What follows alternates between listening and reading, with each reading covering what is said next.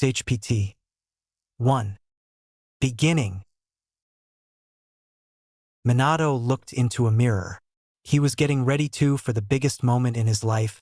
He was going to ask the woman he loved to marry him. Sure, he was skipping the whole relationship thing, but he was sure about this. Minato had just become the new Hokage. The fourth Hokage to be exact. It was a little bit after the Shinobi War and Minato wanted to settle down since he was Hokage. Minato wanted to start a family. Minato looked in the mirror. He was sure about this. Minato believed with all his heart that she was the woman he loved. "Mikoto, I love you," Minato said before shaking his head. "No, that's not it," Minato said. "Mikoto, accept my hand in marriage," Minato said, crouching on the floor holding out his hand. Minato stood up, shaking his head before sighing. "I'll just figure it out when I get there," Minato said. He had asked Mikoto to meet him at a restaurant she wanted to go to for a long time. It was a rather fancy restaurant, and Minato thought it was the perfect place for what he was going to ask Mikoto. Minato was going to ask Mikoto then and there to marry him, and prayed with all his heart she accepted. The two never had a more than a friend relationship. But he didn't care. Minato knew what he wanted, and he wanted Mikoto to marry him.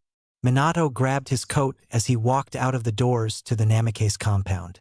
The restaurant was pretty fancy, so he wore a black tuxedo with a white shirt underneath, red tie, black pants, and black shoes. The regular for a big occasion such as this. Minato walked down the road, greeting everyone back who had greeted him.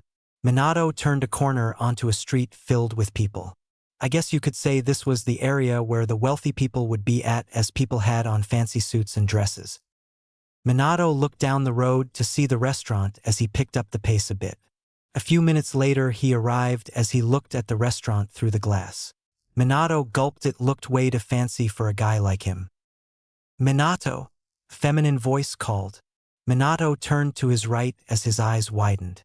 Mikoto stood there, her hair flowing down the sides of her face with a little curl at the end. She had on a black dress that was a little tight enough to show all of her curves and assets, but long as the dress went to the ground. She also had on black heels as she looked at Minato, smiling. "You look great, Minato," Mikoto complimented. Minato stood still, not saying a word. He was just staring at Mikoto in awe. Mikoto blushed under his gaze. Minato?" Mikoto said. Minato seemed to snap out of his daze as he looked at her. "Why, sorry about that," Minato said, rubbing the back of his head awkwardly. "I tried to look my best, but I didn't know I had that effect," Mikoto said, smiling. Minato chuckled before smiling. "Honestly, though, you look great," Minato complimented. Mikoto's smile widened. "Thank you," Mikoto said, accepting the compliment. Minato opened the door to the restaurant. "After you," Minato said as Mikoto chuckled. "You're such a gentleman," Mikoto said as she walked in, followed by Minato. A lady stood at the entrance with a clipboard. "You are Namikaze-sama, please go right in," the lady said, stepping out of the way. Minato smiled as he nodded and walked through. "Your reputation with the villagers is quite convenient," Mikoto said, chuckling. Minato shrugged. "It comes in handy sometimes," Minato said, smiling. The waiter showed the two to their table as the two ordered, then conversed as they waited. "You know, I would have never thought I would have retired as a ninja at the age I am," Mikoto said. Minato nodded. "You were very talented, though," Minato said. A few minutes later the two were eating as Mikoto was talking. "So there I was facing off against 3 jonin backed up on a tree with only 1 kunai, an explosion tag, and a tiny bit of chakra," Mikoto said. Minato stopped eating as he looked at Mikoto. "2 of them rushed me, but the other one stayed back. So I ran into the forest behind me," Mikoto said. "I hid in a tree with the kunai as I had just placed the explosion tag, making sure it burned slowly," Mikoto said. Minato was intrigued as he ate his steak. "One of them came walking up and I jumped down silently and slit his throat," Mikoto stated. "But unfortunately the other one had saw me as he rushed me. We got in a taijutsu battle. He was winning for the most part," Mikoto said as she went on. "But I blocked his punch with my right arm and punched him in his face twice before spinning around and knocking him into the explosion tag I placed earlier as it exploded," Mikoto said. Minato smiled. Her tactics were nothing short of amazing. I then went back to the other guy and went through hand signs and unleashed the biggest fireball jutsu ever, Makoto stated. He also went through hand signs for a water jutsu, but I expected that as I appeared on the side of him and stabbed him in the head with my kunai, Makoto said. Minato clapped lowly. Yeah, this wasn't the type of conversation people would normally have over dinner. But Minato enjoyed every bit of it. Minato took a deep breath as he got on the ground looking at Makoto. I'm sure of this, Minato thought. Makoto looked at Minato with a questioning look.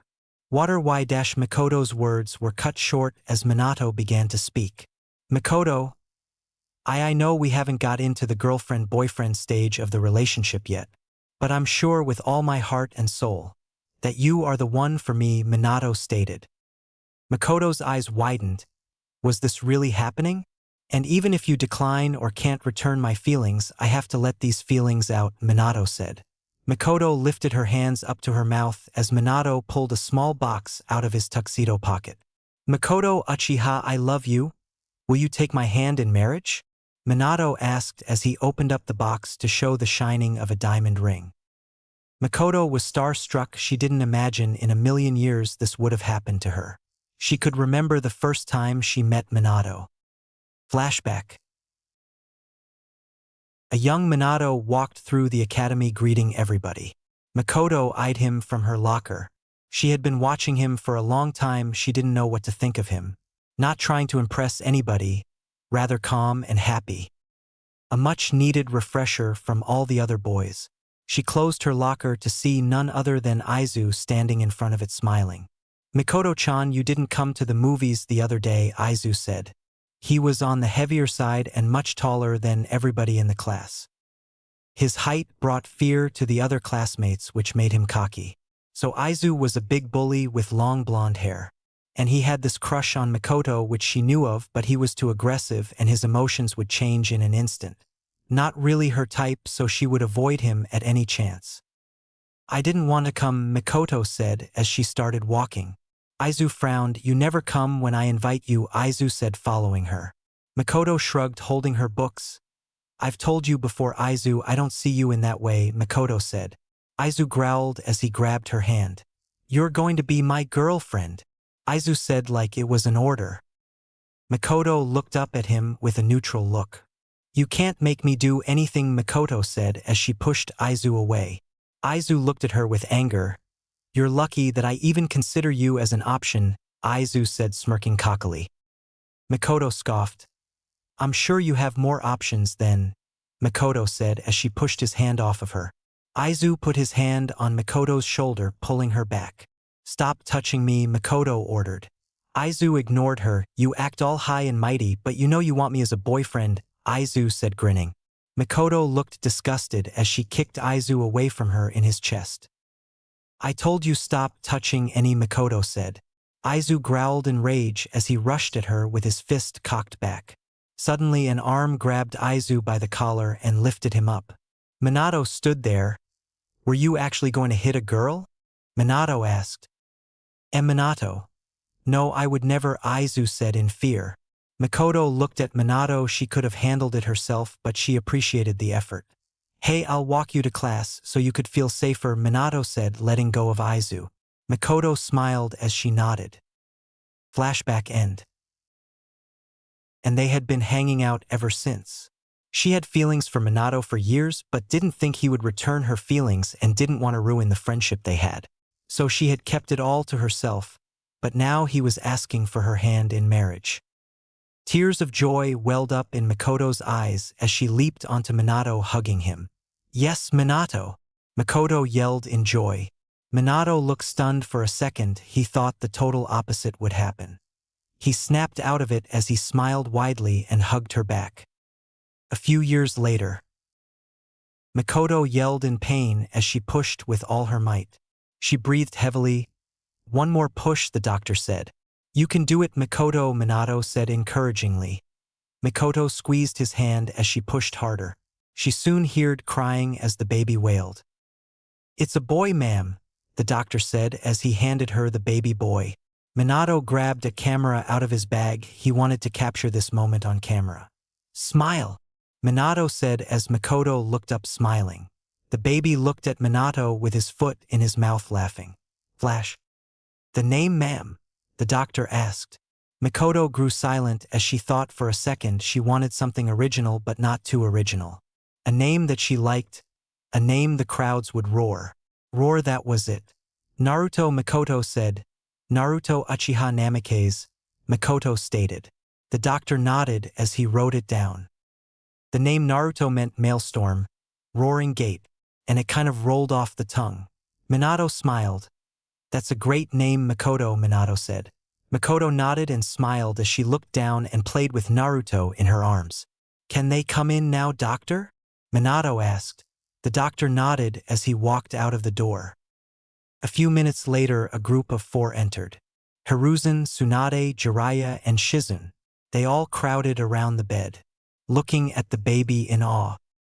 Jiraiya looked at Minato with a thumbs up as Minato chuckled. "Aw, what's his name?" Tsunade asked. Makoto looked down at her child with a smile. Naruto Uchiha Namikaze. Makoto said. Sheesh. That's a bit long, Jiraiya said. Tsunade growled as she punched him in the top of the head, causing a knot to appear. The baby laughed at the two with a wide smile as he played with his foot. Tsunade's eyes lit up. He's so cute, Tsunade said as she started tapping his chest with her index finger. The baby giggled as he grabbed her finger. He likes you, Makoto said. Tsunade smiled brightly as Jiraiya chuckled. We all know why, Jiraiya said, grinning pervertedly. Tsunade punched him in the face, sending him flying into a wall. Don't say such things around the baby. We don't want him ending up like you, Tsunade said as the room laughed. Jiraiya's leg twitched as he laid on the ground. Somewhere in Konoha, Kushina went through hand signs, her red hair flaring behind her. Katan. Gokakyu no Jutsu, Kushina yelled before she breathed out an enormous flame towards the mysterious person. The mysterious masked man jumped onto a tree before leaping head first into the stream of fire. Kushina was still in midair as suddenly the masked man emerged from the fire and grabbed her arm. Before heaving her towards the ground, Kushina gasped in pain as she hit the ground with tremendous force. Before she could even get up, the masked man came crashing down onto her stomach. Kushina's eyes bulged out of her sockets in pure agony as she coughed up blood. It would have been painless if you had just surrendered, the masked man stated as he picked Kushina up by her neck. Kushina growled in anger. Why are you doing this? Kushina yelled. The masked man chuckled. It's the perfect time to do it, actually, the masked man stated. There are 2 points in a Jinchuriki's life where the seal is at its weakest, the masked man stated. Kushina's eyes widened. He's after you, QB, Kushina thought. The QB growled in her mind. The man had slapped a sealing tag on her right at the beginning of the battle, so he couldn't give Kushina any power. The first, when a Jinchuriki is giving birth, the masked man said, and the second is when their emotions are going wild, the man stated. Kushina's eyes widened. That is also when the tailed beasts are able to control you. When your emotions are going wild, the masked man said.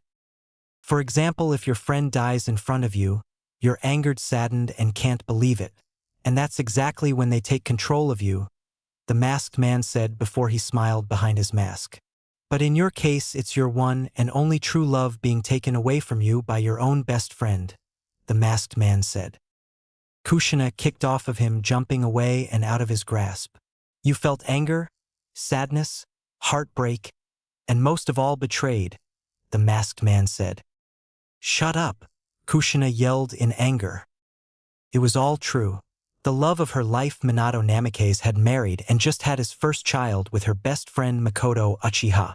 Sure, they didn't know of her feelings, but she loved that man with all her heart. That is why I'm here. While your emotions are going crazy, it's the perfect time to extract the QB, the masked man said before he disappeared and reappeared in front of Kushina in an instant. Kushina's eyes widened in fear before she hit the ground.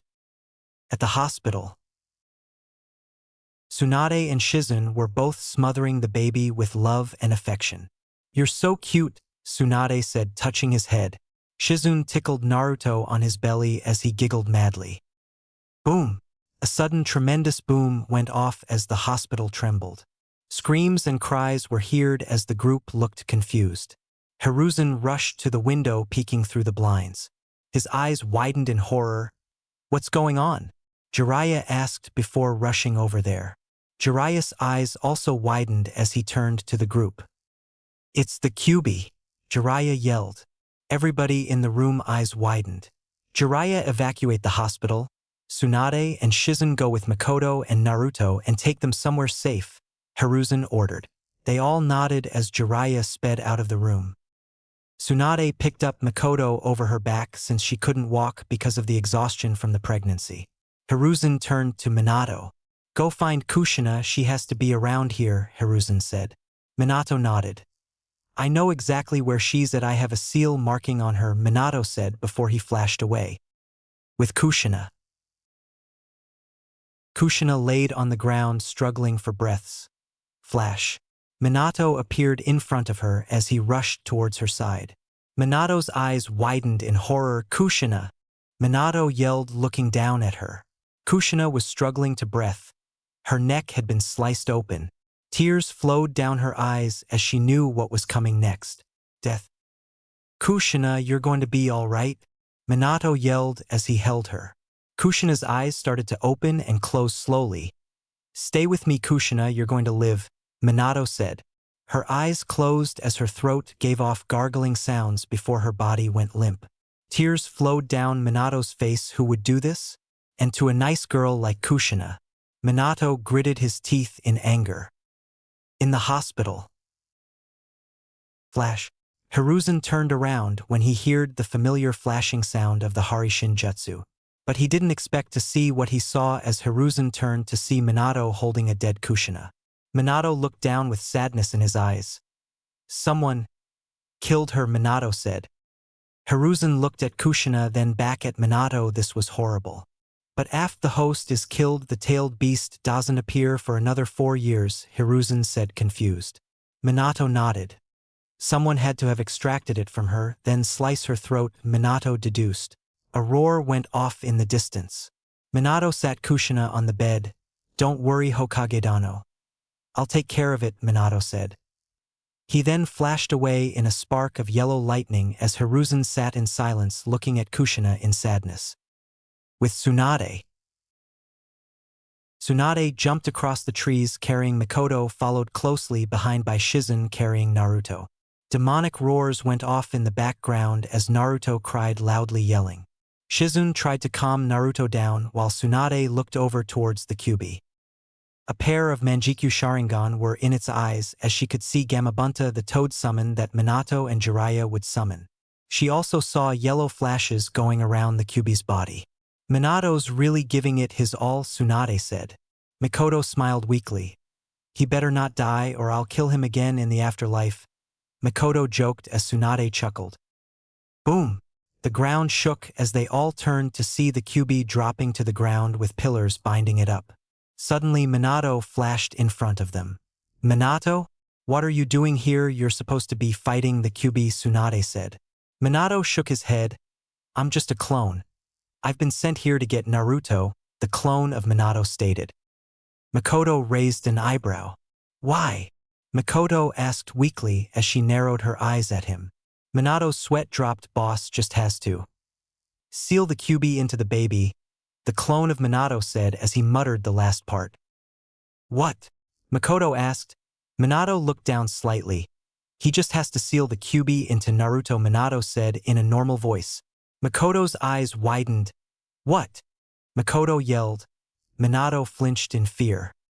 "Please, Mikoto. He's the only one boss can seal it into," Minato stated. Mikoto looked at the clone in anger. "I know what Jinchurikis go through. I'm not having Naruto go through that too," Mikoto said. As being close with Kushina, she heard all her childhood stories after moving to Konoha.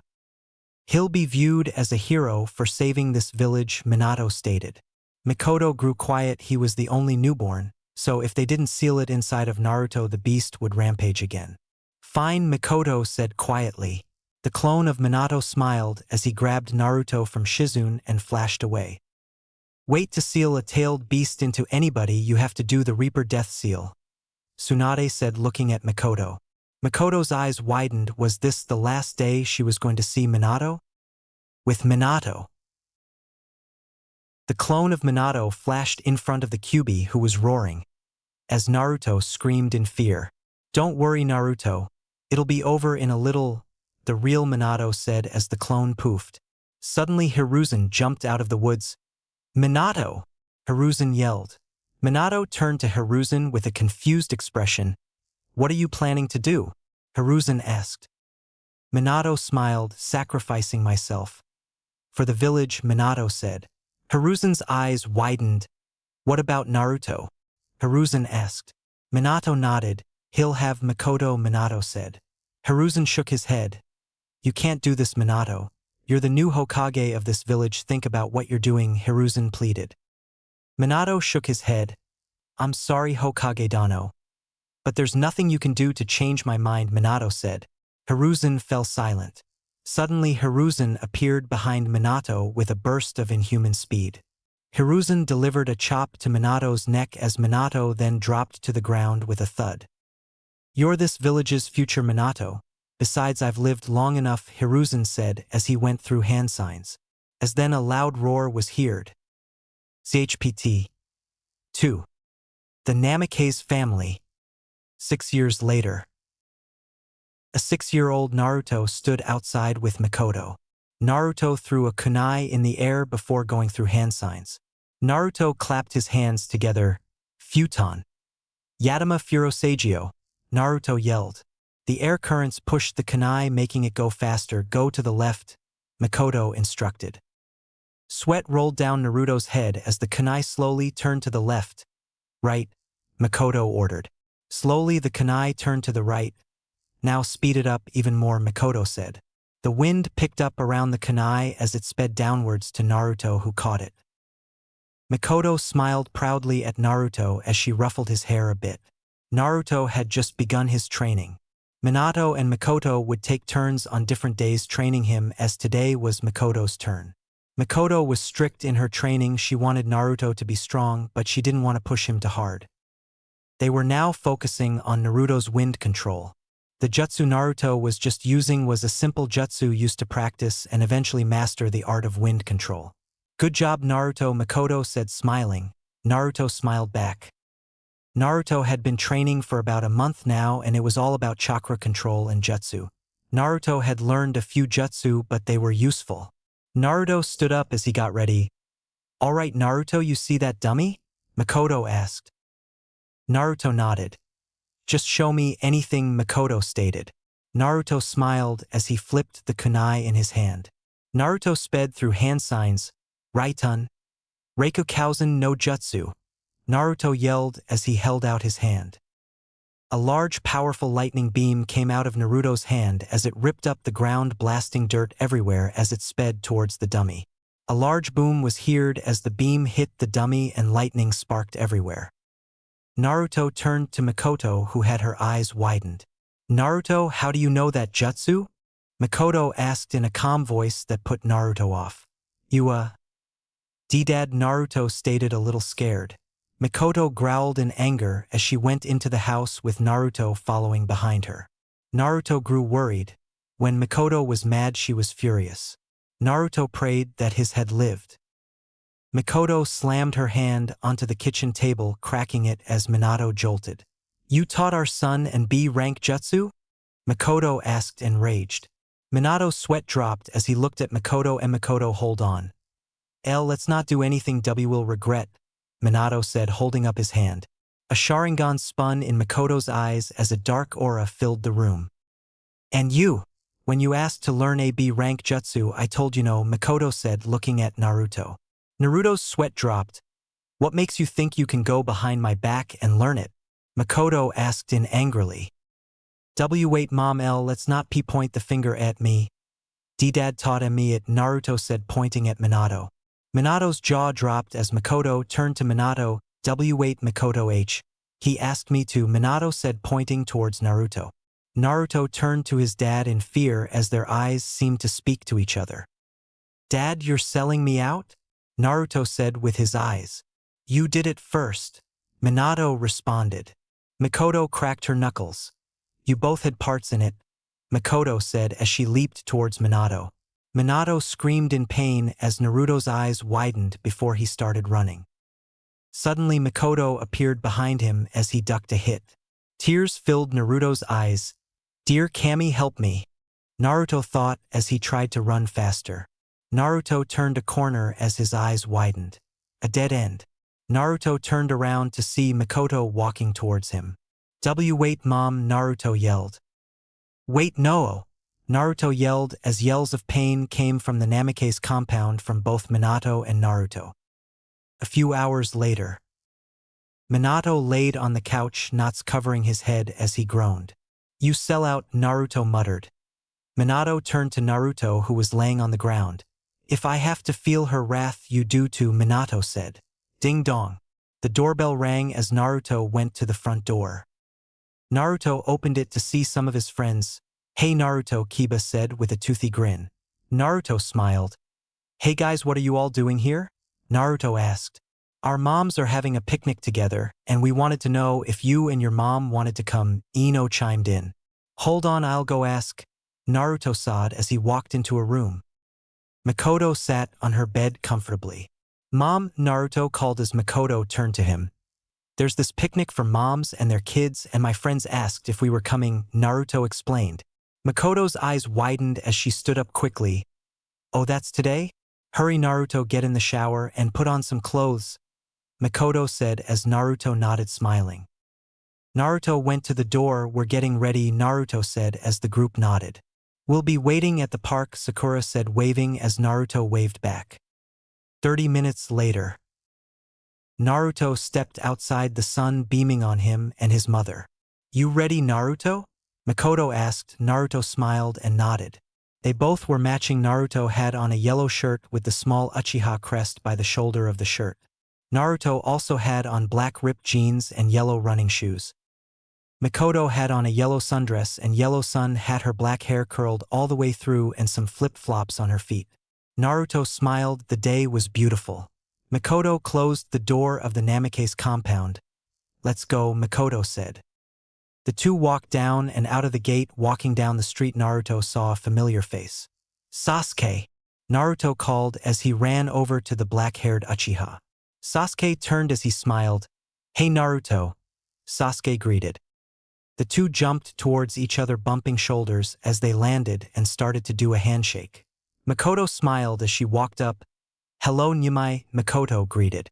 Nyumai turned around as she smiled at Mikoto warmly. Nyumai was Sasuke's mom, full name, Nyumai Uchiha.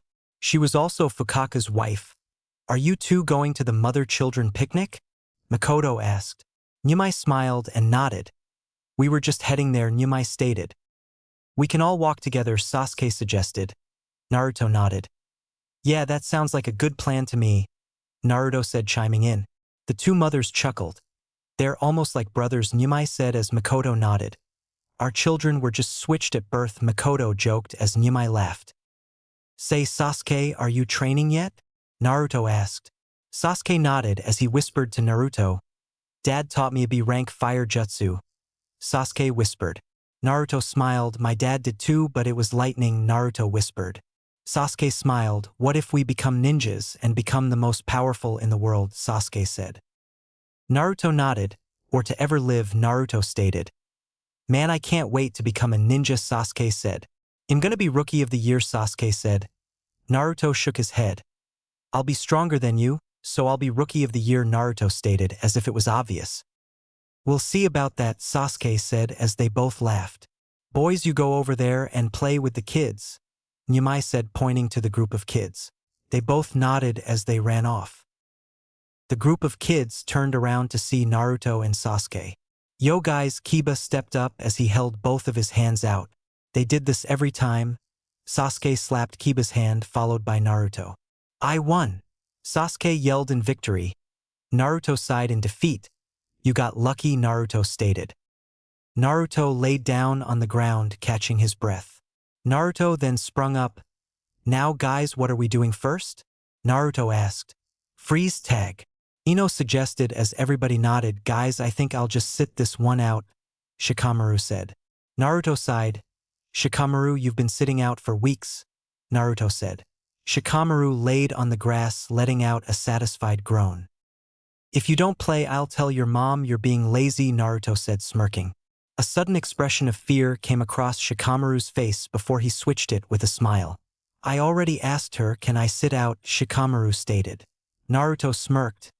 Let me just go make sure, Naruto said as he sprinted off. Shikamaru's head snapped up as he looked at Naruto in fear. Wait, Naruto, wait, Shikamaru said as he chased after him. Shikamaru groaned in annoyance as he had convinced Naruto not to tell, and that he'll play. All right. Not it, Naruto suddenly said. Not went off around the group as the only one who didn't say it was Hinata. Hinata blushed as now she would have to chase everyone. Come on, Hinata, come chase me, Kiba said as he wiggled his butt in front of her face. Hinata looked up at him shyly before she ran at him in a burst of speed. Kiba's eyes widened as the Akamaru yipped loudly. Kiba laid still in an uncomfortable position. Come on, Hinata, could you at least put me in a more comfortable position? Kiba asked. Hinata shook her head as she ran off towards the other ones as they screamed, running away. Later, the group of moms and children had just finished eating sandwiches, chips, juices, and candy. They all laid down, bellies popping out of their shirt. Man, that was good, Ino said, sighing in satisfaction. Wow, Ino, you ate a lot, Sakura said as she poked Ino's belly. Ino let out a loud burp as she blushed. The group of kids laughed. You guys ate a lot too, Ino stated. Naruto patted his stomach. Yup, but who can blame me, that sandwich was good, Naruto stated. Choji drooled.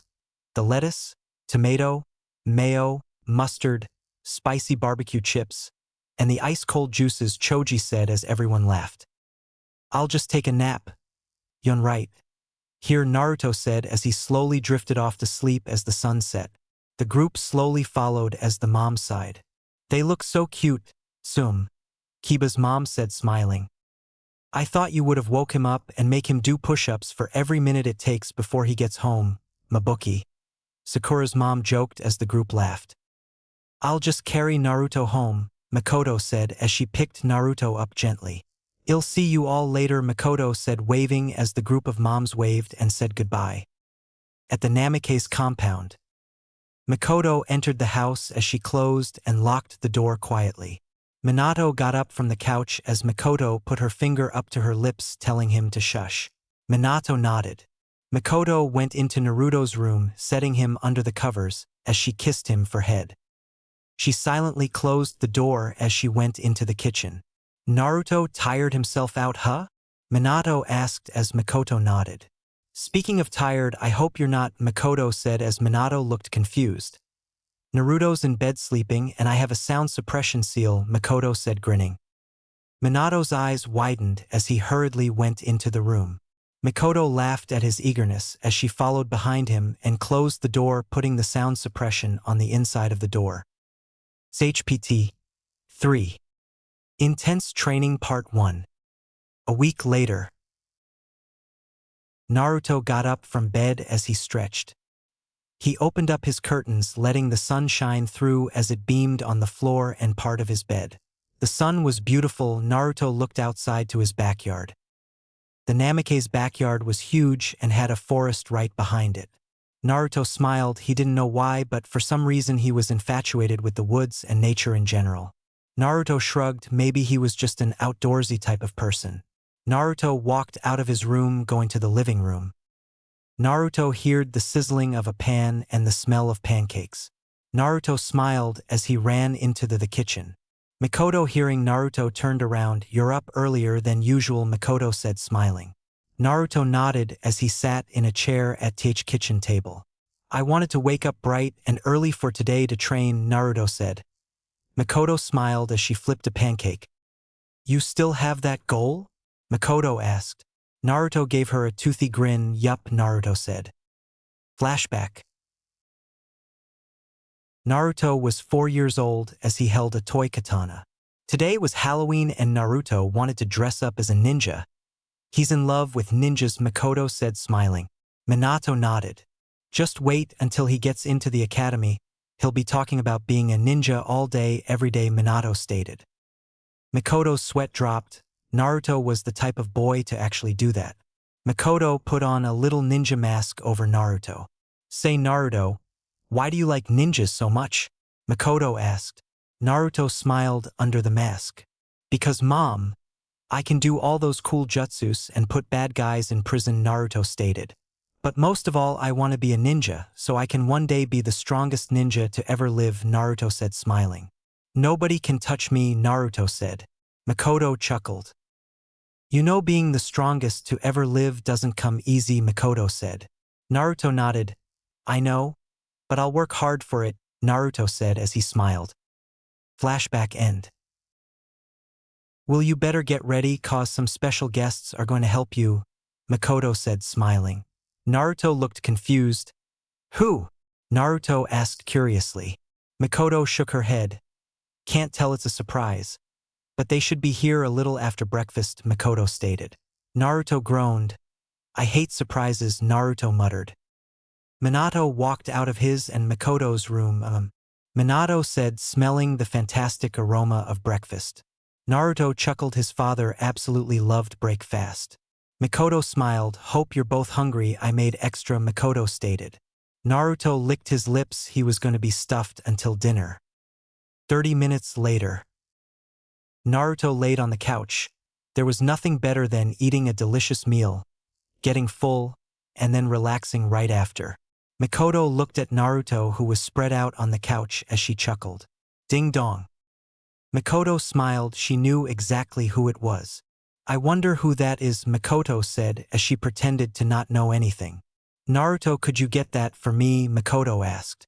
Naruto nodded as he slowly got off the couch. Naruto waddled over to the door. He was way too full even to walk correctly.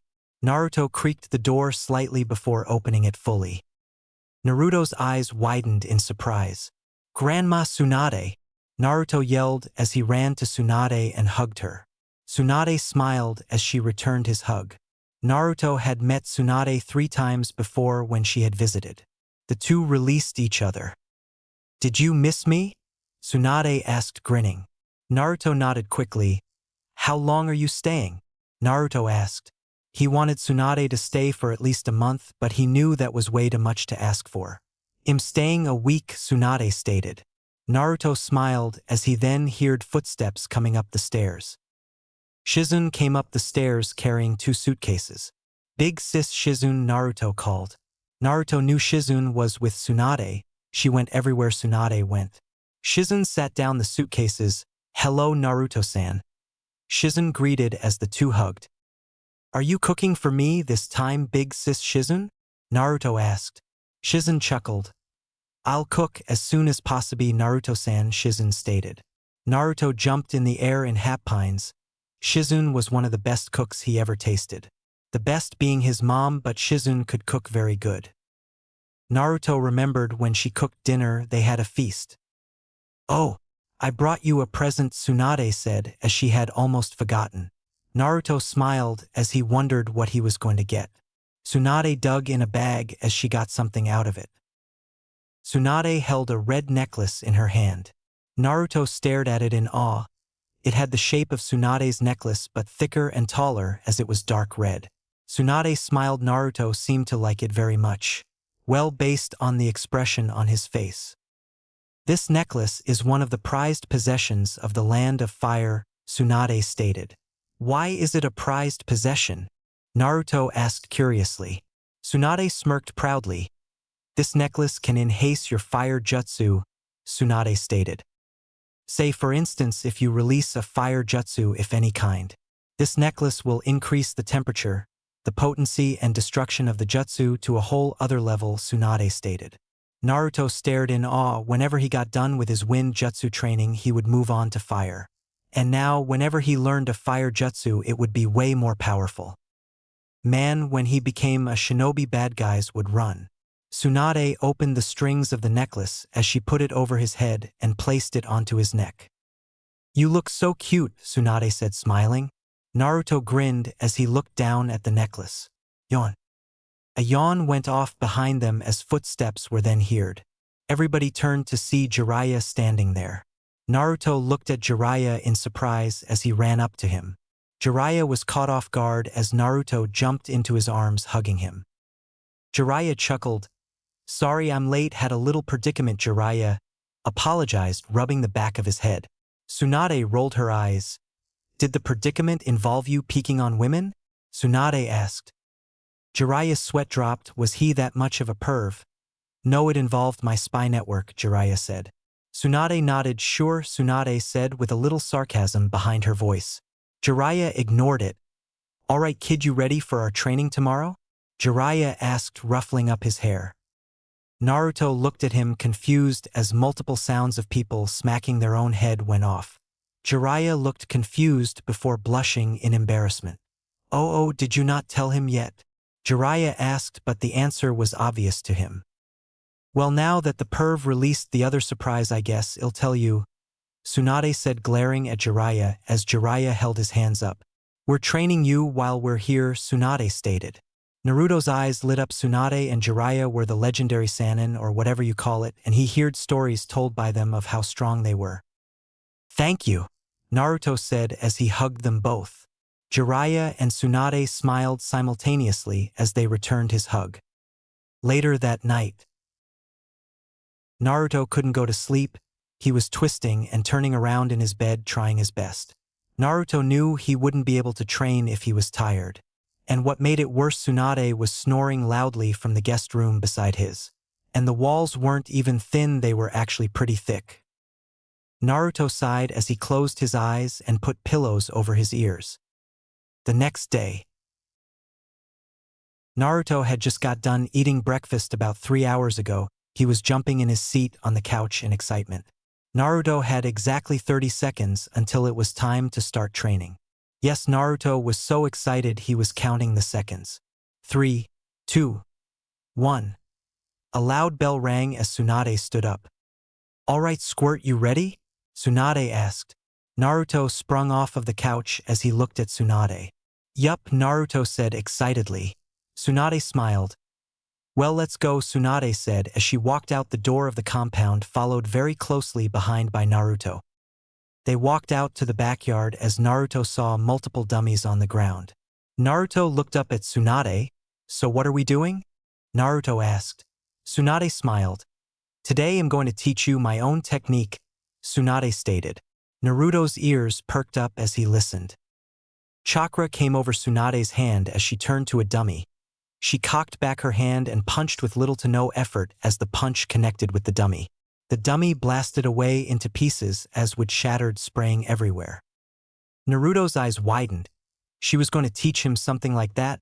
Tsunade stood upright, placing her hand on her hip. "That technique is a physical enhancement technique," Tsunade stated. Naruto nodded as he wrote down notes. Tsunade's sweat dropped. When and where did he get a notebook? "This technique increases your physical power to something almost inhuman," Tsunade stated. Naruto nodded, scribbling down in his notebook. "I use it for strength, but there are multiple ways you can use it," Tsunade stated. "Like in your feet," Tsunade said. She channeled chakra into her feet as she bent down. Tsunade leaped up into the air, causing the ground to crack from the pressure and winds to blow things around. Naruto's hair blew in the wind as he looked up to see Tsunade in the air. Tsunade came crashing down onto the ground as Naruto looked at her with amazement. "That was so awesome," Naruto thought. Tsunade smirked. "But the first step to being able to do those things is chakra control," Tsunade said. Naruto instantly deflated. Chakra control was something he was horrible at. "Seems I'm not learning that anytime soon," Naruto said sadly. Tsunade's sweat dropped. She had heard about his poor chakra control from Mikoto, but was it that bad? "Don't give up, you haven't even tried yet," Tsunade said encouragingly. Naruto sighed as he got up. "That's the spirit. Let's go through some chakra control exercises," Tsunade suggested as Naruto nodded. "This is one of the basics. You usually don't learn this until you're out of the academy," Tsunade stated. "Now watch closely," Tsunade instructed, making her way over to a tree. "Now if you learn this, you'll be able to walk up trees," Tsunade said. Naruto nodded, listening. "Now what you want to do is concentrate. Push chakra into your feet. Not too much, not too little, and start to walk up the tree," Tsunade instructed. Tsunade placed one foot on the tree as she placed the other foot on there and started walking up. Naruto stared in disbelief as Tsunade walked up and down the tree effortlessly. "Now you try," Tsunade instructed as Naruto nodded. Naruto stood still for a moment before sparks of chakra went off around his feet. Eventually his foot was surrounded in chakra as he placed his right foot on the tree. Surprisingly, it stuck to the tree as Naruto placed his other foot on it. Tsunade smiled. His chakra's control wasn't bad at all. "Start walking," Tsunade said. Naruto grunted a few times before he looked at Tsunade awkwardly. "Grandma, we have a problem," Naruto said. Tsunade raised an eyebrow. "I'm stuck," Naruto said. Tsunade sighed as she walked over to Naruto and pulled on his body. "The hell?" Tsunade said as she tugged some more. The kid was glued on to the tree. Tsunade took a deep breath before pulling with all her might. The tree lifted up with Naruto still on it as Tsunade held Naruto in surprise. "How much chakra did you put in your legs?" Tsunade asked. Naruto shrugged. Tsunade's sweat dropped. 10 minutes later. Naruto stood on the ground rubbing the back of his head in embarrassment. Tsunade laid on the ground breathing heavily. "Man, that was a workout," Tsunade panted. "Keep on going, kid, and put a little amount of chakra," Tsunade said. Naruto nodded as sparks went off on his feet, the light blue chakra covering it. Naruto breathed in before running towards the tree. He put his foot on there and then his other as he just fell off. Again and again. Naruto sighed before closing his eyes. Naruto imagined the chakra going into both of his feet. He took a deep breath before he opened his eyes and placed one foot on the tree. Surprisingly, it stuck to the tree as Naruto placed the other one on the tree. The O'Hare stuck too as Naruto was now sideways. "All right, slow and steady," Naruto said as he slowly placed one foot in front of the other. Step, step, step, step. Naruto's eyes widened as he reached the top of the tree. "I did it!" Naruto yelled in happiness. Tsunade looked up at Naruto as she could almost cry. 3 long hours. A tear dropped from her eye. "Now the next part," Tsunade said. Naruto smiled. An hour later. Tsunade and Naruto were now at a lake as Naruto was now trying the same thing with the tree but now on water. Naruto stood on the water for a few seconds before falling. Naruto stood up. He had been going for an hour and his clothes were absolutely drenched. Naruto sighed as he got back onto the deck and took a deep breath. "Focus. Focus. All the chakra going into your feet evenly," Naruto thought. He was trying to help himself out by focusing better and imagining what to do. Naruto took one step on the water as he floated above it. He then put the other foot as he stayed afloat. Naruto opened his eyes as he started walking slowly around the river. Tsunade looked at Naruto proudly. "I'm such a good teacher," Tsunade said, congratulating herself. Naruto jumped from the lake onto the deck. "Is it time for the technique yet?" Naruto asked eagerly. Tsunade nodded as she stood up. "Do the same thing but in your hands," Tsunade instructed. Naruto nodded as he focused on putting chakra into his hands. Sparks of chakra went off before it covered his hand. Naruto smiled. "Now punch the tree over there," Tsunade said. Naruto smiled widely as he ran over there at top speed, ready to test his new technique. Naruto stood in front of the tree as he punched it. A small dent came in on the tree. It wasn't like Tsunade's, but Naruto was proud of himself. "If you want more power, put more chakra," Tsunade said. Naruto nodded as he pushed more chakra into his fist. He then punched the tree as a huge dent came on it. Naruto screamed in happiness as he jumped up and down. "Let's go tell Mom and Dad," Naruto said before he rushed off. Tsunade sighed as she ran after him. CHPT 4. Intense Training Part 2. Naruto did push-ups 97, 98, 99, 100, Naruto said as he then got up and laid down on the couch. Naruto was working out for his physical strength. Naruto breathed heavily. He had done a whole 2-hour workout with weights on. Yes, Tsunade was making him wear weights under his clothes. The Sannin had said it made him use more strength than normal, so it was good for training his physical strength. Tsunade also had a whole collection of training weights and gave it to Naruto, telling him to go to the next weight every time it got easy. The weights went all the way up to 10,000. And right now Naruto was on the 100-pound weight, which was wrapped all around him. 1 on his stomach and 2 on his arms and legs, which was literally triple his body weight. Yes, Naruto was going to be in tip-top shape. He was already beginning to get a six-pack. Naruto laid on the couch, his whole body literally drenched in sweat. A loud yawn went off from the kitchen as Naruto saw Jiraiya walk from out of the kitchen into the front room as he stood over him. "Wow kid, you're not looking so good," Jiraiya stated with a small chuckle. Naruto looked annoyed. He didn't want to joke around right now. "Sucks for you though, cause it's my turn to train you," Jiraiya said, smiling. Naruto turned to him. "Right now?" Naruto asked, hoping for a no. He was tired. "Yup, right now," Jiraiya said, smiling. Naruto groaned in irritation. They were training him non-stop. "Hop in the shower, and then we're off," Jiraiya stated as he chuckled maniacally and walked off. "Oh Kami, I'm going to die in a few days if this goes on," Naruto said as he got up before jogging to his room into the bathroom. A whole hour later, Jiraiya sat on the couch waiting. What the hell is taking him so long? Jiraiya yelled. He was growing impatient. He had told the brat to get in the shower a whole hour ago and he still wasn't out. With Naruto, the black-haired Uchiha laid peacefully in his bed. He had got out the shower about 30 minutes ago and now he was relaxing. But he still had the shower going to make it seem like he was in there. The weights laid on his dresser. This was the only time Naruto could pull them off because he was sleeping. Suddenly Jiraiya busted through the door angrily as Naruto jolted awake from the loud noise. "You sneaky little brat!" Jiraiya yelled in anger. Naruto got up from the bed quickly as he looked at Jiraiya awkwardly. "You've been sleeping this whole time?" Jiraiya asked. Naruto gave him a cheeky grin. "Not the huli time, about 30 minutes," Naruto said. Jiraiya groaned.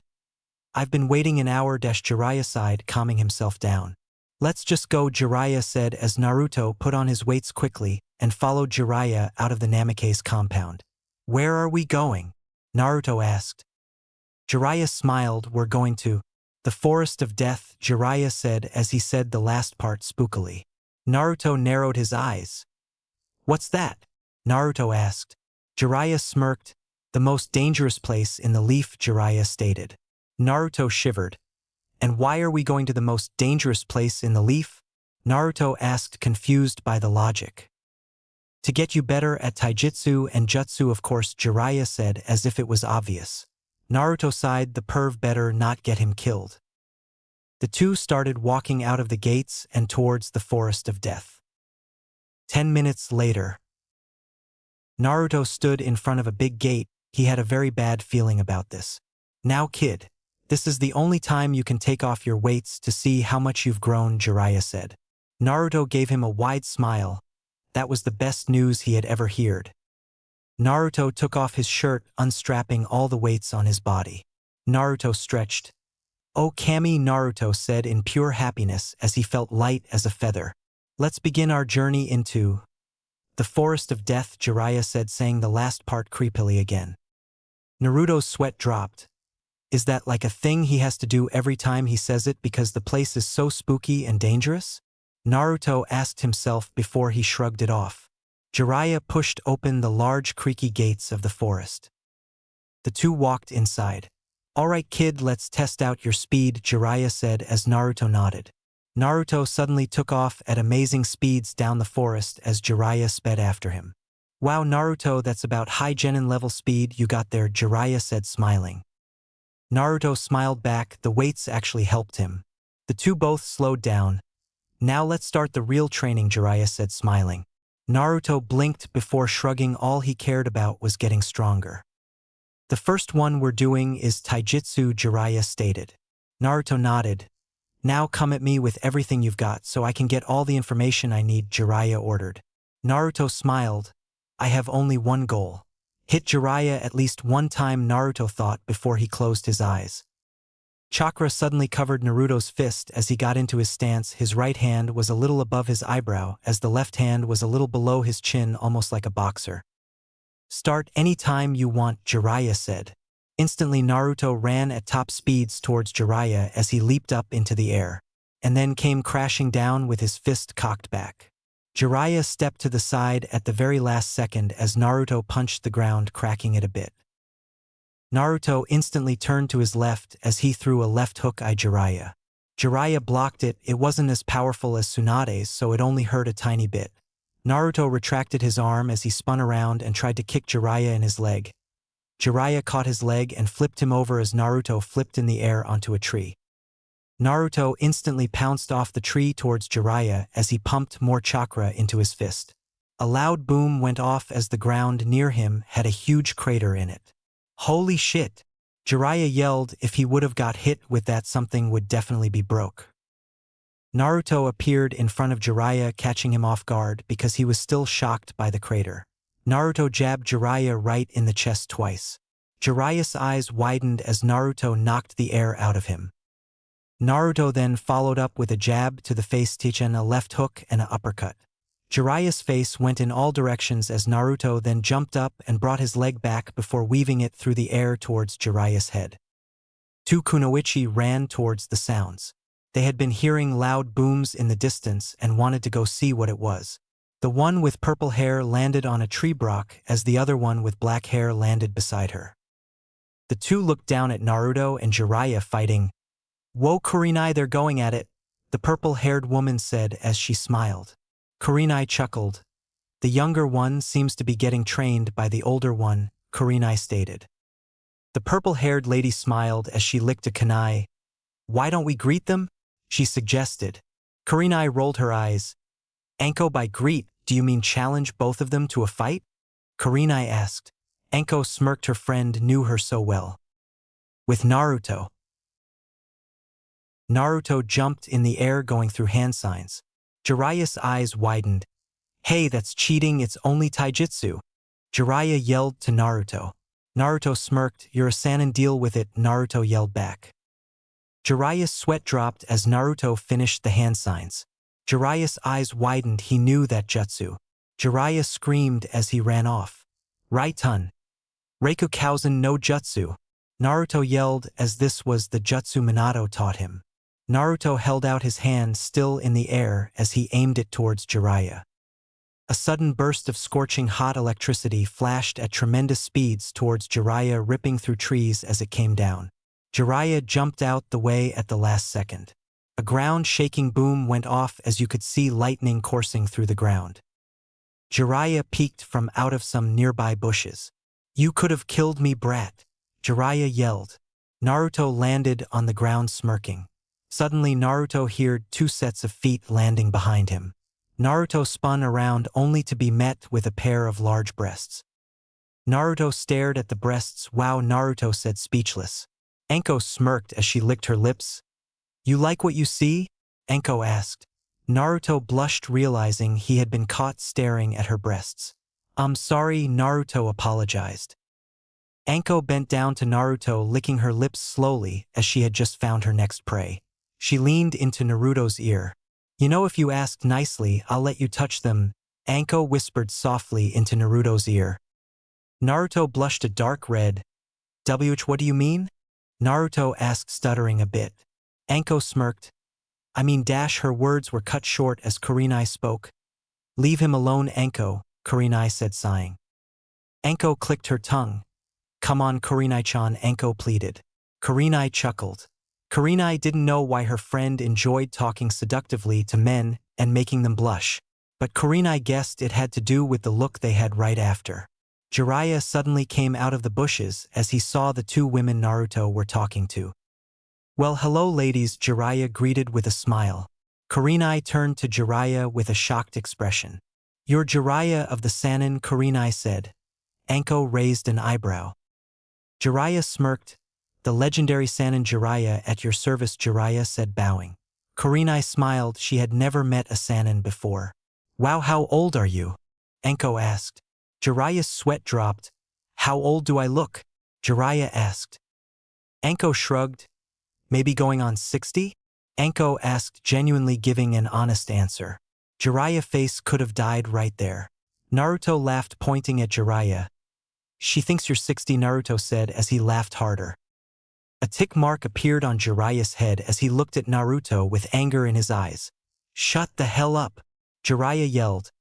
Naruto stopped laughing as he looked frightened for a second before he continued laughing.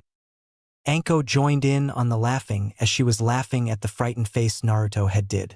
Kid, you're funny, Anko said, wiping a tear from her eyes.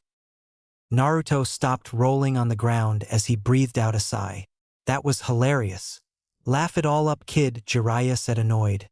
Kurenai chuckled as her eyes suddenly widened. That's where she knew Naruto from. He had looked so familiar, but she couldn't place her finger on it. Are you Naruto Namikaze? Kurenai asked, making sure she was right about this. Naruto nodded with a big smile. Yup, he acts almost identical to Hokage-sama, Kurenai thought, chuckling a bit. Anko raised an eyebrow. Isn't Namikaze the Hokage's last name? Anko asked. Naruto nodded. So you're training him? Anko asked. Jiraiya nodded. Anko remembered what she came here for. Hey, why don't we have a friendly spar? Anko suggested. Jiraiya raised an eyebrow. Me and you? Jiraiya asked. Anko nodded with a grin. Facing a Sannin would be a real challenge. Jiraiya shook his head. Sorry, but I'm training Naruto, Jiraiya said. Anko looked saddened. Well, it was worth a try, Anko said, sighing. She then sprung up. Will me and Kurenai-chan have to get going? Anko said. Jiraiya nodded. If you ever want to spar, you can find me here, Anko said, as she then jumped away. Kurenai waved goodbye to them both before hopping away. Those are some interesting ladies, Jiraiya said. Naruto chuckled. Well, let's continue your training, Jiraiya said, changing the subject. Naruto sighed. We're moving on to jutsu, Jiraiya said happily. Naruto's ears heard jutsu as he perked up. Now the first one is easy. You'll probably get it under 10 tries, Jiraiya said. Naruto nodded as Jiraiya showed him the hand signs. Naruto memorized it as Jiraiya sped through the hand signs at normal speed. Raitun. Saitiki Suji no Jutsu, Jiraiya yelled. Naruto blinked as he waited. Are you going to do it? Naruto asked. Jiraiya chuckled. I already did it, Jiraiya stated. Naruto narrowed his eyes suspiciously. Is he trying to prank me? I surely didn't see anything happen, Naruto thought. Jiraiya chuckled at Naruto's suspicious eye. Walk over there between those trees, Jiraiya told him. Naruto sighed as he started walking in between two trees. A light shock hit the tip of his fingers. As Naruto looked confused. The hell was that? Naruto asked as he backed up. Naruto squinted as he could barely see a lightning string wrapping around the trees surrounding them. That jutsu acts like a string surrounding a large area, but I made it cover only this area, Jiraiya stated. And with the string surrounding the area, if somebody passes by it lets you know, Jiraiya said. Naruto nodded. So basically it's a string you can set up to let you know if somebody is in the area? Naruto asked, making sure he got it. Jiraiya nodded. Now you try it, Jiraiya said as Naruto nodded. Oh, I almost forgot, if you want it to be a large area, put a lot of chakra. But less for a small area, Jiraiya informed as Naruto nodded once again. Shouldn't be hard, Naruto said. He sped through hand signs. Raitun. Saitiki Suji no Jutsu, Naruto yelled. A few sparks went off in the surrounding area, before a large spark went off, scorching a nearby tree. Jiraiya chuckled. Try again, Jiraiya said. Naruto didn't say anything as he went through hand signs again. Raitun. Saitiki Suji no Jutsu, Naruto yelled. Small sparks went off before things went quiet. Jiraiya smiled, holding out his hand as Naruto high-fived him. Alright, now let's test it, Jiraiya said as he started walking. He walked in between trees as a small shock went off on his fingertips. Naruto felt something inside his body. Naruto felt his chakra moving from his left. Did you feel it? Jiraiya asked, grinning. Yeah, it felt weird, like my chakra moved from the left, Naruto said. You can practice that some more whenever you like, but now let's move on to the next one, Jiraiya stated. Naruto sighed. He was sweating badly. 3 hours later. Naruto breathed. Sat in the Namikaze library. He and Jiraiya had finished training 2 hours ago, and Naruto had learned 4 jutsu. He only perfected one, however, which was the Saitiki Suji no Jutsu, or the lightning string technique. Naruto couldn't master the other three because of how little time they had to practice, but Naruto was going to practice on it more. Naruto was currently reading a book about all the Kages and their power. He was seeing if he could learn anything from it, like a specific jutsu they used, fighting style, anything. Naruto flipped through the pages. The first Hokage, Hashirama Senju. Naruto read aloud. Hashirama Senju was the first Hokage and founder of Konohagakure, or the Hidden Leaf Village. Hashirama Senju is arguably the strongest Kage to ever exist. Due to his would release Kekkai Genkai Naruto side. Nope, don't have that release, Naruto said as he flipped another page. The third Raikage of Kumogakure, or the village hidden in the clouds, was one of the strongest Kage of his time, Naruto read. The third Raikage and his lightning armor completely destroyed any enemy Kumo had. The lightning armor, he had boosted his speed to something of that of a god and boosted his strength the same, Naruto read aloud.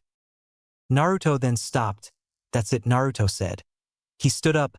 What if I add lightning to the physical boosting chakra technique Grandma Tsunade taught me? Naruto wondered.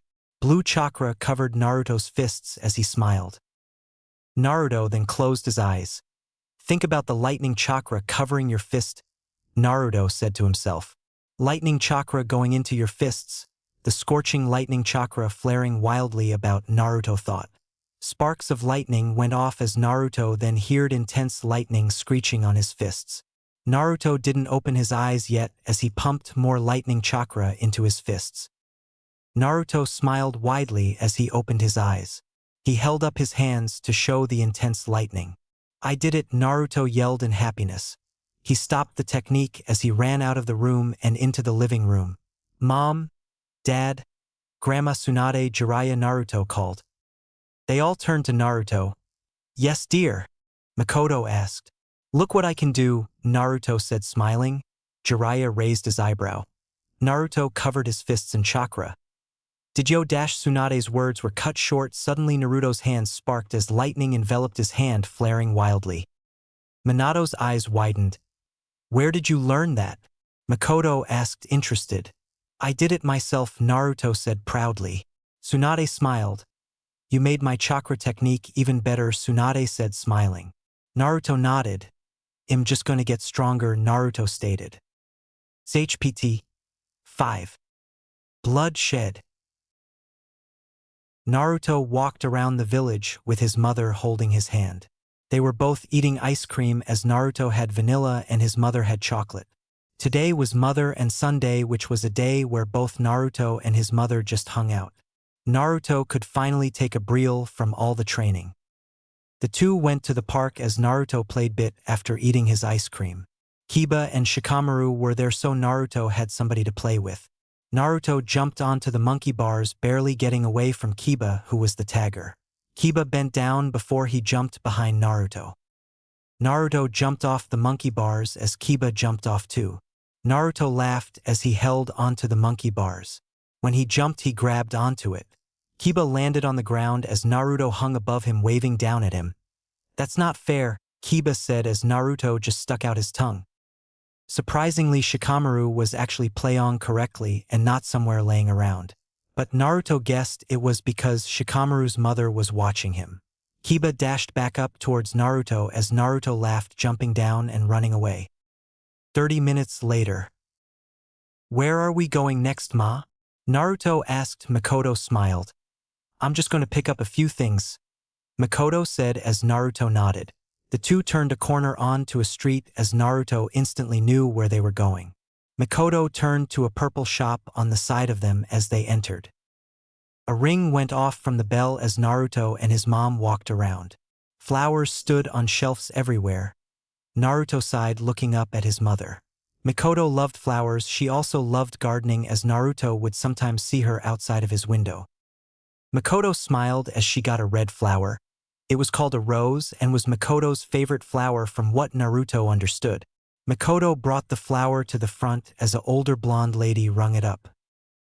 Naruto stared at the plant. He could understand why it was his mother's favorite. It was beautiful. They soon left the flower shop as Makoto had it in a small bag in a pot.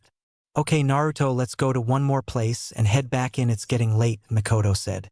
Naruto, A voice called from behind. Naruto turned around smiling as he saw Sasuke. They did their routine as they bumped shoulders and did a handshake. "How you been, bro?" Sasuke asked. Naruto smiled. "I've been good, tired though. I've been getting intense training all week," Naruto said, groaning. Sasuke smiled. "It's my week off. I start back training in 2 days," Sasuke said. Naruto pouted. "Lucky," Naruto said in jealousy. "I'm still training at this very moment," Naruto said. He pulled up his pants, shirt and sleeves. He had 100-pound weights everywhere, wrapped around his stomach, around both of his arms and his legs. Sasuke's sweat dropped. "I feel sorry for you," Sasuke said, laughing as Naruto rolled his eyes. "I'm going to be sleeping good tonight, though I get a break for 2 days, but still have to work out," Naruto stated. Sasuke nodded before his eyes lit up. He had a great idea as a light bulb turned on over his head. "Is that real?" Naruto asked as he tapped the light bulb as it swayed. Mikoto looked down as she looked confused at the light bulb tapping it too. Sasuke looked up before shrugging. "I don't know, Sai put that there," Sasuke said. Naruto turned to the camera. "That's unnatural and looks weird," Naruto said. "He can control whatever we do," Sasuke said, shrugging. "Stupid creator," Naruto muttered. "Anyway, why don't we have a sleepover at my house?" Sasuke asked. Naruto nodded quickly before turning to Mikoto. Mikoto's sweat dropped. He was already doing the cute eyes. "Mom, can I?" Naruto asked, his eyes looking sad. "Mikoto, I don't." Tears welled up in Naruto's eyes. "Please," Naruto asked. Mikoto sighed. "Fine," Mikoto said, giving in. Naruto smiled as he hugged his mother. Meanwhile, Sasuke was doing the same thing to his mother to ask if Naruto could come over. Nyumai sighed.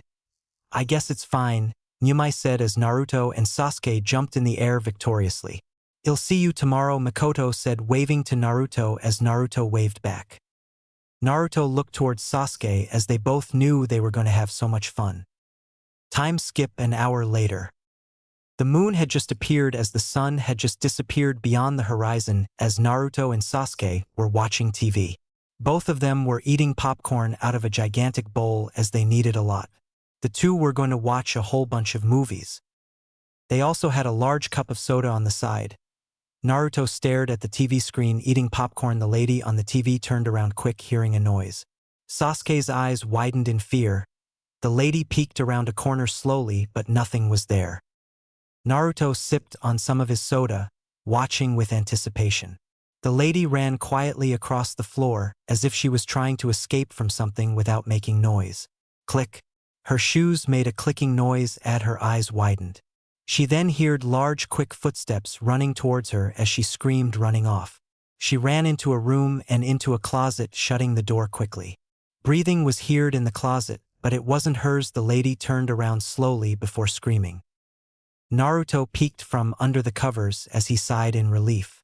"It's finally over," Naruto said, sighing. Sasuke nodded. "Let's watch that new movie with Yuki Fujikaze," Naruto suggested. Sasuke sighed. "You love her. You'd probably marry her if she gave you a chance," Sasuke said, snickering. Naruto shook his head in defense. "Let's just watch the movie," Naruto said. Sasuke snickered again before putting the movie in. 2 hours later. "That movie was so good," Naruto said as Sasuke nodded. "They didn't have to leave us on to be continued though," Sasuke said. Naruto nodded in agreement. "They were heartless for that." "It looked like the movie was almost over anyway," Naruto said. Sasuke chuckled as he shrugged. "The next one should be coming out soon," Sasuke said as he yawned. Naruto sighed. "I can't wait that long," Naruto said. Sasuke shrugged once again. "I'm going to sleep," Sasuke said as he climbed into bed. Naruto got off of Sasuke's bed as he got in his sleeping bag. It felt comfy as Naruto snuggled up in the bag. Whack. Naruto looked confused as he got hit with a soft object. Whack whack. Naruto saw Sasuke hitting him with a pillow as Sasuke laughed maniacally. "Wait, you're cheating him in my sleeping bag. I can't move," Naruto yelled. Sasuke laughed more maniacally. "All a part of my evil plan," Sasuke said as he whacked Naruto again, sending him rolling. Naruto put his hand on the zipper as he unzipped himself and got up quickly. He saw a pillow on the ground as he dove for it and rolled. Naruto stood up quickly, looking at Sasuke with a smile. "You should give up. You know you won't win," Naruto said as the two walked in circles facing each other. "I was about to say the same to you," Sasuke said as he leaped towards Naruto, pillow in hand. Naruto got tackled to the ground as the two rolled back and forth around the room. "I have you in my grasp, you're not getting free," Sasuke said. Naruto suddenly yelled, "My ankle," Naruto said. Sasuke hurriedly got up from him as he looked down concerned. Whack! Naruto grinned as he hit Sasuke with his pillow. Sasuke grinned. "Cheater," Sasuke said as the two went blow for blow with the pillows. A little time later, both boys were laying down. They had tired themselves out and were catching their breaths, planning on going to sleep. That was until Naruto got this bad feeling. Naruto felt something he had never felt before. Like somebody wanted to kill, somebody was starving to kill. No, it wasn't any killer intent. He had felt that from Tsunade when she was mad at Jiraiya, and this was nothing like that. This was completely different. Like he could feel the emotions of hatred, anger, and the hunger to kill. What was this new feeling? Suddenly screams sounded through the Uchiha compound as both Naruto and Sasuke jolted up, both looking at each other. They heard fast footsteps coming up the stairs. A wide-eyed Nyumai busted through the room, closing the door and locking it. They both looked confused. "Mom, what's going on? Why are people screaming?" Sasuke asked, scared. Nyumai shook her head slowly. "I don't know, but your dad is going to protect us," Nyumai said. Sasuke breathed a sigh of relief. His father was powerful, but he still worried a bit. They all heard a door bust open. They both jumped in fear. A blood-curdling scream went out in pure agonizing pain. Tears rolled down Sasuke's face. He was scared and nothing but a child. But Sasuke knew exactly what cries of pain sounded like, and those were cries of pain. So that begged the question, what was causing the screams? They heard another door bust open as it sounded like it was their house. Sasuke's eyes widened. Fukaku was downstairs by himself. "Itachi?" The three heard Fukaku yell Itachi's name. Sasuke got a glint of hope in his eyes. "Big brother Itachi is here to save us," Sasuke said as Nyumai smiled. "With Fukaku and Itachi, nothing will happen," Nyumai said. Naruto breathed a sigh of relief. He was about to start crying. Another yell went off as they heard Fukaku grunting. "What the hell are you doing?" Fukaku asked in disbelief. Naruto's body shook. The feeling he had before was more intense now. Naruto felt the pure hatred coming from somebody downstairs. He could almost see a figure made up of pure hatred and the hunger to kill. It was like a purple figure. A katana could be heard cutting through flesh as a thud hit the ground. Nyumai's eyes widened. None of them could see what was happening. But if Itachi and Fukaku were down there, who had just got slashed and probably killed? Naruto saw another figure. It was blue.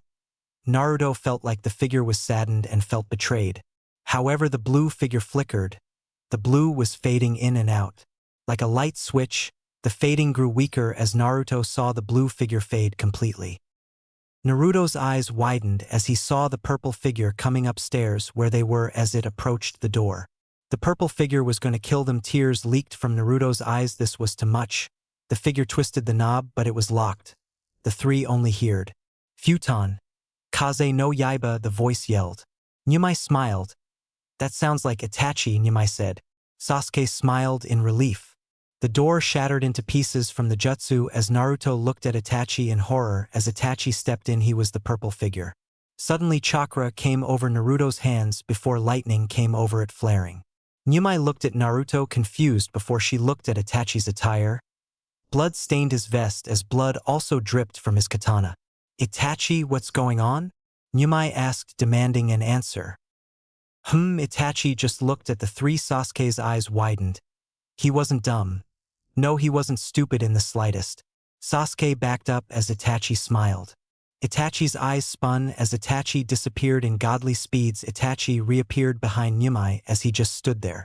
Suddenly blood gushed from Nyumai's neck as her eyes were wide with horror. She dropped to the ground as Naruto could hear the sounds of gargling going off inside her throat and her struggling to breath. "Mom!" Sasuke yelled, were tears in his eyes as he ran to his mother. Itachi stood there menacingly as he got ready to stab Sasuke, but Sasuke didn't seem to notice as he was worried about his mother. Itachi swung down towards Sasuke. At that very moment, everything seemed to slow down. Itachi was going to kill Sasuke. Naruto looked at Itachi. He was going to kill his friend. His best friend was going to die in front of him, and he couldn't do anything to stop it. "Kill him," a dark demonic voice said. A burst of orange chakra surrounded Naruto as he had an orange tail swaying behind him. Naruto disappeared in a burst of speed. Naruto reappeared in front of Itachi right in his face, as his hand was cocked back. The lightning chakra flared as you could hear the sounds of it. Naruto punched Itachi with all his might in the face, sending him flying into a wall. Itachi's back hit the wall with tremendous force as he coughed up spit. Itachi didn't get a chance to do a thing as Naruto appeared in front of him again. Naruto kicked him in the stomach, knocking the breath out of him. Then jumped up as he kicked Itachi in the chin, sending him upwards, crashing through the multiple floors of the house. Itachi flipped in mid-air before landing. "What the hell?" Itachi said, confused. It then dawned on him. The Kyuubi, Itachi stated. He remembered being told by the Hokage about his son's situation. Almost all the Jonin were told and were ordered to not say a thing about it. Naruto leaped and busted through the roof. Itachi looked at Naruto, who landed, both their Sharingan spinning, but Naruto's was a one-tomo as Itachi's was a manjikyu. Naruto let out a demonic roar as it almost made Itachi's ears bleed. Naruto disappeared with tremendous speed as he appeared in front of Itachi, lightning still coursing through his hands as he punched him in his stomach with inhuman force.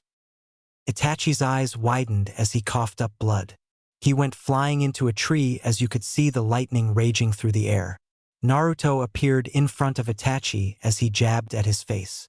Itachi tried to block it but brought his hand back quickly. The electricity and the orange chakra was scorching hot. The electricity on Naruto's hand flared wildly as he punched Itachi in the face, sending him flying once again. Such strength and speed, Itachi thought. Naruto appeared under Itachi right when he was flying past as he cocked his hand back and punched Itachi in the air. Itachi gasped in pain. Naruto roared on the ground as he jumped in the air towards Itachi, cracking the ground from the tremendous pressure. Itachi blocked a punch from Naruto as it burned his hand. He punched Naruto in the face with devastating force. Naruto didn't seem to mind as his nose bled. Naruto used his hand to guide the Itachi's punch in a different direction before punching him in the face. Itachi expected to go flying, but Naruto grabbed his arm, stopping him as he heaved Itachi down with all his might. Itachi flew down to the ground, wind blowing in his face as he hit the ground, making it crack under the pressure. Naruto came crashing down onto Itachi's stomach, making him cough up more blood before he jumped off of Itachi. Naruto sped through hand signs. "Katan! Ryuka no Jutsu!" Naruto yelled as he unleashed an absolutely massive fire towards Itachi. Itachi dashed off as Naruto was still blowing the fire. Itachi suddenly appeared above Naruto as the Itachi running was a clone. Itachi had his foot in the air ready to slam on Naruto's head. Itachi brought his leg down on Naruto's head with skull-breaking force as Naruto hit the ground. Naruto laid on the ground. The orange chakra had disappeared. Itachi landed on the ground. "Seems he couldn't go further," Itachi said. Itachi then lifted up his katana ready to stab Naruto in the head. Flash.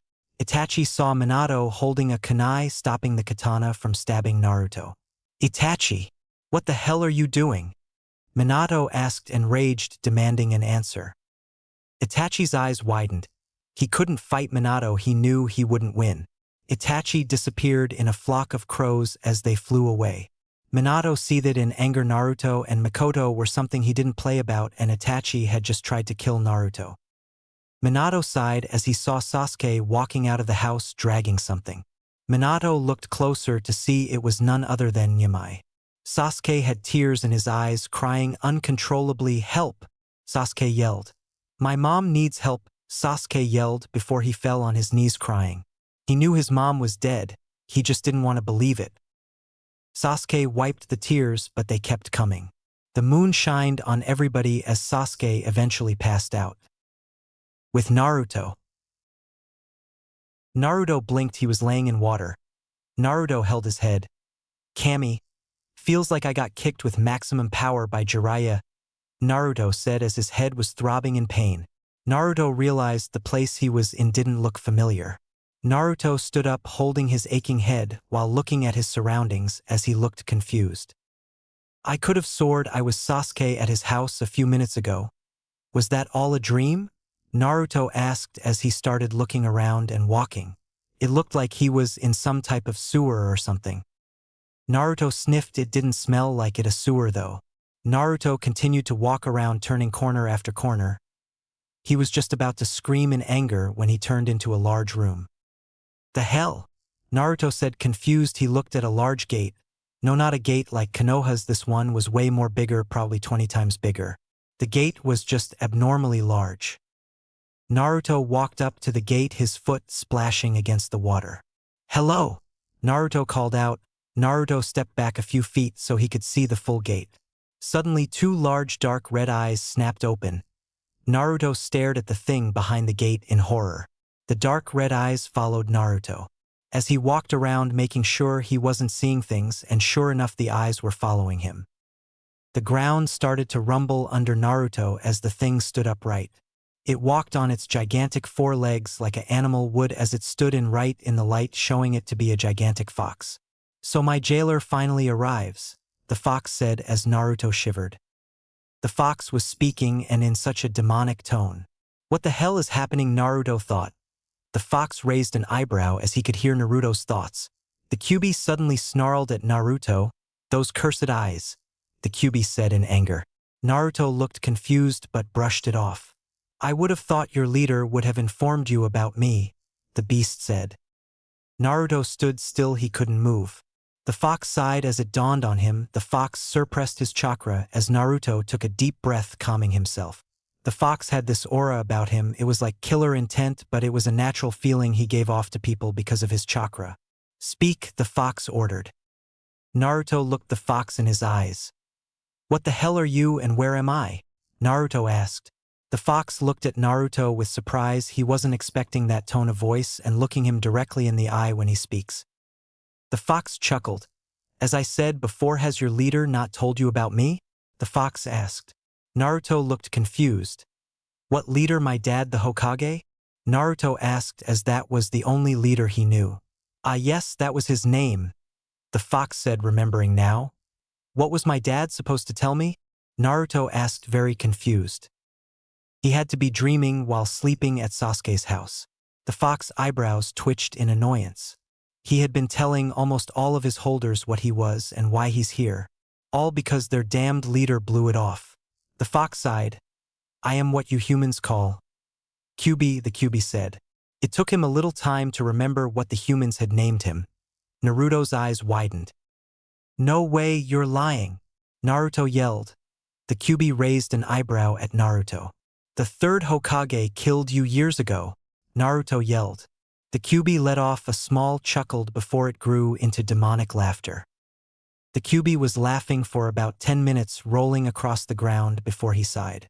Oh Kami, I haven't laughed like that in years, the Kyuubi said as the beast wiped a tear from its eye. The Kyuubi turned to Naruto, its eyes looking him over, almost examining him. Do you actually think one of you puny humans could kill me? The Kyuubi asked with a cocky grin. Naruto looked up at the Kyuubi, not saying anything.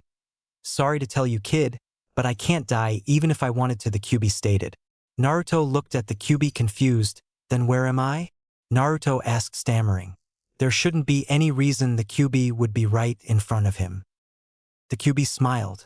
We're inside your mindscape, the Kyuubi stated, almost as if it was obvious. Naruto breathed a sigh of relief. Oh dear Kami, I thought this was real, Naruto said, thanking Kami. The Kyuubi chuckled, wondering how the boy would react. It is real. I don't know how it could be fake since I'm sealed inside of you, the Kyuubi stated heavily. Time froze at that very moment. Naruto knew exactly what sealing was. Both his dad and Jiraiya practiced the art of sealing. It was when you put something into another thing. Basically, if you wanted something to eat for later, you could seal it into something. But in this case, somebody sealed something powerful into Naruto. What do you mean you're sealed inside of me? Naruto asked in anger. This wasn't making sense. The Kyuubi smirked. Why, the third Hokage of your village sacrificed himself to seal me inside of you, the Kyuubi stated. Naruto looked at him. His head was spinning. He needed to take a seat. Naruto sat down in the water. I can assure you this is real. If you were dreaming, which you aren't, there would be no reason for you to be dreaming about me. Since you have never seen more or know how I sound, the Kyuubi stated. Naruto looked into the sky. It all made sense. This has to be real. The fox was right. He had never seen the Kyuubi or heard its voice. The Kyuubi yawned. It seems you have to go, the Kyuubi said. Naruto felt something pulling him as he suddenly disappeared. HPT 6. Aftermath. Short chapter. A couple of days later. Naruto sat in a room inside of a hospital. Sasuke had been out cold since the Uchiha massacre happened. Naruto, being his friend, visited him every day and stayed as long as he could. Naruto remembered when he woke up. Flashback. Naruto slowly opened his eyes. He heard a bunch of footsteps running to his bed. He blinked his eyes, adjusting to the light in the hospital room. Makoto grabbed Naruto and hugged him tight. Are you okay? Makoto asked. Naruto nodded as the memories suddenly came flooding back to him. What about Sasuke's mom? Naruto asked, concerned. Makoto let him go before sighing. She died. No more than a few seconds after he sliced her neck, Makoto said sadly. Makoto and Yumai were childhood friends. Their bond was even more stronger than Naruto and Sasuke's, so Naruto couldn't imagine how she felt. How's Sasuke? Naruto asked. Makoto shook her head. He hasn't woke up yet, Makoto said. Naruto's eyes softened. Sasuke had lost his mother and father. As Naruto guessed, Fukaku died, since he was the first one in the house to encounter Itachi. Naruto couldn't imagine what he would do if he lost both Makoto and Minato. But that's why he had to be there for Sasuke. Jiraiya stepped up. Can you tell us what happened?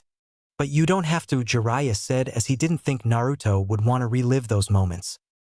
Naruto nodded as he began to explain everything. But after he attacked Sasuke, things just went black, Naruto stated, finishing explaining. Makoto fumed in rage. She was going to kill that bastard Itachi. Trying to kill Naruto, that was unforgivable. Flashback end. Naruto sat down quietly. Hey Fox, Naruto said through his thoughts. Naruto and the Kyuubi could talk through their minds after the first time they met, and the Kyuubi said it was a wavelength. The Kyuubi slowly opened his eyes. I have a question, Naruto said. Yawn. Make it quick, I'm sleeping, the Kyuubi said. How the hell are you sleep? You sleep all the time, Naruto responded. The Kyuubi growled. Watch your tongue, brat, you're asking me a question, the Kyuubi said, annoyed. Naruto sighed. Were you watching when I saw those figures? Naruto asked. The Kyuubi nodded. Those figures, as you call them, are emotions, the Kyuubi stated. Naruto looked confused. Explain, Naruto said as the Kyuubi sighed. You've unlocked one of my abilities, the Kyuubi stated. Naruto blinked. Abilities? Naruto asked, confused. Those figures you saw are human emotions. If someone's emotions are intense enough, you can feel them and even see it as a figure, the Kyuubi stated. Naruto held his chin, nodding. So the figures I saw were emotions. But why can I now just see them? Naruto asked. You could always do it, but as I said before, the emotion has to be strong enough, the Kyuubi responded. Naruto nodded. That was interesting. Are there any other abilities you have that I can do? Naruto asked. Teichar, Kyuubi nodded. I know of a few, one being the tails, the Kyuubi said. And before you ask, they are chakra tails that boost your speed, chakra, and strength tremendously, the Kyuubi said. The others being Inferno Release and more than normal chakra, the Kyuubi stated. Inferno Release? Like a Kekai Genkai? Naruto asked, really intrigued. Sasuke groaned from his bed as he slowly got up. Naruto's eyes widened. Naruto rushed over to Sasuke's side. Sasuke, are you okay? Naruto asked. Sasuke groaned. Where am I? Sasuke asked. He looked around. You're in the hospital, Naruto said. Sasuke nodded slowly before it looked like he got hit with something. Where's my mom and dad? Sasuke asked, concerned. Naruto's eyes softened as he looked down. They didn't make it, Naruto said softly. Sasuke's eyes widened as he gritted his teeth. Itachi also got away, Naruto said. Sasuke let out a frustrated yell. His older brother had killed his parents and got away with it. I'll leave you alone for a bit, Naruto said as he started walking out of the room. Sasuke needed his space. The door closed as instantly Naruto heard yells and cries and multiple things being thrown around in a pit of rage. Naruto looked down. CHPT 7. Team 7. Naruto stood in front of the academy with Sasuke on his side, having a rather sad expression as always. Naruto took a deep breath. This is going to be one boring 5 years, the Kyuubi said, sighing. You know, Kyuubi, you're always complaining. I'm starting to think that's the only thing you can do, Naruto thought. The Kyuubi scoffed. Since you're only just a child, I'll put it past you, but I assure you I know more things you can count, the Kyuubi responded. Naruto rolled his eyes. Naruto was going to respond, but was suddenly enveloped by a hug. Mikoto hugged both Naruto and Sasuke as a tear went down her cheek. You both are growing up so fast, Mikoto said, hugging the two Uchihas tighter. Mikoto smiled. It felt like just yesterday you were shitting yourself in your diapers, Mikoto said. Naruto's sweat dropped. Okay, dash. The smell was unbearable, me and Min dash. Mom, okay? Naruto said, embarrassed. A bunch of kids were looking his way, snickering and laughing as Sasuke couldn't help but smirk.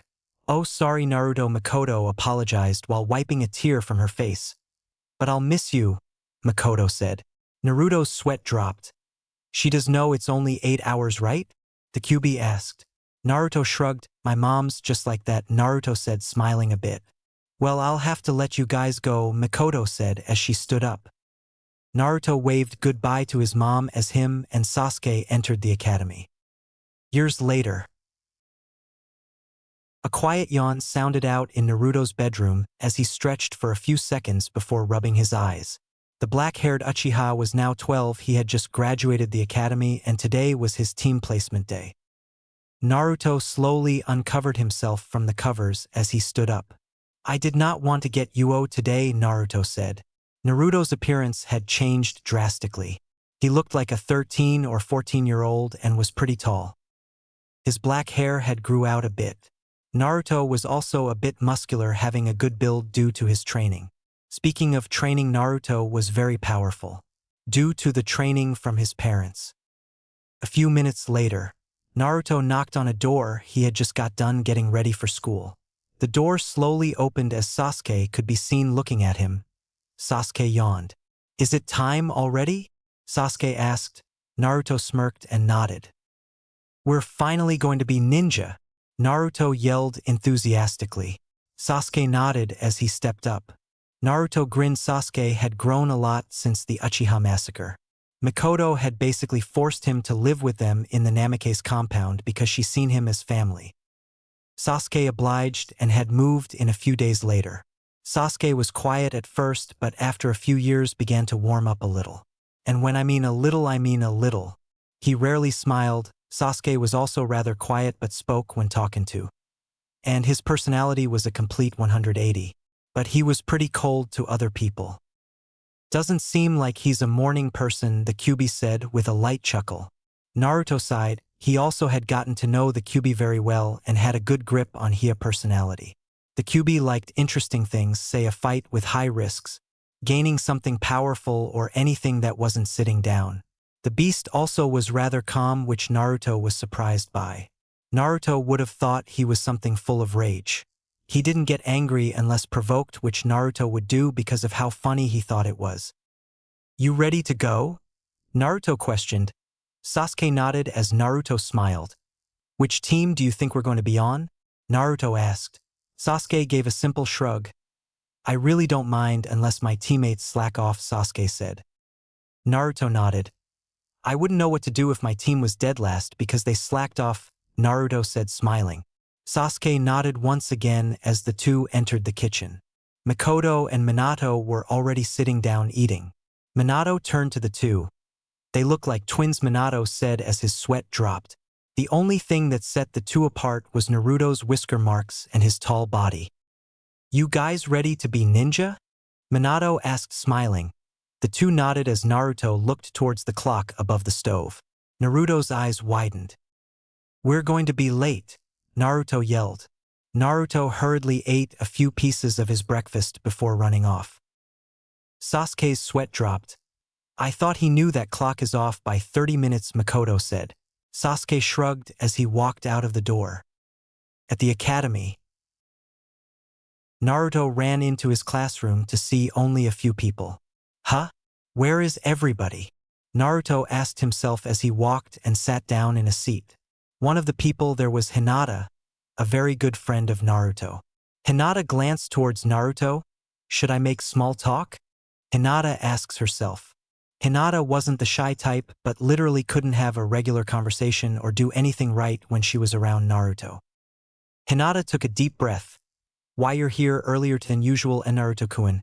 Hinata said, stuttering mildly. Naruto turned his head to Hinata with a bewildered expression. "Earlier than usual? Class is supposed to start in 10 minutes, Naruto said, obviously confused. Hinata blushed a bit. "C class isn't supposed to start for another 20 minutes, Hinata stated. Naruto sighed. "I must have read the clock wrong or something," Naruto said, annoyed. Hinata giggled a bit as the two continued on with their conversation while kids slowly filled the classroom. A familiar blonde walked in. Ino glanced around the room before her eyes focused on Naruto. She blushed a bit before seeing the person next to him. Ino let off a soft growl as she walked up to Naruto. Naruto chuckled. "It's still fun to do it sometimes," Naruto said as Hinata giggled. "Hello, Naruto-kun," Ino greeted with a warm smile. Instantly, Hinata got a disgusted look on her face. Ino was Hinata's rival. The two both knew they both liked Naruto, as both their feelings developed from the group friendship they had with multiple people including Naruto. Hinata, though, was put at a disadvantage because of one thing. Her shyness around Naruto. Hinata wasn't as bold as Ino. Ino didn't stutter, she would say anything that was on her mind. But even Ino had a disadvantage, she was a fangirl. Ino would praise Naruto for anything he did which Hinata wouldn't do because of her shyness around him. Naruto smiled. "Oh, hello, Ino," Naruto greeted with a smile. "Oh, Ino, I think your seat's over there," Hinata said with an angry look on her face as she pointed to a seat. Ino ignored her. "Are you excited for team placements, Naruto-kun?" Ino asked. Naruto nodded. "I hope I'm on a team with at least one of my friends," Naruto stated. Ino nodded. "It'll be awkward trying to get to know your team if you never spoke to them once," Ino said, chuckling a bit. Naruto laughed as suddenly screams sounded out. Naruto looked at the door to see Sasuke. Sasuke's fangirls were screaming in joy at the young Uchiha's appearance. Ever since his attitude changed, girls have been flocking all over him, Naruto thought. "You have two girls all over you," the Kyuubi said. Naruto looked confused. The Kyuubi slapped his forehead. "The two lady friends you have literally in front of you and beside you," the Kyuubi stated. "Ha, Hinata and Ino? No, they're just friends, they don't have feelings for me or anything," Naruto said obviously. The Kyuubi sighed. "You're probably my dumbest holder ever," the Kyuubi said in irritation. "I am not. I'm probably the most smartest holder you'll ever have," Naruto protested. The Kyuubi stayed quiet. "All right, everybody calm down." Their sensei Irika entered the classroom. Everyone being excited for their teams instantly shut up. "Now, it has been a great year with all of you. But sadly this is your last day in the academy. I would like to congratulate you all on graduating. Not a lot of people have a chance to do that," Irika stated. "This is the start of your path to be a real shinobi. I wish you all good luck," Irika said as he then grabbed a paper off of his desk. "Now let's begin the team placements," Irika said. The room grew deathly quiet as people waited for their teams. A few teams went by as now the last teams were being called. Team 7 would consist of Sasuke Uchiha, Naruto Namikaze, and all the girls' breaths stopped. One of the lucky girls would be put on a team with Sasuke. But not only him, Naruto, it was a literal dream. "And Ino Yamanaka," Irika said. Ino jumped out of her chair. "Yes, Ino screamed in victory. She was happy beyond belief. Your sensei will be Kakashi Hatake, Iruka stated. Naruto melted into his seat. He had met Kakashi on a few occasions, and even had gotten told by Minato that he was late by 3 hours to everything. Naruto sighed. This is going to be a long 3 hours, Naruto thought. Team 8 will consist of Kiba Inuzuka, Shino Aburame, and Hinata Hyuga. Your sensei will be Kurenai Yuhi, Iruka stated. Hinata let out a devastated sigh, but she'll have to make do with it. Besides Shino and Kiba were both her friends. And lastly, Team 9. Team 9 will consist of Sakura Haruno, Shikamaru Nara, and Choji Akimichi, Iruka stated. And your sensei will be Asuma Sarutobi, Iruka stated. Sakura looked saddened. I can't be on a team with Sasuke-kun, and worse, I'm stuck on a team with the laziest ninja in Konoha and a crazy food eater, Sakura thought. Ino kept glancing at Naruto, giggling. Now's my chance. Because of the teams, I can be alone with Naruto-kun more, Ino thought. Sasuke looked at Ino with a sigh. Now we have a crazy fangirl on our team, Sasuke thought. 3 hours later. Naruto slept peacefully, his head on his desk. Sasuke and Ino, on the other hand, were sitting in deathly silence. Ino suddenly stood up in pure rage. Where the hell is this guy? Ino said angrily. Sasuke just looked at her quietly. It's been 3 hours. Everybody's sensei has come but ours. What's with this guy? Ino asked, yelling loudly. Footsteps suddenly sounded out in the hallway as Ino grew quiet. Hopefully that's him, Ino said, pouting. The door suddenly slid open as a jonin with gray hair defying gravity stepped into the classroom. Naruto, hearing the noise, slowly picked up his head. Oh hey Kakashi, Naruto greeted. Kakashi gave him an eye smile. Well hello Naruto, Kakashi greeted. Ino looked between the two. You guys know each other? Ino asked. Kakashi nodded. I don't think we should talk here. Meet me on the roof, Kakashi said. He suddenly disappeared in a whirl of leaves. Naruto slowly got up as he stretched. Well guys, let's go, Naruto said. Sasuke stood up as he walked out in front of the two. Followed by Naruto, then Ino. Things are finally getting interesting for you, Kyuubi, Naruto thought. The Kyuubi chuckled lightly.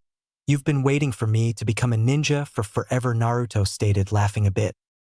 Naruto and Kyuubi continued the conversation as Ino was just looking at Naruto.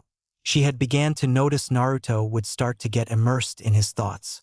Almost like he was talking to himself, Naruto would have random facial expressions and chuckle out loud sometimes. It's kind of weird, but that's my Naruto-kun, Ino thought, smiling. Naruto opened the door to the roof as him and Ino entered. Kakashi stood there leaning on the railings as Sasuke sat on a nearby bench. Kakashi gave them both an eye smile as he saw them enter and sit down. Naruto noticed Ino had sat rather close to him, but he shrugged it off. Kyuubi wanted to literally strangle the brat for being so dumb. Kakashi stood upright. Now that everyone's here, let's introduce ourselves, Kakashi said. Ino raised an eyebrow. But Kakashi-sensei, we all know each other, Ino said. Kakashi nodded. It's just to know each other on a better level, Kakashi stated. Ino rolled her eyes. This is all for nothing, Ino thought. Can we get a demonstration? Ino asked. Kakashi sighed. My name is Kakashi Hatake. My age is of no importance. My likes, well, you're too young for that. My dislikes, also too young for that. And my goal is none of your concern, Kakashi stated. Sasuke's sweat dropped. I literally gained no information from that, Sasuke thought. Kakashi pointed at Sasuke. You go emo, Kakashi said. Sasuke narrowed his eyes at Kakashi before sighing. My name is Sasuke Uchiha. I am 12 years old. I like a few things. I dislike people who talk too much. And my goal is not really a goal. It's more of a promise, Sasuke said. Sasuke's eyes filled with hatred. My promise is to make a certain someone pay for the actions they've done, Sasuke stated. Kakashi nodded as everyone knew who he was talking about. You now Blondie, Kakashi said, looking at Ino. Ino just ignored the nickname and went on. My name is Ino Yamanaka, and I'm 12 years old, Ino stated. My likes are. She glanced towards Naruto before giggling. My dislikes are Hinata and her trying to steal. Ino covered her mouth, realizing what she was about to say. She glanced towards Naruto, but he didn't seem to notice. The Kyuubi groaned. Dear Kami, I hope he gets smarter, the Kyuubi said. My goal? Well, my goal is to at least have a family of my own, you know. Ino asked, but it wasn't really a question. Kakashi sighed. We have a fangirl on our team. They'll have to try and fix that, Kakashi said. Now you Naruto, Kakashi said. And why doesn't he get a nickname? Sasuke asked in a monotone voice. Kakashi just shrugged. Didn't feel like thinking of one, Kakashi stated. Sasuke sighed in response. My name is Naruto Uchiha Namikaze, and I'm 12. My likes are my friends and training, Naruto said with a wide grin. My dislikes are people who look down on others or think they're more powerful than someone without even knowing them or fighting, Naruto stated. And my goal is to become the strongest ninja in the world, Naruto yelled as he stood up. Ino's eyes gleamed. Nothing else would fit my Naruto-kun, Ino thought. Kakashi closed a book. All right, I believe that is all for today, Kakashi said. Naruto blinked in confusion. You made us wait 3 hours for this? Ino asked, yelling angrily. Kakashi's sweat dropped. I apologize, but we're meeting tomorrow, Kakashi said. Ino sat down, sighing. My sensei is an irresponsible pervert, Ino thought, glancing at the book he was holding. Speaking of, meet me at Training Ground 7 tomorrow at noon. And I suggest you skip breakfast, Kakashi said. He suddenly disappeared as the three sat there. Sasuke sighed. Well, I guess it's time to go home, Naruto said, standing up. Ino stood up as she followed Naruto down the stairs. Sasuke sighed as he followed them both. Later that night, Naruto and Sasuke ate dinner at the table with Minato and Mikoto. So how do you like your new sensei? Minato asked. Naruto smiled. I didn't think it would be Kakashi, but it makes sense, Naruto said. Minato smiled, nodding. It really did. Kakashi had the Sharingan. Naruto already had a 1-tomo from the Uchiha situation, and unlocked the 2-tomo with training.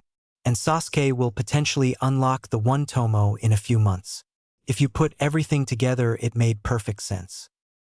But something bugs me. We're supposed to be doing something tomorrow, but he suggested we skip breakfast, Naruto said. Minato chuckled. I can't really say anything about it, but remember this. Teamwork is your greatest asset. Have faith in your team, Minato said. Naruto thought about it as he continued eating. The next day at noon, Ino stood at the training ground by herself. Where the hell is everybody? Ino screamed. I've been waiting at this dumb training ground for 3 hours and neither Naruto-kun, Sasuke or Kakashi-sensei have came. What the hell is going on? Ino asked.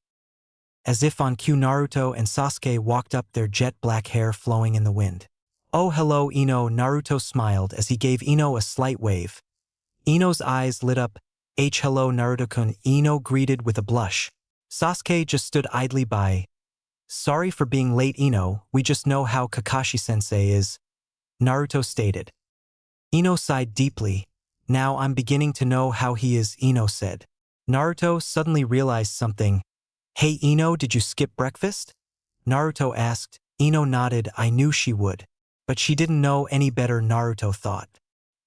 Here, take this, you better eat before we begin, Naruto said as he handed her a bento lunchbox. Ino looked down at the bento Naruto was holding. You made this all for me? Ino asked, hoping for a yes. Naruto smiled warmly. Yeah, I mean I tried, but I'm not that good at making lunch, Naruto said, rubbing the back of his head in embarrassment. Ino swiftly took the lunchbox. Her eyes gleamed. A lunch made just for me by Naruto-kun, Ino thought as she began eating. Kakashi suddenly flashed down onto the ground, leaning on a tree. He eyed Ino. I thought I said skip lunch, Kakashi said, not looking up from his book. Sasuke stepped up. You suggested. You never actually told or ordered us to do anything, Sasuke stated. Kakashi glanced over at him. So you caught that, Kakashi said. Well, let's begin your genin test, Kakashi said. Ino finished the lunch looking satisfied as she then looked at Kakashi. Test? Ino asked. But we've already had our genin test, Ino said, obviously confused by the gray-haired Jonin's words. Kakashi shook his head. No, you three passed the test to be eligible for the real genin test, Kakashi stated.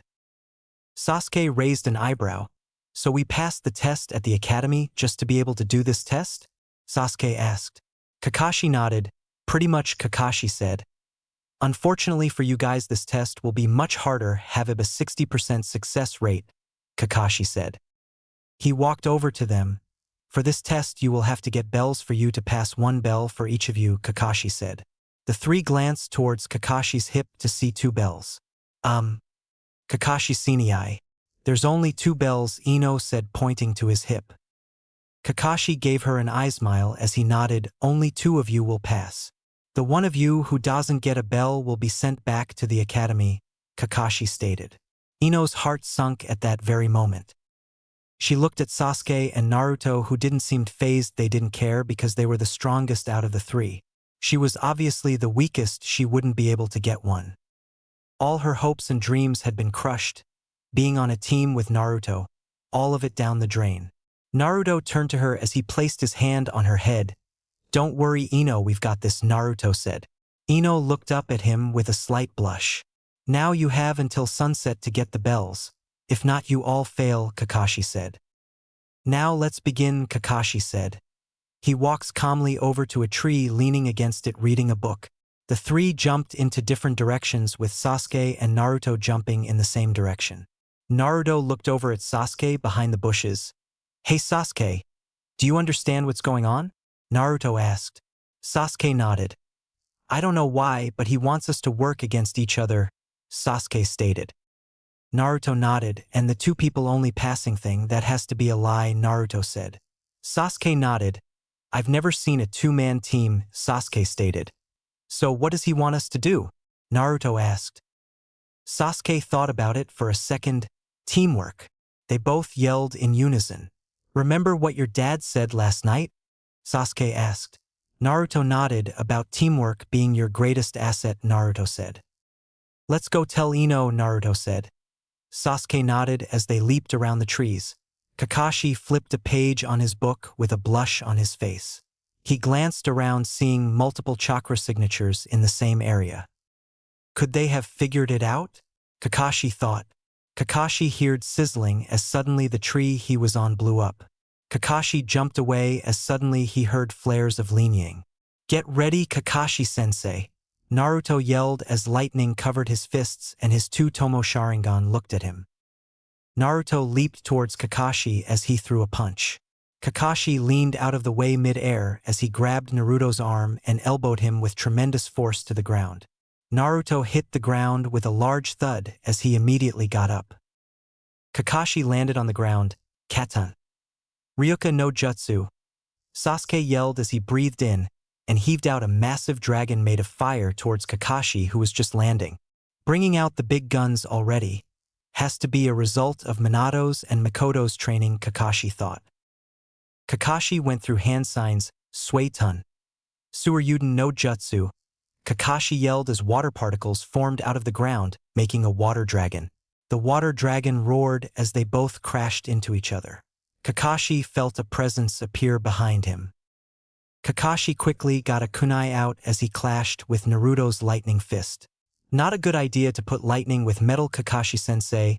Naruto channeled lightning chakra into the kunai as Kakashi got shocked with 100 volts as Kakashi's eyes widened. Kami, that hurts, Kakashi yelled as he felt his hands were burning.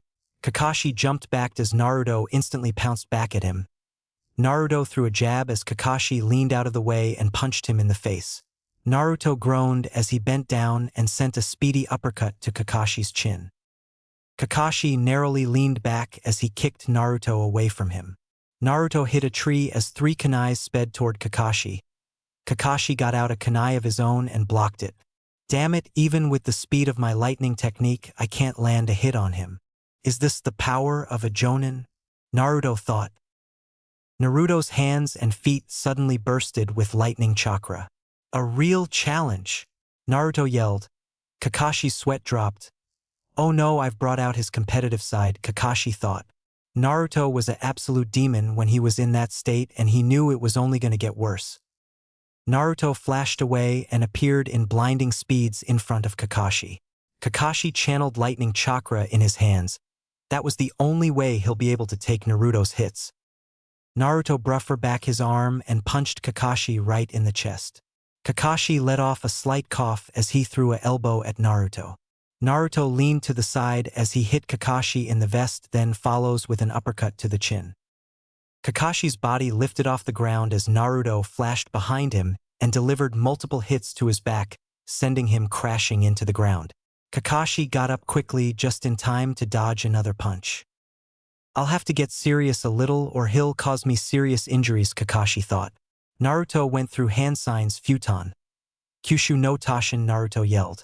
A blast of wind propelled Naruto at great speeds towards Kakashi. Kakashi got out a kunai as Naruto went through hand signs while speeding through the air. Futon. Okuridashi kaze, Naruto yelled. Naruto aimed his hand towards the ground as wind bursted out from his hands, sending him in the sky. Kakashi's eyes narrowed at the airborne Naruto before he saw something. Kakashi saw Sasuke was behind Naruto before he went in the sky, who was going through hand signs. Katan. Eureka no Jutsu, Sasuke yelled. Sasuke blew multiple fireballs towards Kakashi. Kakashi's Sharingan flared as he went through the same hand signs. Katan. Eureka no Jutsu, Kakashi yelled as he blew multiple fireballs towards the oncoming ones. Kakashi suddenly felt a hand on his back as he saw Ino place an explosion tag on his back. Kakashi's eyes widened as he tried to reach for it, but suddenly got hit with a devastating backhand to his face, sending him shooting into the trees. Gah! Kakashi's face burned like hell. He forgot all about Naruto. He heard sizzling around him as his eyes widened. Boom! A sudden boom of multiple explosion tags went off, sending him flying. Naruto's Sharingan focused on Kakashi, who was going slow in his eyes. He waited for a second before he threw a kunai with precise speed. Dud. The kunai hit the tree with a dud as the bells were attached to the tree as Kakashi landed. Kami, that was intense, Kakashi said. Kakashi looked to his hip to see the bells gone and Sasuke running to them. Kakashi dashed off towards the tree as they both grabbed for it. Ino suddenly grabbed the bells, smiling. Ring ring, ring ring. The alarm sounded off. Just in time. Naruto yelled AA. He rushed over. Sasuke stood up. Great job, Ino. If you weren't there, he would have grabbed them, Sasuke said. And if you didn't grab them, we would have been out of time and failed, Naruto said with a smile. Ino blushed at all the praise. Kakashi stood up. So Ino, you have both bells. You can either keep one and give the other to one of them or give them both to each of them, Kakashi said. Ino looked confused as she looked at Naruto. I was wrong. Naruto sadly looked down. He thought he had everything right. Sasuke sighed. This was very annoying. Ino looked down while sighing deeply. You two deserve it more than me, Ino said as she handed them both one of the bells. Kakashi smiled widely.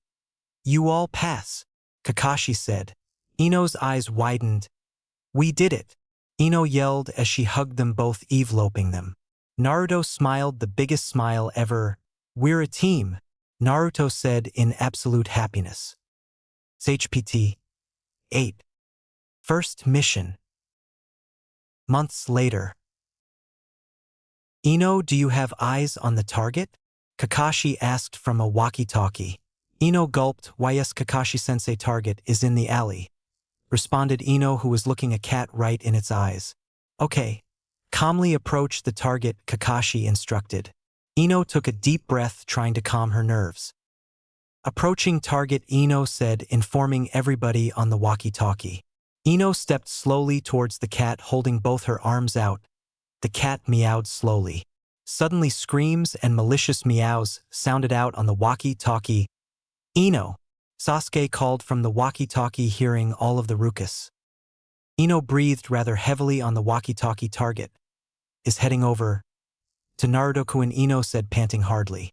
A meow sounded out in front of Naruto as he narrowed his eyes. The cat stared intently at Naruto, letting out a slow meow once again. Now brat, the QB yelled. Naruto dove for the cat as you could hear meows and scratches of the cat clawing at Naruto. Naruto backed up, damn it! Naruto yelled, holding his face as it was scratched up badly. Naruto looked at the cat. He'll have to use a little force, Naruto said darkly as flames enveloped his hands. A meow of pain sounded out through the leaf. Minutes later, Naruto stood in front of Team 7 holding the cat. Bastard, Naruto said in anger. Kakashi's sweat dropped looking at the cat. Naruto? Wasn't the cat gray? Kakashi asked. Naruto smiled but stayed quiet. Kakashi sighed. He knew for sure that was the cat they were looking for, but it looked like Naruto had burned it with his flames. Naruto inspected it before shrugging. I think it looks better with the black spots, Naruto said. Kakashi sighed. Lost pet Tora found, mission completed, Kakashi stated. Alright, let's turn this in to the Hokage and get another mission, Kakashi said. At the Hokage's office. Oh Tora, don't you ever run away from me again, a lady said as she hugged the cat rather tightly. The cat meowed loudly. Sheesh, I understand why it ran away, the Kyuubi said. Naruto chuckled a bit. Minato smiled. Another great job, Team 7, Minato said. What mission would you like next? Mr. Kobayashi's garden needs watering. The Inuzuka clans do dash. No, Naruto interrupted. Naruto sighed. Dad, why can't we get a C rank? Naruto asked. Minato shook his head. Again, Naruto, my name is Hokage inside this office, Minato stated. And unfortunately, that decision is not up to me, it is up to your sensei, responded Minato as Sasuke and Naruto looked at Kakashi. Come on, Kakashi-sensei, we've been doing D ranks for months, Naruto stated. Can we at least do one C rank? I don't want to be doing D ranks my whole ninja career, Ino asked, chiming in. Kakashi's sweat dropped. The whole team had been asking for a mission other than C rank. Please, Kakashi-sensei? Ino asked, clasping her hands together. Naruto joined her as they both kept repeating please. Kakashi sighed, giving in. I guess we could do a C rank, Kakashi said. Yes, Naruto and Ino said in near unison. I don't know what I would have did if he said no, Sasuke thought. Give us a C rank, Hokage-sama, Kakashi told Minato. Minato nodded as he flipped through pages. Ah, here is one we just got a day ago, Minato stated. Naruto's eyes lit up. You ready, Kyuubi? What if we have to protect a princess? Naruto thought. The Kyuubi chuckled. I bet you'd like that, the Kyuubi responded. Naruto shrugged. Go to the land of waves and protect a brigged builder, Minato stated. Kakashi shrugged. We'll take it, Kakashi said. Minato nodded as he pressed a button. Shinomi, please bring the bridge builder in, Minato said. A buzz was heard as a female's voice came through. Yes, Hokage-sama, Shinomi responded. You haven't even been outside the seal, Naruto thought. That doesn't mean anything, brat. I could probably live my whole life as a human before you get a girlfriend, the Kyuubi said. Naruto scoffed as their earlier conversation had somehow turned into an argument. The key word there is probably furball, Naruto said. The door to the Hokage's office slammed open with a man standing there swaying. Naruto blinked, coming out of his thoughts. What the? A bunch of snot-nosed kids? The man asked as he carried a bottle of sake with him, stepping into the office. The man drank out of the bottle, leaning onto the door. And you with the black hair, do you expect me to think you're a ninja? The man asks, pointing at Sasuke. Sasuke blinked. What did I do? Sasuke asked himself. He was being quiet the whole time. I am Tazuna, a master bridge builder, Tazuna stated. I've hired you for one thing alone, and that is to protect me while I build the bridge. Even if it costs you your life, Tazuna stated as he took another sip out of his sake. I don't like the guy already, the Kyuubi said. Naruto sighed. We'll just have to deal with it, furball, Naruto thought. Kakashi clapped his hands together. Alright, you guys should pack all of your stuff, we're going to be heading out in an hour or two, Kakashi stated. Naruto grinned. Finally a real mission, Naruto thought, as he walked out the door followed by Sasuke. Ino walked out also with a smirk. At the gates. Everybody was at the gate as Sasuke walked out. I've never been outside of the village before, Sasuke thought as he looked around. Birds chirped in the distance as the sun gleamed down on them all. The land of waves is about a day and a half out, Kakashi stated. Ino's eyes widened as she realized, "Don't tell me we're going to be sleeping in the wild?" Ino yelled. Kakashi's sweat dropped as he nodded. "We'll have to catch our own food and sleep in tents," Kakashi stated. Ino sulked in a corner, murmuring to herself, "I'm too pretty for this, I can't be living like an animal," Ino murmured. Kakashi shook his head. "She'd probably rather be a makeup artist than a ninja." "Are you sure they can protect me?" "Look at the girl, she looks weak and frail," Tazuna said. Ino looked towards Tazuna. "Really, she looks like she hasn't fought a day in her life. What can she offer?" Tazuna asked. Ino growled, "Oh, I'll show you what I can offer." Ino yelled as she tried to make her way towards Tazuna, but Sasuke was holding her back. "You can't hurt the client, Ino," Sasuke told her. Ino growled. "Why did we have to get this old geezer to guard?" Ino said, making sure Tazuna heard her. "Humph," Tazuna grunted as he didn't respond. Naruto looked around. "Hey Kyuubi, you feel that?" Naruto asked. The Kyuubi nodded. "We're being watched," Naruto said to the Kyuubi. Naruto's Sharingan sprung to life as he channeled more chakra in it. Naruto saw two purple figures out the corner of his eye but made sure not to look in the direction. "They're purple. They're planning to kill, right?" Naruto asked. The Kyuubi nodded. Naruto couldn't see the real body of the figure. He could only see the emotions of the figure formed into a body due to the Kyuubi's power. Naruto could channel chakra into his eyes to see emotions of anybody. "We should stay quiet about it until it actually gets dangerous," Naruto thought.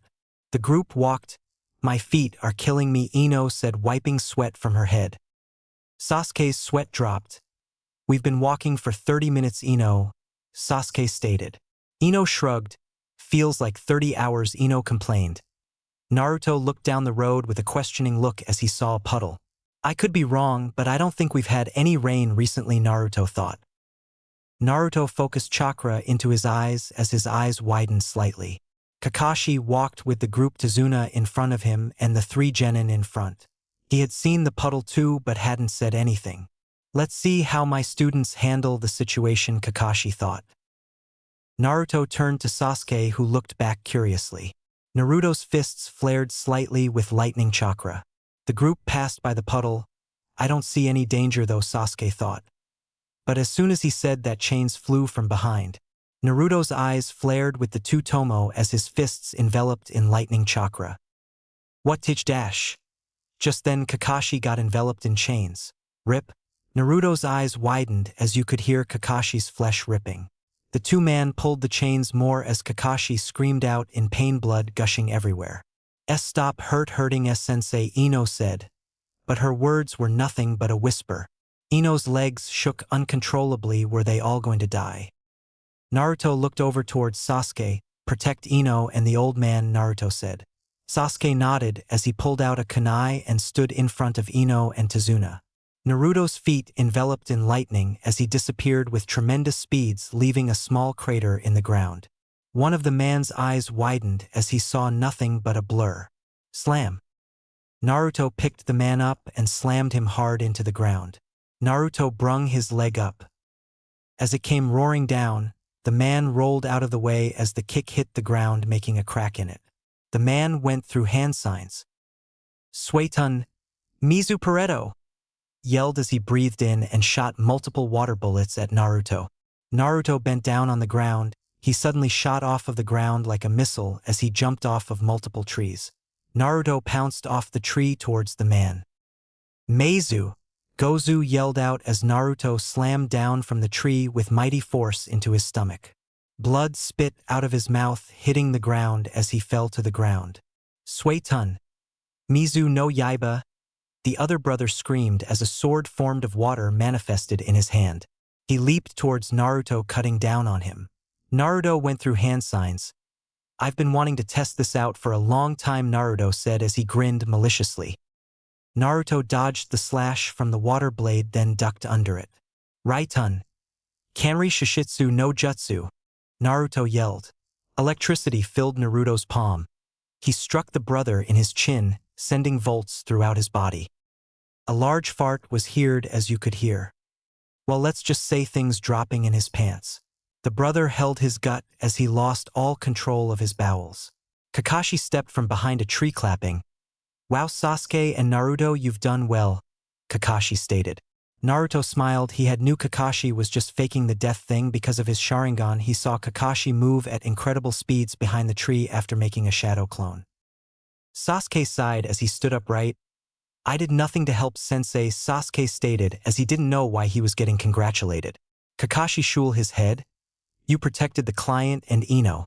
Seeing that Tazuna's the client, he's our top priority," Kakashi told the Uchiha. Sasuke nodded. He guessed he did good. "Just to let you know, I'm helping next time, Naruto," Sasuke said. Naruto, however, didn't hear him as he was rolling on the floor from laughter. The brother farted again as another thump was heard in his pants. "Man, they'll have to thank Jiraiya for that jutsu," Naruto said, wiping a tear from his eye. Few minutes later, Kakashi stood over the two men that had attacked them, the demon brothers of the mist, Gozu and Meizu. Kakashi stated. "What does our client have that would bring Nin like you two?" Kakashi asked. Tazuna sweated profusely beside a tree. "They were going to abandon the mission for him lying about it. We swear we know nothing besides what Gato told us," the two brothers said in perfect unison. Kakashi raised an eyebrow. "Gato?" Kakashi asked. One of them nodded. "He hired us for a job, to kill that bridge builder," the brother said. Kakashi turned to Tazuna, who jumped at his gaze. "I didn't think we'd be fighting that fast," Naruto said. Sasuke nodded. "But you took them on while I had to protect the bridge builder and Ino." "I wish I could have fought," Sasuke said, rather annoyed. Naruto chuckled a bit as he stood on a tree branch, his hair flowing in the wind. Sasuke looked up at Naruto. He had never noticed, but Naruto looked different. It felt like just the other day they were kids. Now Naruto had a better build and still was training. Naruto still had his weights on. Sasuke blinked. How fast was he without the weights? "Naruto-kun defeated them both with no problem," Ino said as her eyes filled with hearts. Kakashi turned to the group. "We'll have to turn back," Kakashi said. Naruto sighed as he jumped down from the tree. He knew this would happen. "It seems our client lied to us about the mission," Kakashi said as Tazuna jumped a bit. "Let's turn, Besidash." "Please," Tazuna said, interrupting Kakashi. "Please, we can't turn back now. The village is in danger. Gato, he's taken all of our money and imprisoned us in the land of waves. He's taken control of the village and kills us for anything we do." Tazuna pleaded. He couldn't let it end like this. Naruto raised an eyebrow. "I thought this was a bridge-building mission," said the Kyuubi. Kakashi shook his head. "I'm sorry, sir, but we can't continue," Kakashi stated. "I can't endanger my students any further." "You've already lied about the details of the mission," Kakashi said sternly. Kakashi didn't like how Tazuna had endangered his students. If things hadn't gone right, or if Sasuke and Naruto weren't basically prodigies, they would have almost surely died. "I think we should help him, Kakashi-sensei," Naruto chimed in, stepping up. Tazuna looked up with hope in his eyes. Naruto growled lowly in anger. "I don't know about you, but I can't sit idly by and let a small village be taken over and get killed off slowly," said Naruto with irritation. Naruto clenched his fists. "The man has taken all their money, won't let them leave, doesn't help them in the slightest, and on top of that kills anybody who disobeys him," Naruto stated, going over all the things Tazuna had just told the group. Tazuna smiled. Seemed he had judged them too early. Kakashi sighed, but that was just like Naruto. "I'm with Naruto-kun on this one, sensei," Ino said. Sasuke nodded. He couldn't let this happen to innocent people. "I guess we can help," said Kakashi a little reluctantly. Tazuna smiled widely. "Oh, thank you so much," Tazuna said gratefully.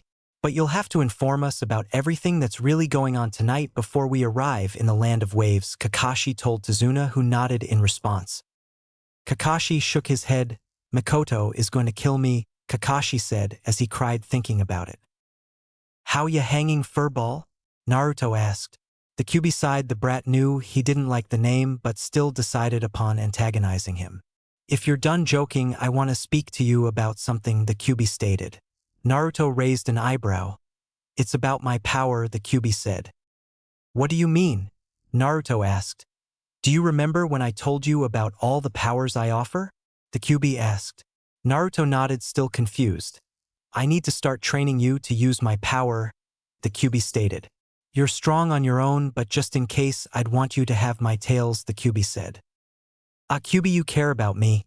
You're making me blush, Naruto said jokingly. You can call it off, the QB said, annoyed.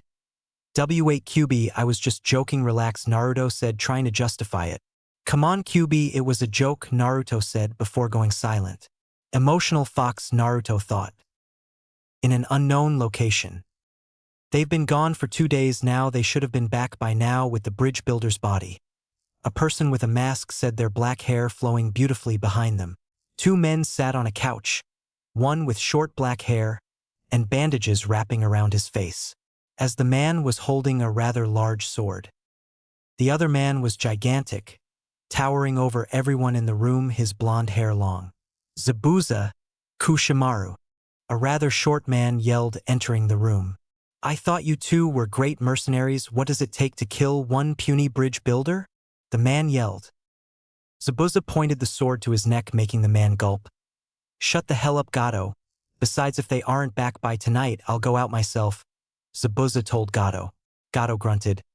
Both of them act all high and mighty. I can't wait to get rid of them, Gato thought as he walked out the door. The tall man, Kushimaru, sighed. Are your man really that incompetent they can't kill a bridge builder? Kushimaru asked. Zabuza growled. I don't see any of your men moving a muscle, you brick-headed freak. Zabuza barked at Kushimaru.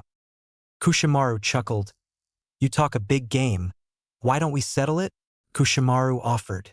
Zabuza got up. We can settle it right now, Zabuza yelled.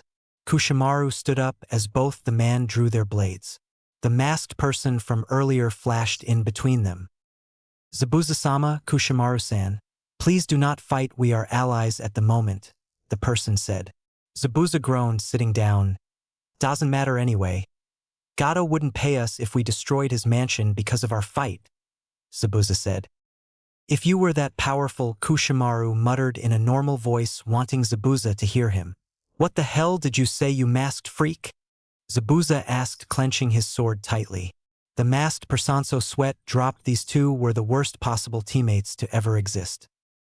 HPT 9. The Demon of the Mist. Naruto stretched. The entirety of Team 7 were rowing on a boat towards the land of waves. Tazuna, Kakashi called the man's name, looking over to him. I think you need to tell us a few things before we continue this mission. Or else I'll have to cut this mission short when you are dropped off, Kakashi said. Tazuna stayed quiet for a bit, thick fog covering their surroundings, as the only things heard were the paddles softly hitting the water. Tazuna nodded. I have no choice but to tell you, seeing as you helped me even though I lied about the details of the mission, Tazuna stated. Sasuke turned to Tazuna, also interested in why the people were after him. The one wants to take my life is a rather short man by the name of Gato, Tazuna informed the group. He's one of the wealthiest men in the world. The shipping magnate Gato, Tazuna said with a little fear behind his voice. Kakashi looked like he had been hit with something. Gato of Gato Transport? He's a business leader. I didn't know it was that Gato, Kakashi stated. Tazuna nodded. Gato is a very powerful tycoon from a company, yes. But below the surface, the man sells drugs and contraband using any gang or ninja he can find, Tazuna stated. It was exactly a year ago when Gato came to the land of waves and used his wealth to take control of our transport and shipping, Tazuna informed Team 7. This Gato man is nothing but evil, Naruto thought. The QB just yawned in response. He also killed anyone who stood in his way, said Tazuna, and that is why he wishes to kill me. If I succeed in building this bridge, it will break his hold over our land, Tazuna said. The boat slowly turned into a tunnel as it went dark for a few seconds. The group exited the tunnel as Naruto looked around. What a dump! Do you humans really live like this? The QB asked Naruto. Naruto scoffed. You do realize you used to live in the wild before all of this, right? Naruto asked. The QB chuckled. It was way better than this, the QB said. The boat came to a stop as they reached the land. One after another they stepped off of the boat and onto the ground. Thank you for doing this, Tazuna said, thanking the man who brought them. The man just nodded before going off. Tazuna turned to the group. Now we're heading to my home, and I expect to get there in one piece, Tazuna said as they all nodded in response before walking. Naruto looked around swiftly before he turned to Kakashi. Seems Naruto's thinking the same as me, Kakashi thought. Since we defeated those Chunin, the next people we face are going to be way stronger, thought Naruto.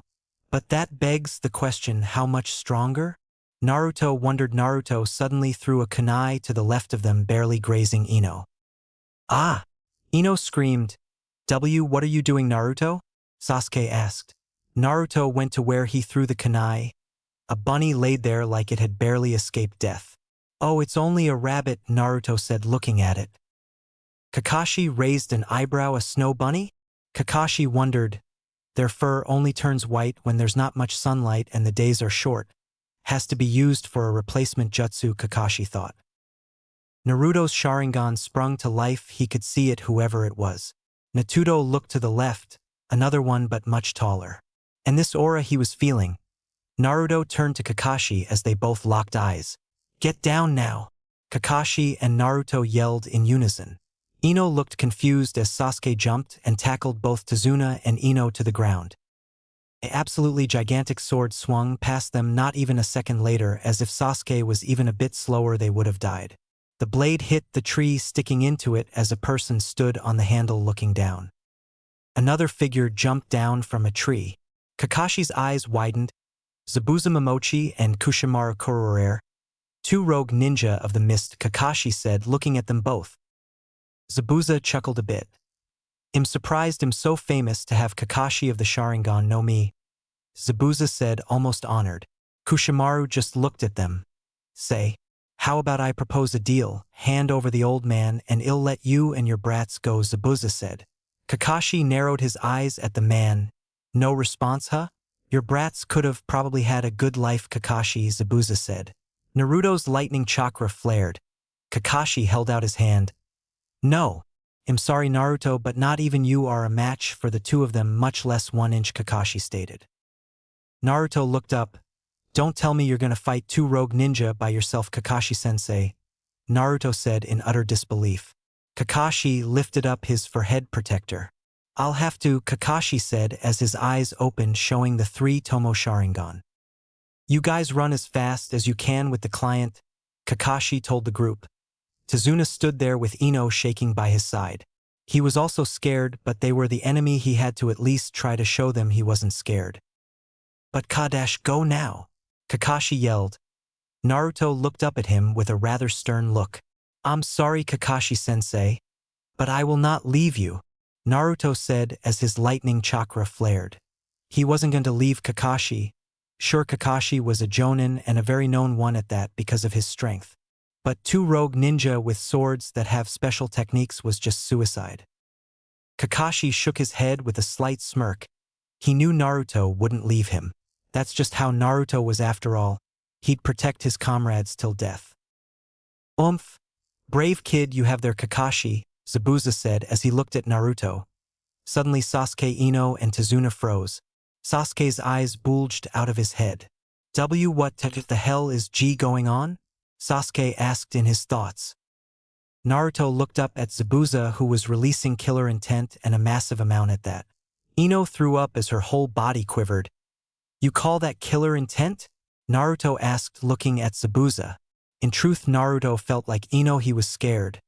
His heart was pounding hard and he wanted to throw up. But he knew better than to show the enemy he was afraid. Zabuza smirked. I like that one, Zabuza said. Naruto's sweat dropped. What? Sorry? Zabuza, is it? I'm not into guys, Naruto said, stepping back a little. Zabuza looked at Naruto with a dumbfounded look. What? No, kid, I didn't mean it, Lee. You know what, never mind, Zabuza said, shaking his head. I'll take the 2 boys.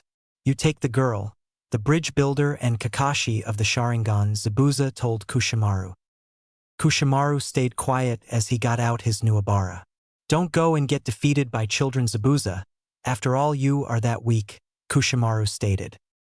Zabuza growled. You always talk shit, you masked giant. Just keep your opponents in mind, Zabuza told the man.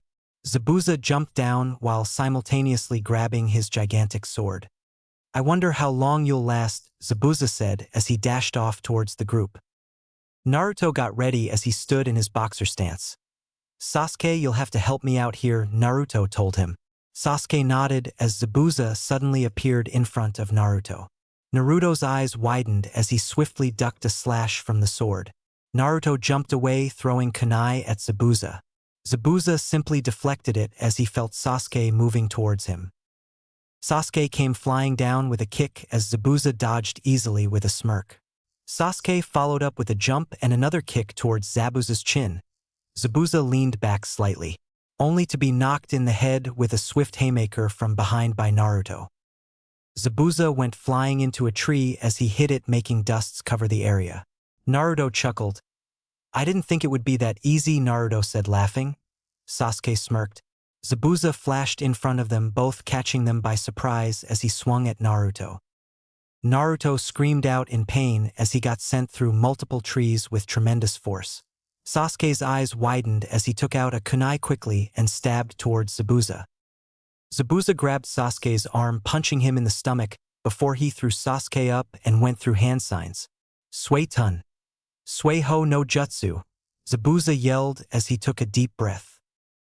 Water formed in his mouth as steam flowed out of his mouth a bit before he spit out boiling water towards Sasuke. Sasuke's yells rung out throughout the area as Zabuza jumped up and batted Sasuke away to where Naruto went. With Naruto, he slowly stood up, looking down. There was a huge cut on his arm. Naruto sighed as it leaked full of blood. That was careless even for you, brat, the Kyuubi told Naruto in anger. You let down your guard, not even knowing if your opponent was defeated or not, the Kyuubi said. Naruto sighed, even he had to admit that was rather stupid of him. Boom! A boom went off right by Naruto as he looked to his side to see Sasuke getting up slowly from the ground. Zabuza leaped out of the trees, landing on the water. Zabuza looked at the two with a smirk. I have to say that first hit was unexpected, but rather weak, Zabuza told Naruto. Naruto growled in response. And unluckily for you, that was your first and last hit, Zabuza said as he picked his sword up over his shoulder, looking at the two like they were prey or even insects compared to him. With Kakashi. Kushimaru looked at the three. Well, this shouldn't be hard, seeing as the girl looks like she has the skill of an academy student and the bridge builder is an old man, Kushimaru stated. Ino gulped. Did she really look that weak to look like she has the skill of an academy student? So the only one I'll have to worry about is you, Kakashi of the Sharingan, Kushimaru said, as he pointed his Nuabara at Kakashi. Kakashi just eyed him with his Sharingan, waiting for any movement. Kushimaru dashed off at tremendous speeds, as to Kakashi it just looking like a normal Chunin run. Kushimaru stabbed at Kakashi, who jumped out the way quickly. Kakashi went through hand signs. Katan. Hidora no jutsu. Kakashi yelled, finishing his hand signs as he blew 3 intense flames at Kushimaru at close range. Kushimaru leaped backwards before back-flipping onto a tree sideways. The 3 fireballs slammed into the tree, but Kushimaru jumped off it. Kakashi's eyes spun greatly as he looked at his surroundings, trying to find his enemy. Kakashi's eyes widened suddenly as he went flying into multiple trees. Humph thought the amazing Kakashi of the Sharingan would be stronger, Kushimaru said. He flicked his wrist, making 5 explosion-tagged kunais come into his hand as he threw them in the direction Kakashi had went flying. Even Kakashi-sensei can't take on this guy. Who is he? Ino said, talking to Tazuna, who were both hiding behind a rock, peeking every now and then at the battle. His name is Kushimaru Kururare, one of the legendary swordsmen of the mist, Tazuna told the blonde. I would have never guessed Gato would send 2 ninja as powerful as those 2 just to kill me. Tazuna said this was just overkill. A large boom went off as smoke and fire enveloped where Kakashi was. Kushimaru clicked his tongue. The man doesn't seem to be moving, Kushimaru said. His head snapped to both Ino and Tazuna. It seems I'll finish the mission sooner than expected, Kushimaru said. Ino's sweat dropped as Kushimaru stepped closer. Tazuna backed up. Hey girl, protect me, it's your, isn't it? Tazuna yelled at Ino. Ino's eyes widened like hell. You lied about the details.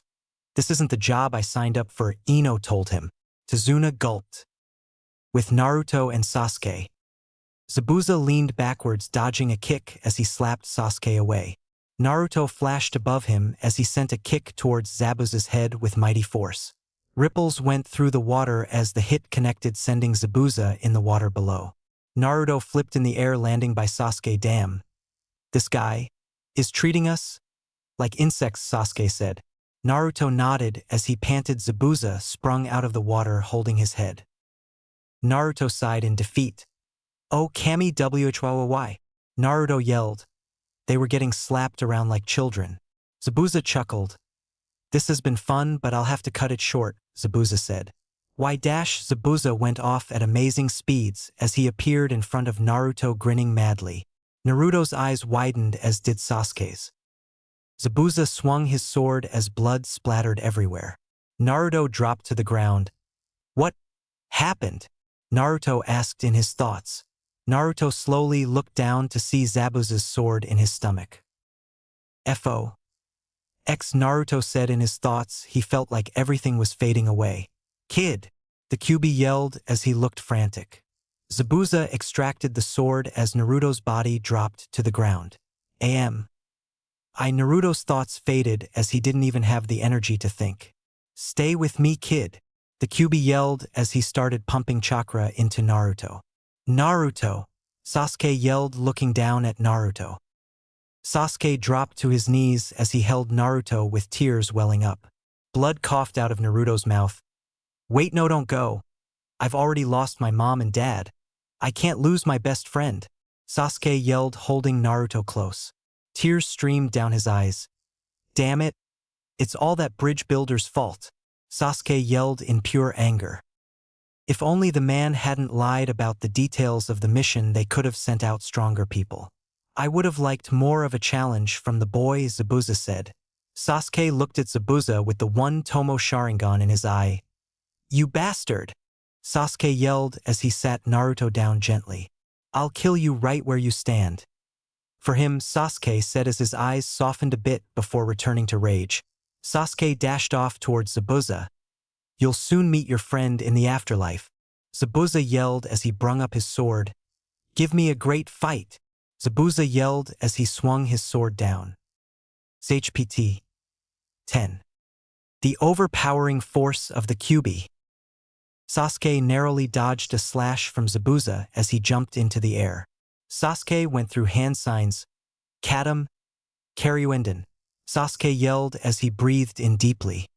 He blew out hardly as intense flames came out of his mouth, roaring towards Zabuza. Zabuza grinned as he went through hand signs. Suetun. Suryuden no Jutsu. Zabuza yelled out the technique. Water rised up as it began to gather together in the air. The water formed a dragon that roared towards the fire Sasuke had blew. Steam went off as this was just what Zabuza wanted. Both jutsus went away as nothing but steam was there. Sasuke's eyes darted around. You're hiding now, you bastard? Sasuke yelled out in anger. A chuckle went off behind Sasuke as he turned around swiftly, ready to attack or defend against one. Far from it, Zabuza said as he bursted out of the steam with pure speed.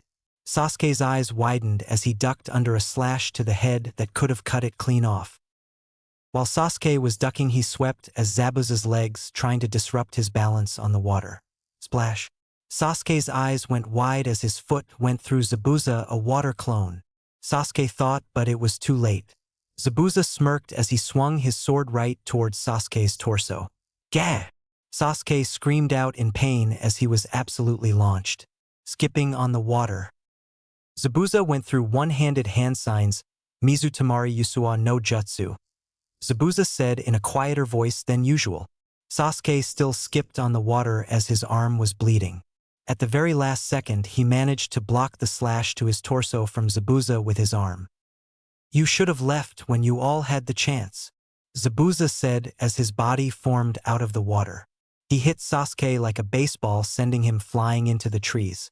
Boom! Sasuke smashed through 3 trees as his back hit another one, causing him to spit up blood. Sasuke breathed heavily. This guy was insane. He's not stronger than Naruto or even as strong as Naruto. So if Zabuza had did that to Naruto, Sasuke wouldn't be able to touch him at all. No, that's not how I should be thinking right now, Sasuke thought as he slowly got up. He was determined. But I have no way to beat him, Sasuke thought. His eyes widened for a split second as it looked like he had an idea. I don't know if I can do it as good as Naruto, but I can't even land a hit on Zabuza. I don't have a choice, Sasuke said as lightning sparks went off around his body. Zabuza smirked. Since I hit a home run with that one, Zabuza said as he had on hand above his eyes. Flash. Zabuza went flying into a tree from a kick.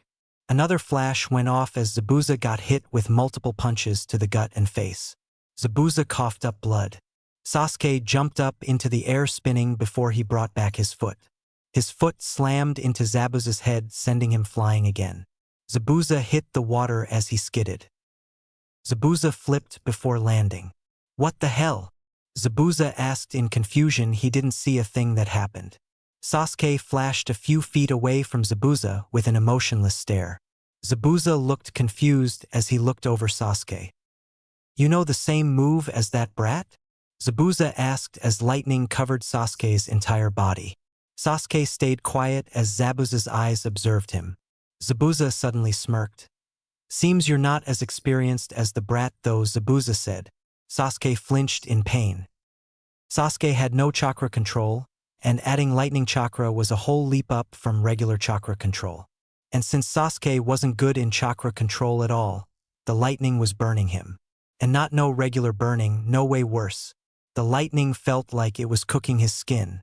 You dumbass, you'll probably die within 5 minutes, Zabuza said, smirking. Then I'll take you with me, Sasuke yelled as he flashed off.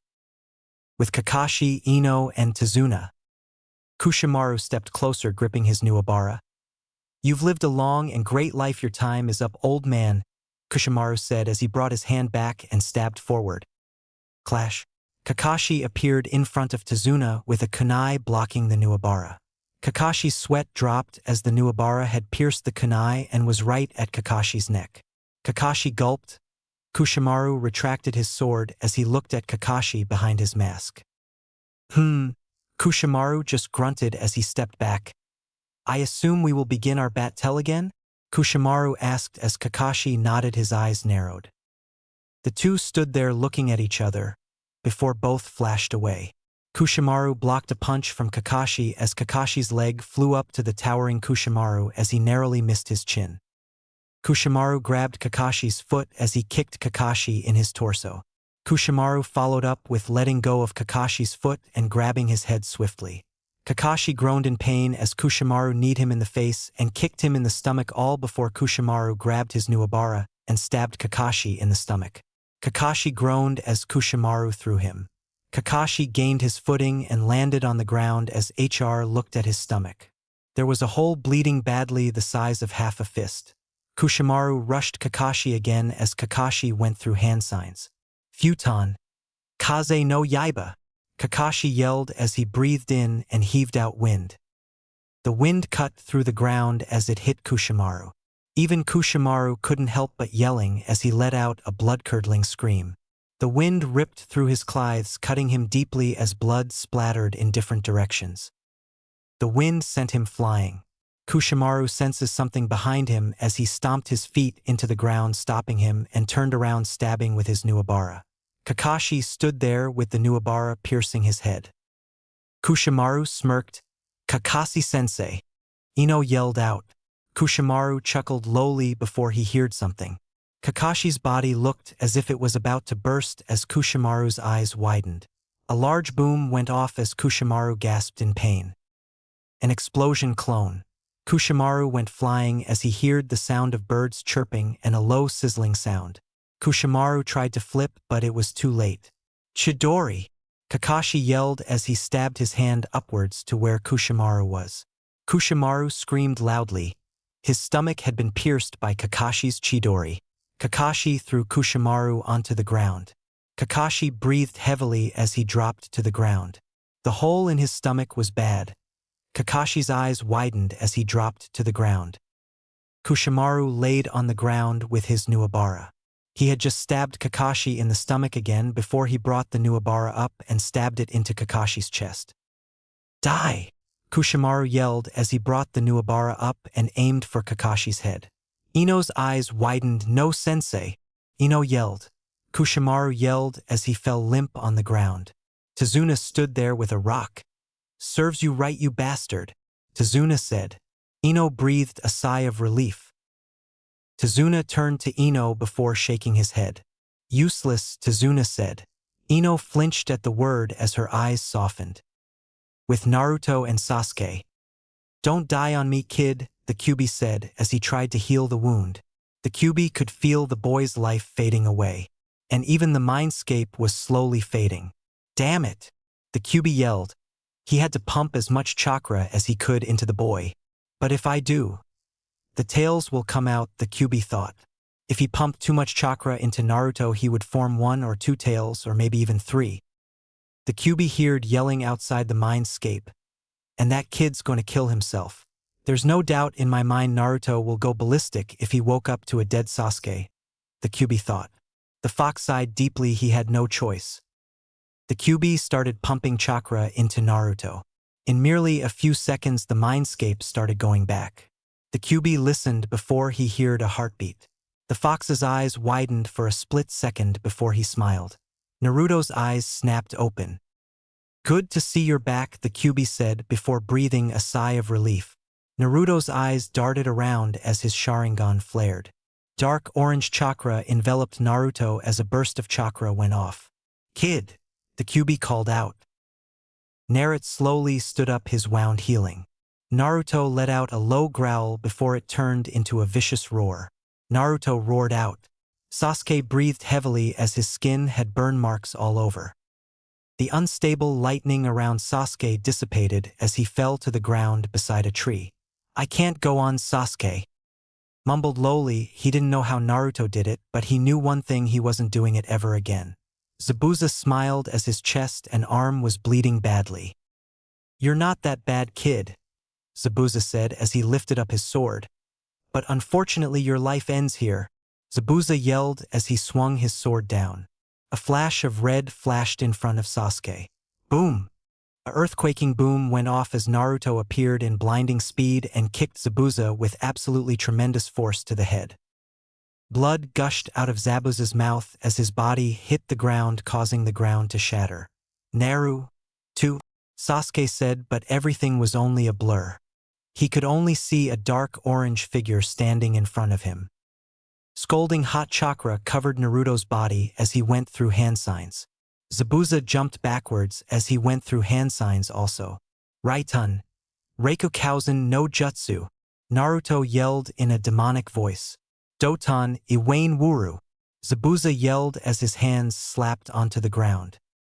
A massive and protected earth wall formed in front of Zabuza. Naruto had a wide grin on his face as he held out his hand. Zabuza didn't know what happened, he just flew through the air screaming in unearthly pain. Lightning completely enveloped Zabuza's body.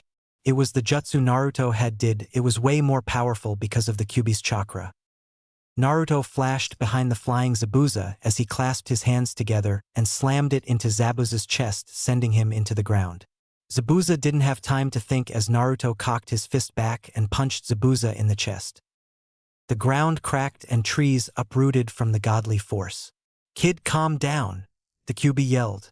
He could hear Naruto's thoughts. He knew this would happen if he pumped his chakra into Naruto. Kill, kill, kill, kill, kill, kill, kill, Naruto thought. Naruto punched Zabuza in the face, sending shock waves through the ground. Naruto threw Zabuza in the air slightly and heaved his fist to Zabuza's face, sending him flying through trees. With Kakashi and the rest. Ino helped Kakashi to his feet. He was in bad condition. Luckily Kushimaru didn't stab any vital organs. Thanks to you both, Kakashi said to Ino and Tazuna. Tazuna clicked his tongue. She didn't do a thing, I hit him with a rock, while she stood there, Tazuna said, as he didn't understand why Ino was being congratulated. Kakashi chuckled lowly while Ino pouted. A large crash went off beside them as they all turned quickly. Zabuza laid on the ground, blood covering his face as another crash went off, sending dust and debris everywhere. Kakashi's eyes narrowed. "Oh, Kami, not another enemy," Kakashi thought as he couldn't go another step without collapsing. The dust cleared as Naruto stood there as he swayed back and forth almost like he had no energy. He had never trained with the Kyuubi's chakra. It was potent ANF, dangerous by itself, but Three Tails was on another level. A level Naruto couldn't handle. Slowly the Three Tails went away as Naruto dropped to his knees. Ino ran over to Naruto quickly. He looked in bad shape.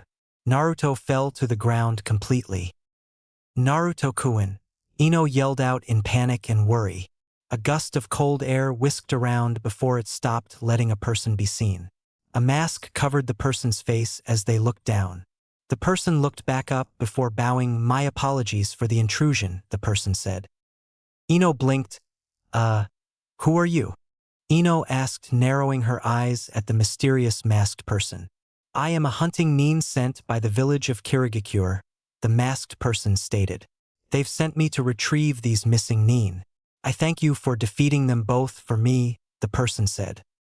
Kakashi didn't say a word. He was trying to read anything he could on the person.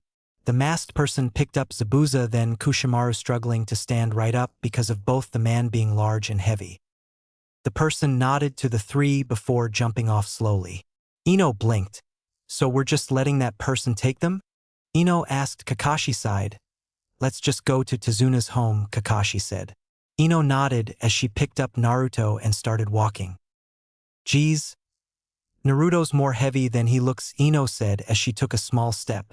Kakashi chuckled a bit. "Hey, wasn't there four of you?"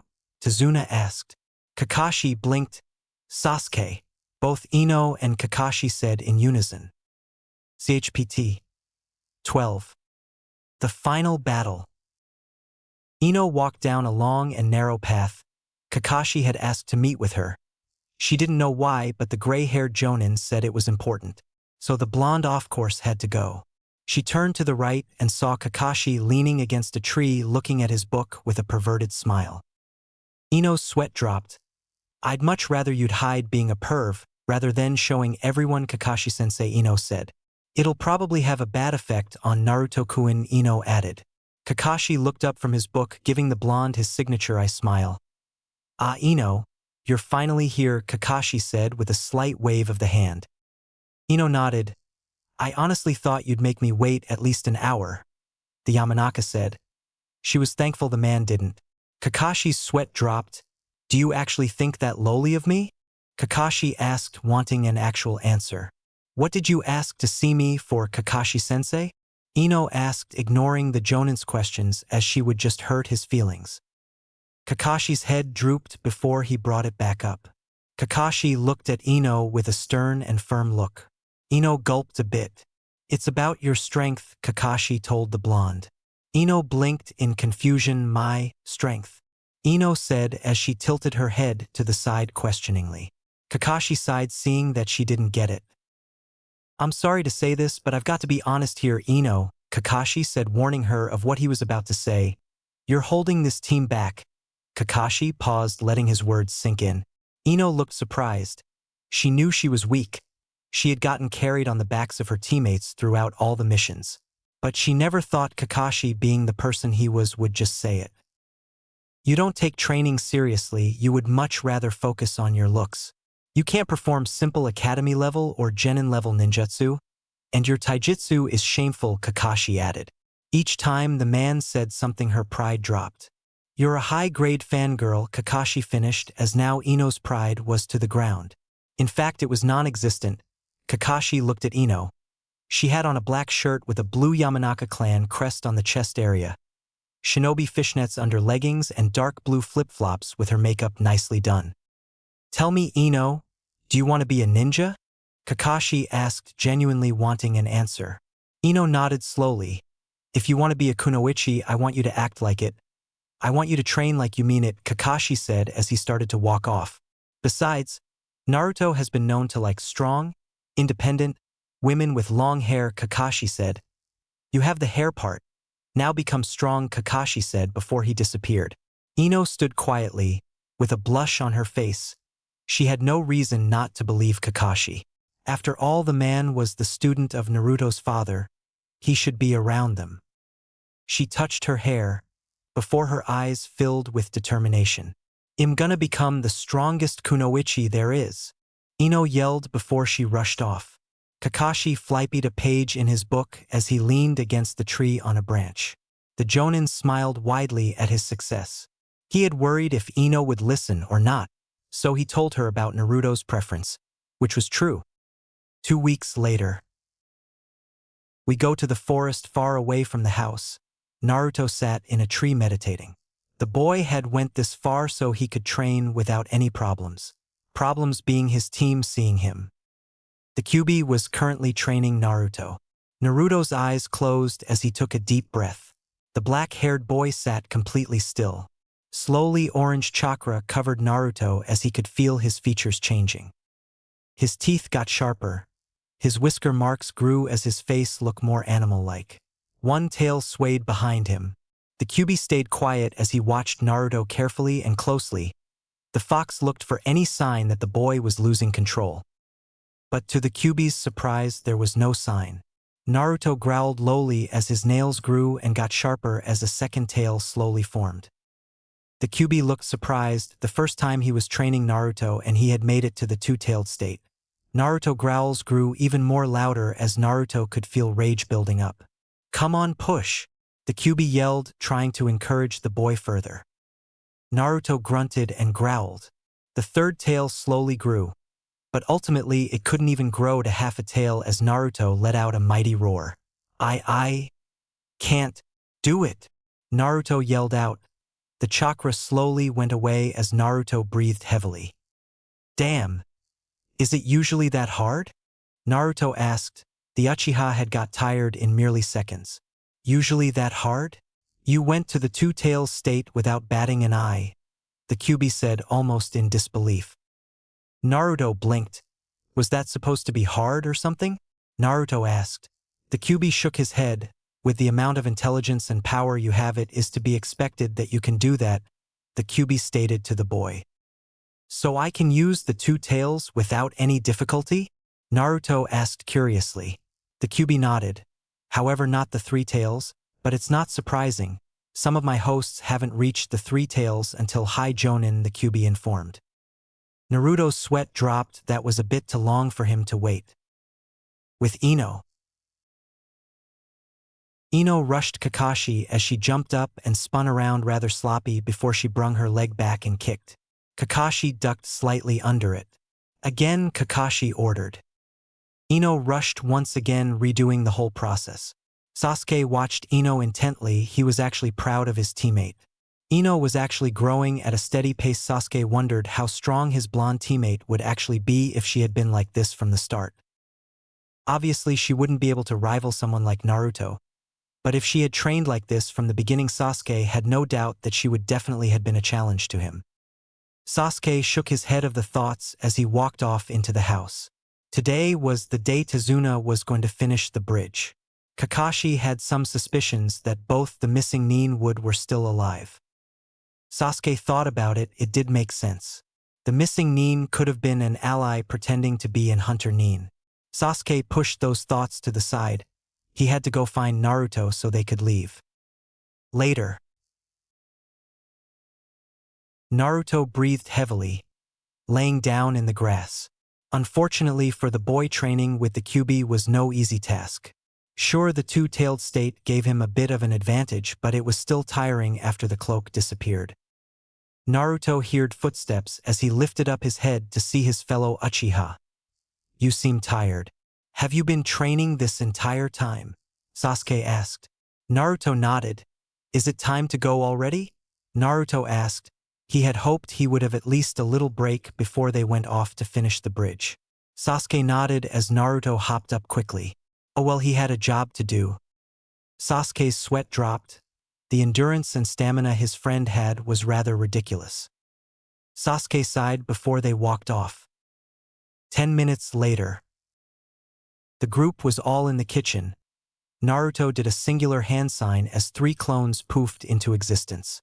Kakashi looked at the boy curiously, which Naruto noticed. They'll be staying here, just in case, Naruto said. The Jonin simply nodded. He understood why. Gato could easily take both Tsunami and her son. Tazuna stepped out of the bathroom as everyone got hit with a deadly odor. Cough. Geez, Tazuna, what did you cough? Eat, Ino asked. Tazuna blushed in embarrassment, ignoring the question. Are we heading out now? Kakashi asked as even he was plugging his nose. Tazuna nodded. I suggest we get it done as soon as possible, and rid this land of that monster, Tazuna said, his tone firm. Kakashi nodded in agreement. The sooner the better, the Jonin thought. The group walked out the door as Kakashi put away his book. He had to be on top of his game. This was the last stretch. Anything could happen at any moment. So the Jonin had to be on his A-game. The rest of the team seemed to be thinking the same, as even Ino was looking around. She didn't have the ability to sense like the rest of her team, but she still looked in every direction the enemy could possibly be. Tazuna looked calm. He felt rather protected since the first encounter was dealt with. He had no worries the team could do it again. At the bridge. It had been nearly 15 minutes since Team 7 arrived at the bridge. Naruto was getting rather suspicious. It would take Tazuna at least an hour or two for Tazuna to get finished. So the boy assumed the two, both Kushimaru and Zabuza, would appear as soon as possible to stop it from happening, since it was, well, their job. Naruto looked around the area. Thick fog started surrounding everyone. Get ready, Naruto told everyone as everyone guards were up, ready to fight at the slightest movement. Kakashi instinctively uncovered his Sharingan, ready for anything. Ino looked around. That Zabuza man does this every time he appears? What's with that? Ino asked curiously.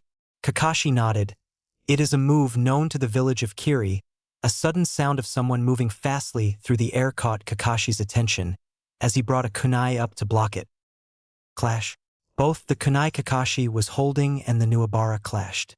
Kakashi could hear the kunai breaking slowly. It was now time to fight. Kakashi jumped back, creating distance. Kushimaru wasted no time rushing at Kakashi as the two got into a taijutsu battle. Kakashi swung swiftly with his right as Kushimaru blocked it with his left. Kushimaru followed up with elbowing Kakashi swiftly in the chin. Kakashi's head lifted up as he saw something making its way down to him. A large boom was heard as Zabuza cleaved his Kubikiri Bocho through the air. Kakashi got batted away with severe cuts on his arm.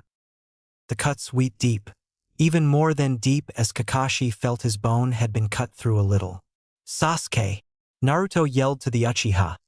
Sasuke leaped to Naruto's side as they both ran towards the two.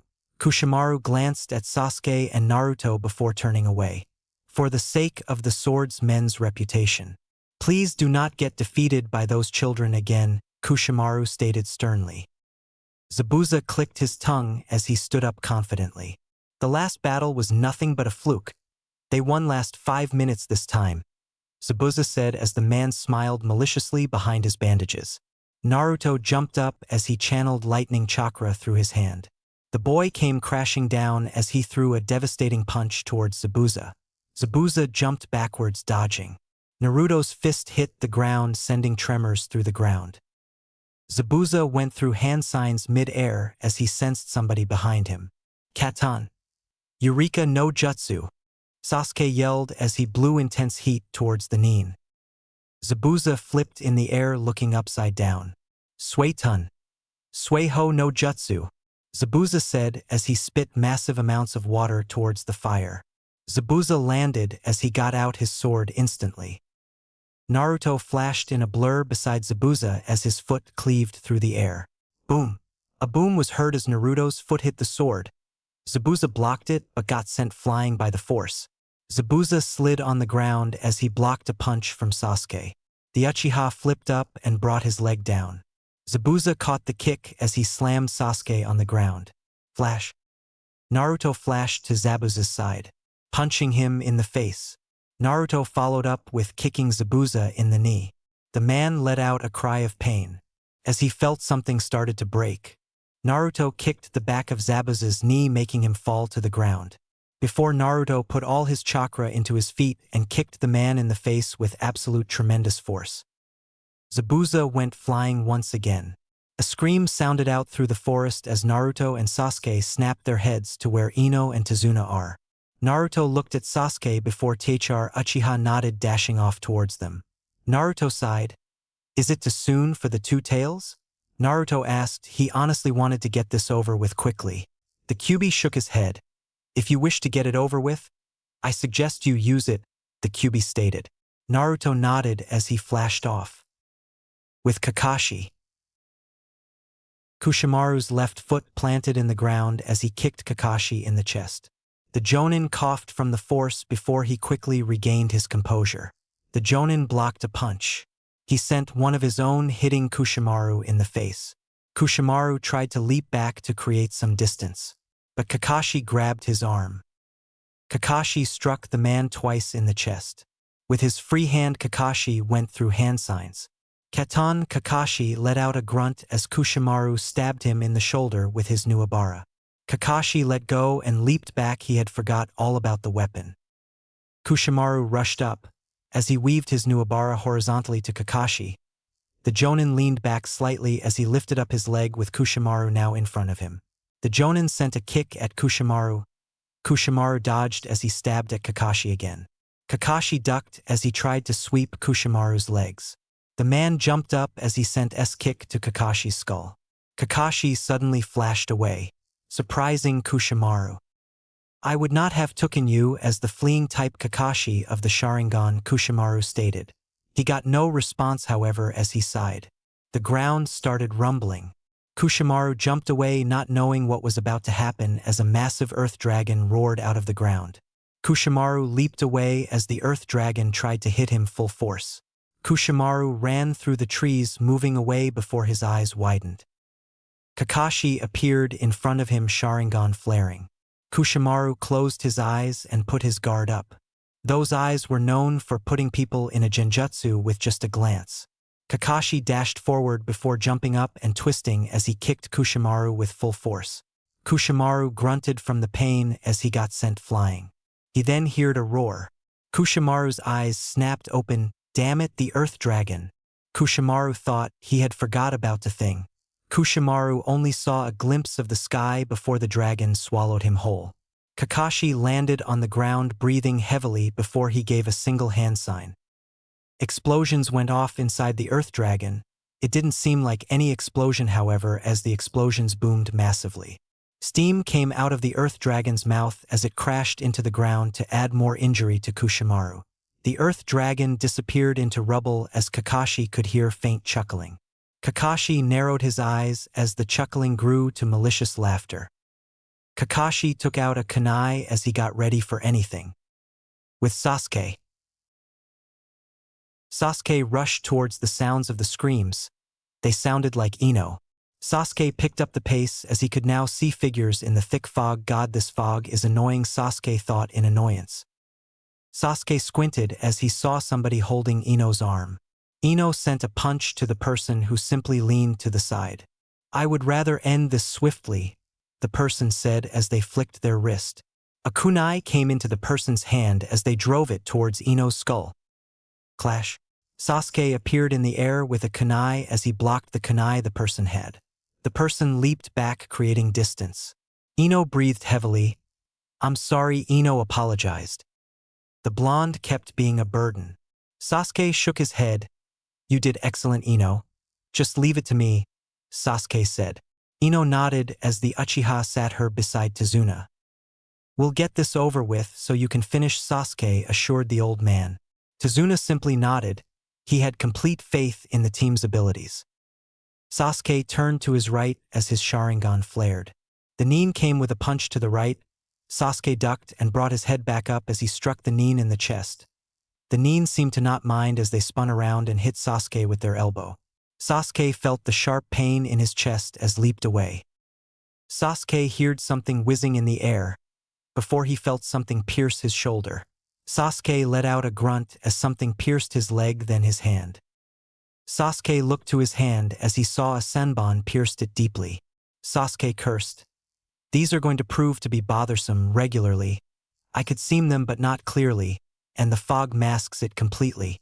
There's no way I could know what side it would be coming from, Sasuke thought. Sasuke ducked a kick coming at his head, as he swiftly tried to knock the nin off of balance. The nin grabbed Sasuke's head as they used it for balance to flip off. Sasuke jumped up as he landed in the tree. He swiftly spun around, as he put up his arm in an X motion. The hunter nin had a kunai as they slashed Sasuke's arms. The boy let out a scream as he felt his skin rip. The hunter nin jumped up and kicked Sasuke's head into the tree. The tree cracked a bit from the force. Sasuke would be lying if he say he wasn't dizzy as the hunter nin followed up with another kick from above, sending Sasuke crashing down to the ground. "Damn it, I hate this fog," Sasuke yelled as he hit the ground. The nin finished with hitting Sasuke with a couple of sunban needles before masking their presence. The sunban hit Sasuke in his leg as Sasuke cursed. He pulled it out as blood dropped from it. Sasuke sensed a presence from behind him as he leaned to the left just in time to dodge a stab with a senbon from the nin. The Uchiha lifted up as he tried to strike the nin in the face with his palm. The nin dodged it and grabbed Sasuke's arm before flicking their wrist, making a sunbon come into their hand. The hunter nin stabbed at Sasuke's neck before it connected. A poof was heard as a log was in the alas Sasuke should have been. The person twisted around to see Sasuke right in front of them. "Katan, Karyu Enden," Sasuke said as he breathed in. Intense flames blew out of his mouth towards the nin as Sasuke started to sweat just from the heat.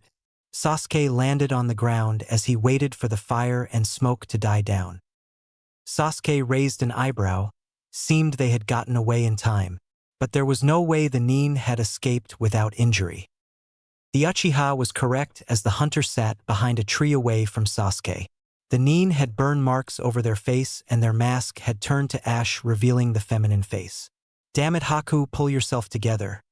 Zabuza-sama would not be pleased if I ended up losing," Haku thought. She tried to get up but found it stung badly. The complete left half of her body was burned severely. She had not expected the boy to be that good. But also it was her fault for underestimating Sasuke. She should have taken it seriously when the Sharingan appeared. There were only 3 Uchiha left, for including Itachi. One the Hokage's son, and the other a survivor of the mass Arse. And both were said to be prodigies wielding great power. Yeah, that was dumb thinking on her part, she had to admit. But she had to heal at least a little before going back out. The pain was unbearable. With Naruto. Naruto stood on the water, blood dripping from his right arm. "You should have died from the first time I pierced you with my blade. But it seemed Kami was on your side," Zabuza said firmly. Naruto smirked arrogantly. "It was rather fun getting payback and launching you through the trees," Naruto said arrogantly. Zabuza grew a tick mark on his head. "The only reason that happened was because I was caught off guard," Zabuza said annoyed. "This is the first time someone has ever given me a challenge. I hope you continue," Zabuza said as he rushed towards the boy. Naruto's Sharingan flared as the lightning chakra enveloped his body. Naruto flashed as he brought his arm back and hit Zabuza in the stomach with devastating power. Zabwa coughed up all the spit in his mouth as all the air in his lungs came out. Naruto did a single hand sign as a clone appeared. The clone tried to kick Zabuza in the head. Zabuza leaned back before grabbing the clone. Wind chakra formed in his hand as it started flaring, wildly cutting the clone and making it poof. The original Naruto appeared on the right as he kicked at Zabuza's chest. Zabuza leaned to the right and swung his sword down, trying to cut Naruto's head off. The blonde flashed again, now behind Zabuza, as he kicked Zabuza in the back of the legs.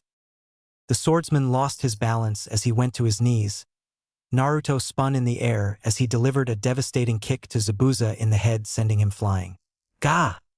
Zabuza skipped on the water before flipping. "I hate that jutsu," Zabuza thought as he flipped in the air and landed. Zabuza saw Naruto flashing about, coming towards him at amazing godlike speeds. Zabuza went through hand signs, "Suetun," "Sabakutsum," Zabuza yelled, slamming his right hand into the water. Naruto's eyes widened as a massive water claw came rushing out of the water. It grabbed a hold of Naruto and slammed him under the water. Zabuza smirked, going through yet another set of hand signs, Sueton. Shindo Futon. Zabuza yelled as massive amounts of chakra went into his hands. Zabuza slammed it into the water and released all of it. Naruto yelled in the water as bubbles went up. The water around him compressed. The pain went throughout his body. Naruto felt his body crushing. Zabuza stopped the technique, going through more hand signs, absolutely melting his chakra. Sueton. Sukodan no Jutsu. Zabuza yelled out. Naruto saw the water around him swirling before sharks made of water started to form. Damn it, he isn't stopping. Naruto yelled frantically about the situation. If he used his lightning jutsu, he would get paralyzed long enough for the water sharks to eat him. I'm gonna need some of that chakra, buddy, Naruto said. Zabuza stood on the water as bubbles came up. Steam rised from the water as Zabuza's eyes widened. It's that same chakra from before, Zabuza said, as he had flashbacks of how Naruto decimated him with the orange chakra and three tails swaying behind him. Naruto burst from the water as he was already upon Zabuza. Zabuza narrowly ducked a kick and hopped over another. The swordsman brought Uo his sword as Naruto punched it, cracking it. Zabuza flipped away, gaining some distance. The man narrowed his eyes. You seem calmer than the first time, Zabuza said. He could remember Naruto murmuring to himself something like kill. Naruto smirked. I wasn't ready for the power the first time. But this time it's a completely different story, Naruto stated. Zabuza nodded. You're more than a worthy opponent. You shall die a warrior, Zabuza said in a firm and confident tone, almost like someone from the army. Naruto shook his head, disagreeing. I can't die this young. However, I'll give you a proper burial next to the tall guy, Naruto said. Zabuza chuckled. If I actually do die, I wouldn't want to be next to that bastard. Zabuza said. He got annoyed thinking about it. Naruto tilted his head to the side in a confused manner. I thought you two were like thing, Naruto said truthfully. They argued like a couple. Zabuza looked at Naruto with an angry expression. You're really pushing it, Genin, Zabuza said angrily. Naruto held back a laugh. Shall we? Naruto asked, getting in his stance. Zabuza nodded. He turned to his left and saw Naruto as the blonde had took off at unbelievable speeds. Zabuza punched at his head. Naruto spun to the left, dodging, hitting him in the chest.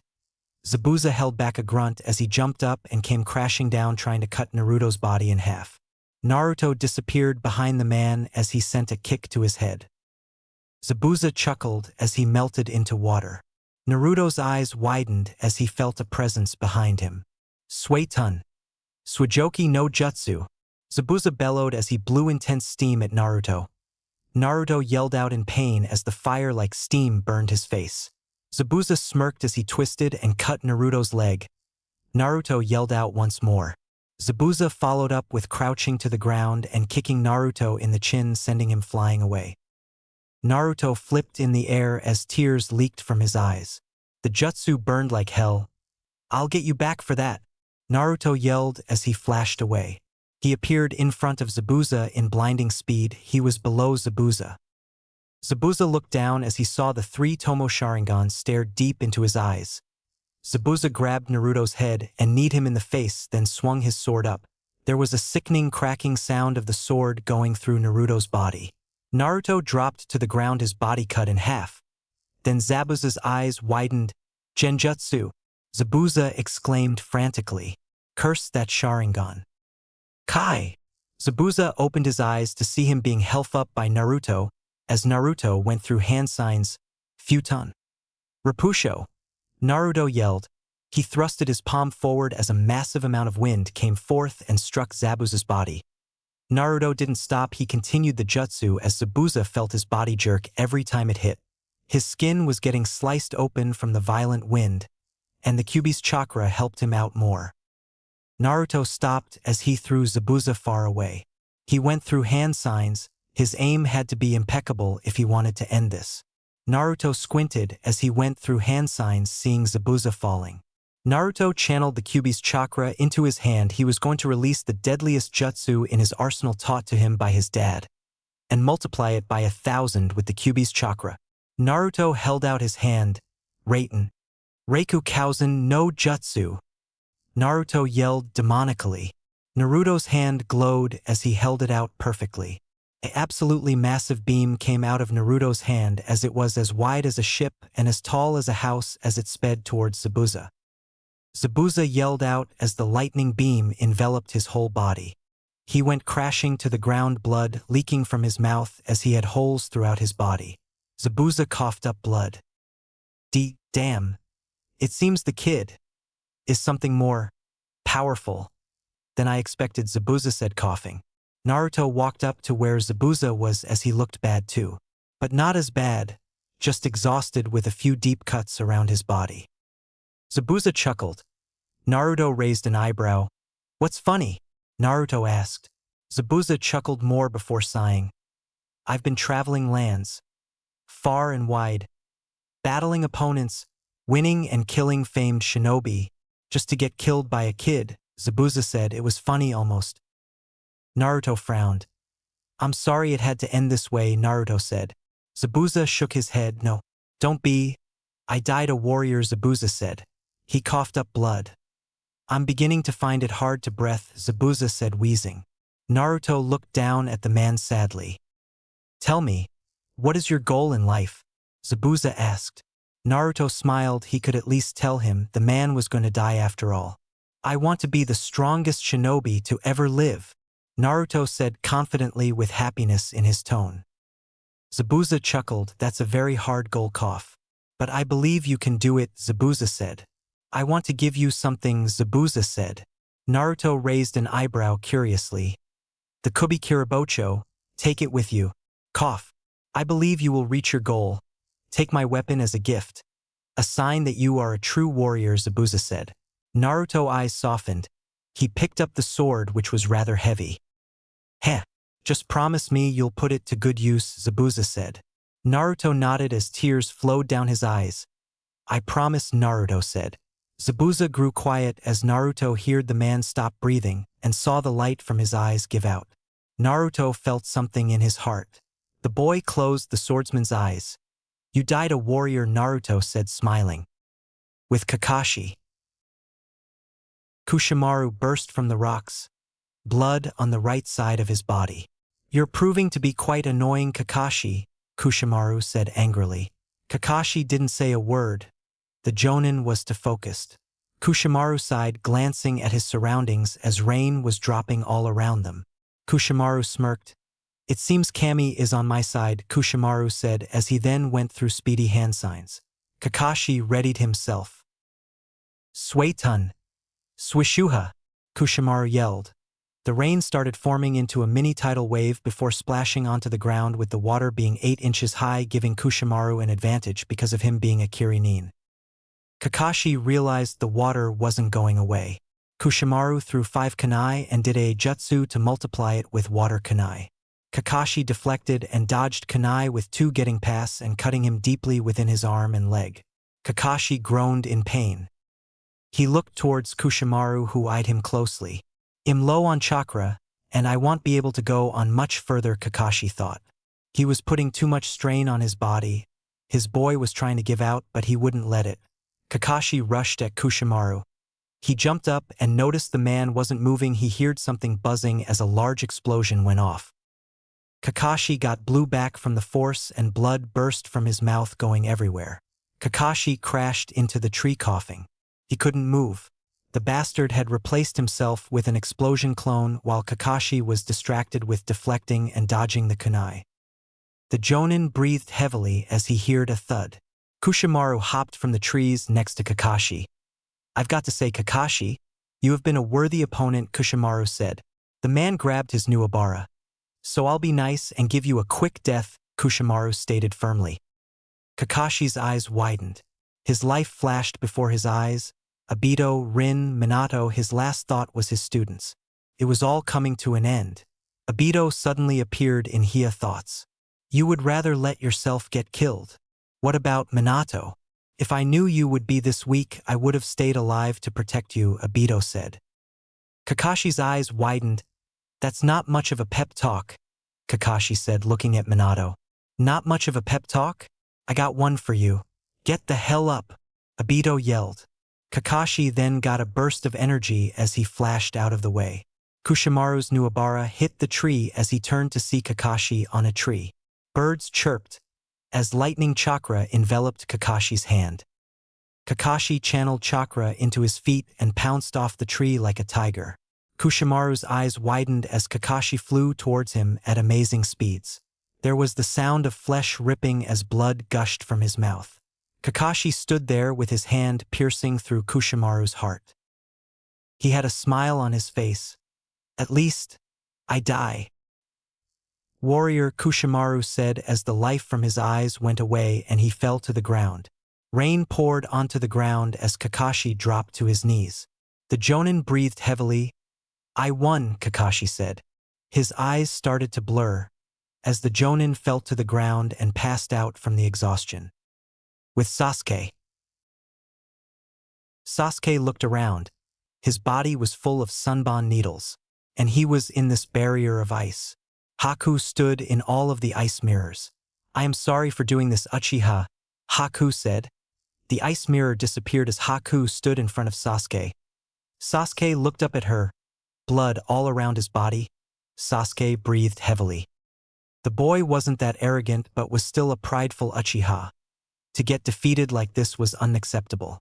Sasuke groaned as he then heard footsteps. Ino came crashing down with her foot as she kicked it down towards Haku's head. Haku swiftly dodged rather easily before spinning around. Haku looked at her with an annoyed expression. She had to get to Zabuza-sama and they were holding her up. Ino, don't try it, you can't win, Sasuke said. Ino looked at Haku with confidence. It's sad that you think so lowly of me, Sasuke, Ino said. Fire burned in Ino's eyes. She knew she was weak, but that didn't mean she couldn't try. She examined Haku. She already looked tired and cuts were all over her body. Sasuke had did a number on the girl. Haku rushed at Ino. She wanted to get it over with quickly.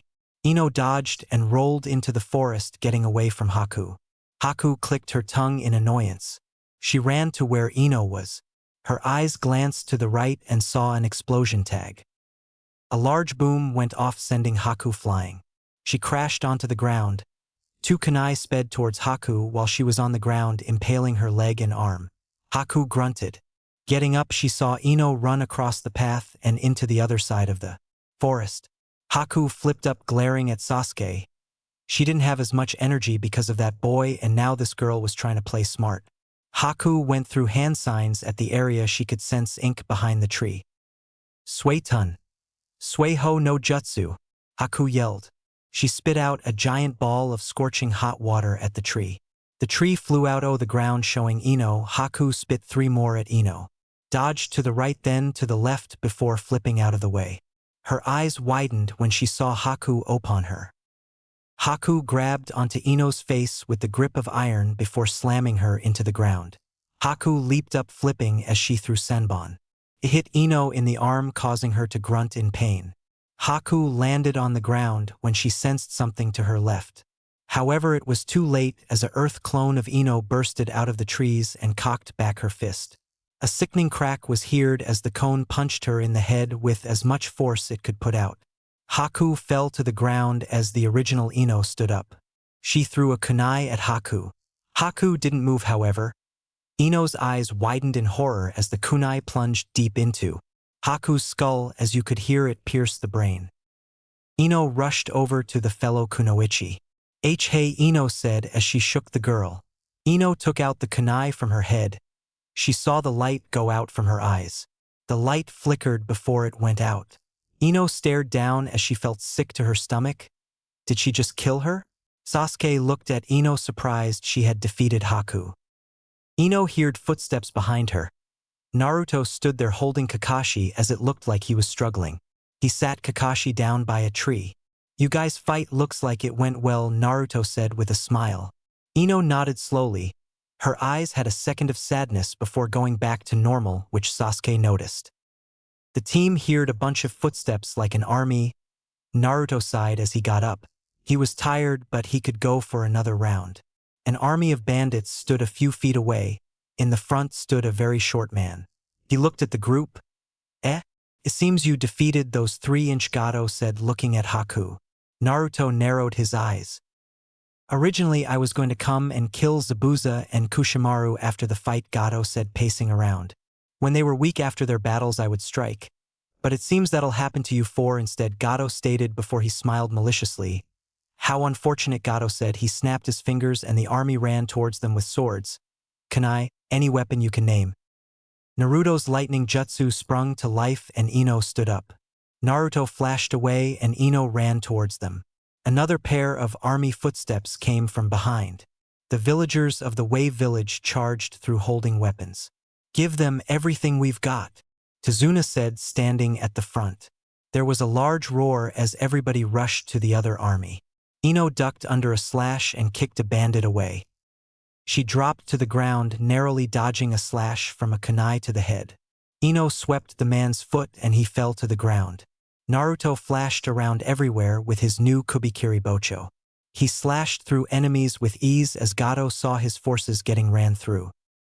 The man stepped back as the other army overpowered his with the help of the two ninja.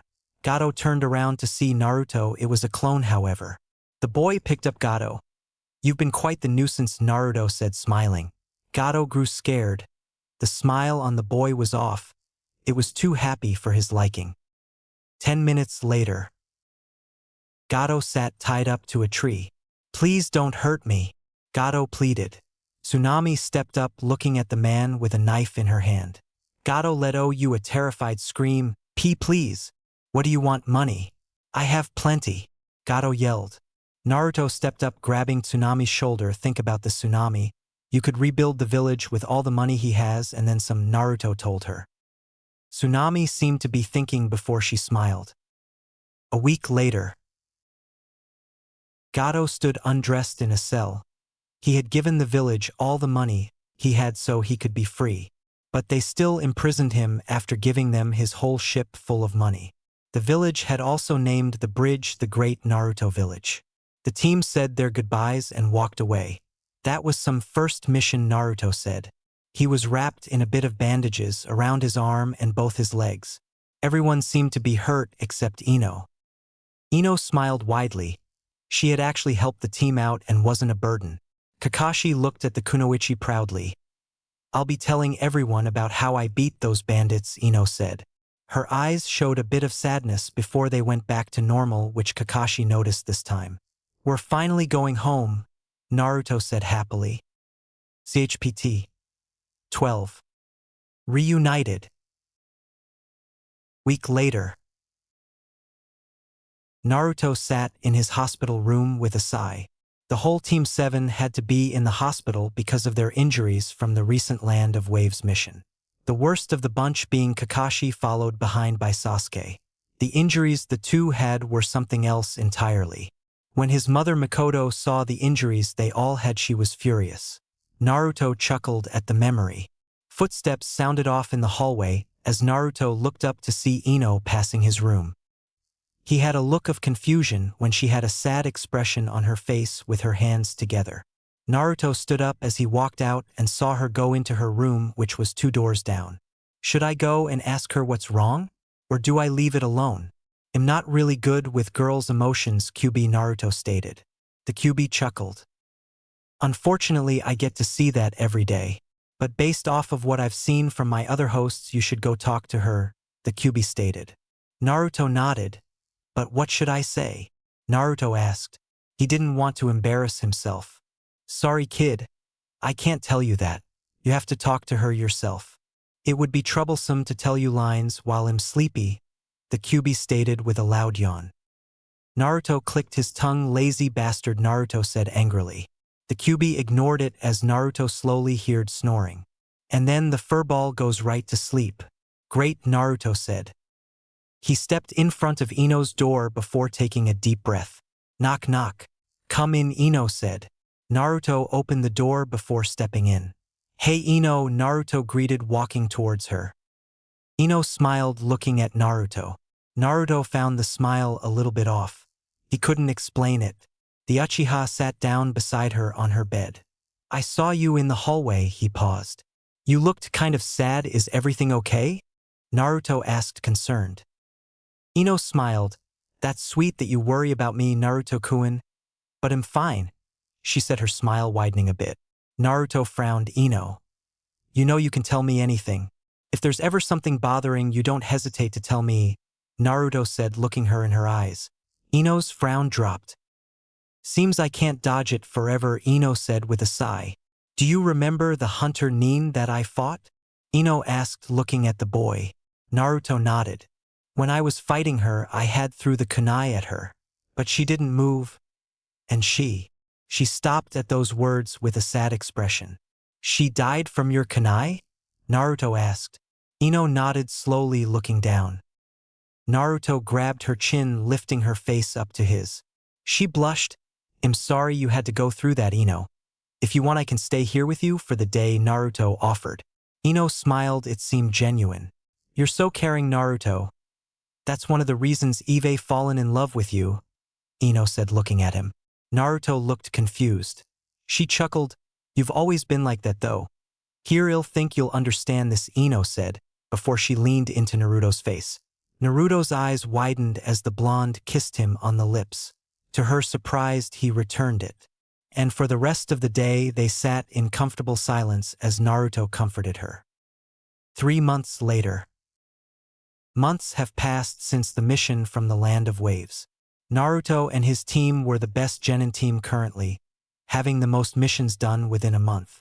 And the team was already gaining recognition despite just becoming genin not even a year ago. They had went on multiple dangerous missions. But their most recent was the one to the Land of Snow. The team had to take Princess Koyuki to the Land of Snow to film a movie. Along the way, they found out she was a genuine princess, and they battled against her uncle so she could become the new ruler. Now for the team, Team 7 was nearly famous. Naruto, being the Hokage's son, had high hopes for his ninja career, and adding to the fact he was an Uchiha and a prodigy. People around the whole 5 great nations spoke of his name. The boy had let his jet black hair grow out, and was now almost as tall as Kakashi. He was growing splendidly. As for Sasuke, the boy was praised.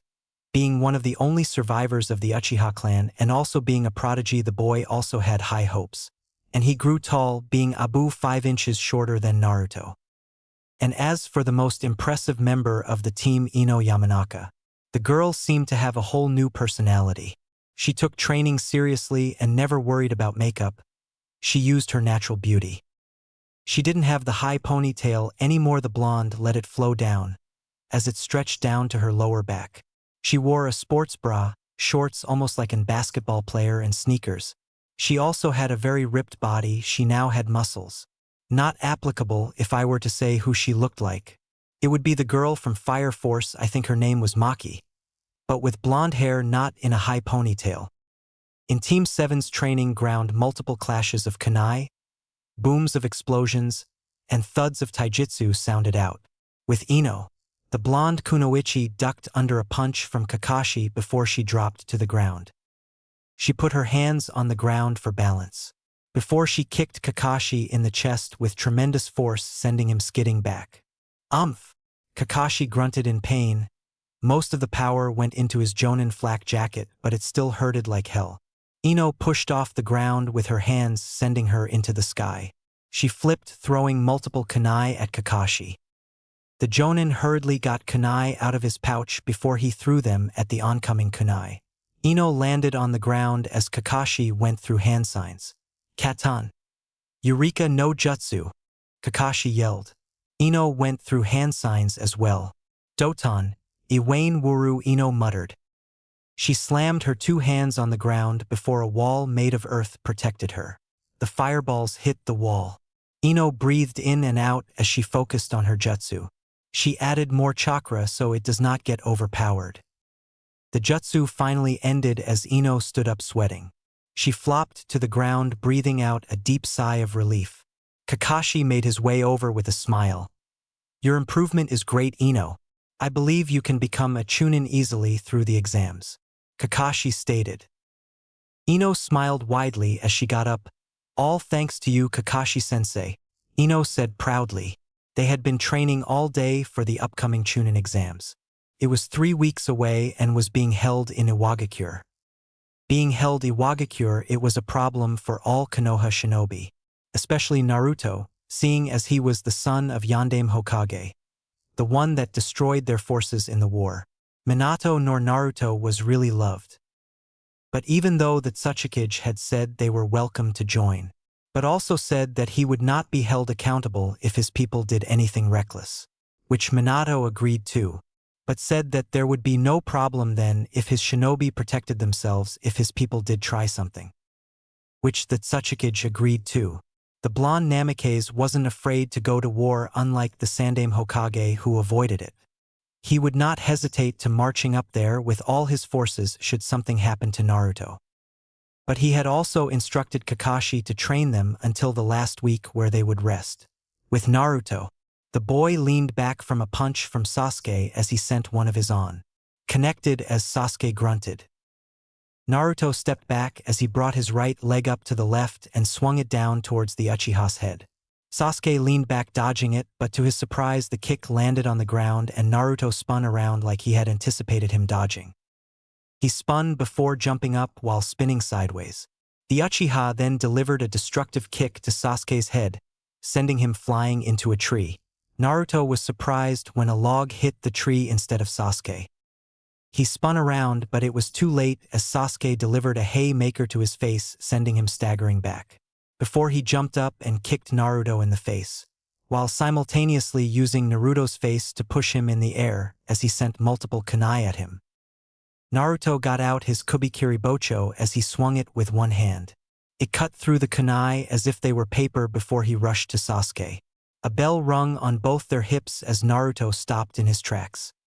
"You're lucky, Sasuke," Naruto yelled over to the Uchiha with a playful smirk. Sasuke laughed from behind Naruto. Naruto spun around. "You are the lucky one. If you had come close to the clone, a massive explosion would have went off," Sasuke said. Naruto frowned in response. It was hard getting used to not using his lightning jutsu in all his battles. Yes, Naruto had to hone his strength, speed, and other things without the use of his lightning jutsu. Kakashi had told him that if he did that his lightning jutsu would be even stronger. And it was the fact of his cards. The Jonin had said a shinobi always keeps a trump card if something proves to be troublesome. And in regards to trump cards, Naruto had many. He had the Sharingan, Kubikiri Bocho, and his lightning jutsu. He only brought out his Sharingan when things were looking bad for him. He usually had his Kubikiri Bocho sealed unless he was going against a very strong opponent. And for his lightning jutsu it was used as a last resort in conjunction with his Sharingan, which proved to be overpowering. "My sensing abilities suck and you used that to your advantage," Naruto stated. Sasuke just nodded in response. Naruto sealed his Kubikiri Bocho as Kakashi and Ino made their way over. "You all have been making great progress. But it's the end of practice, you all should go home." After saying those words, the Jonin disappeared in a swirl of leaves.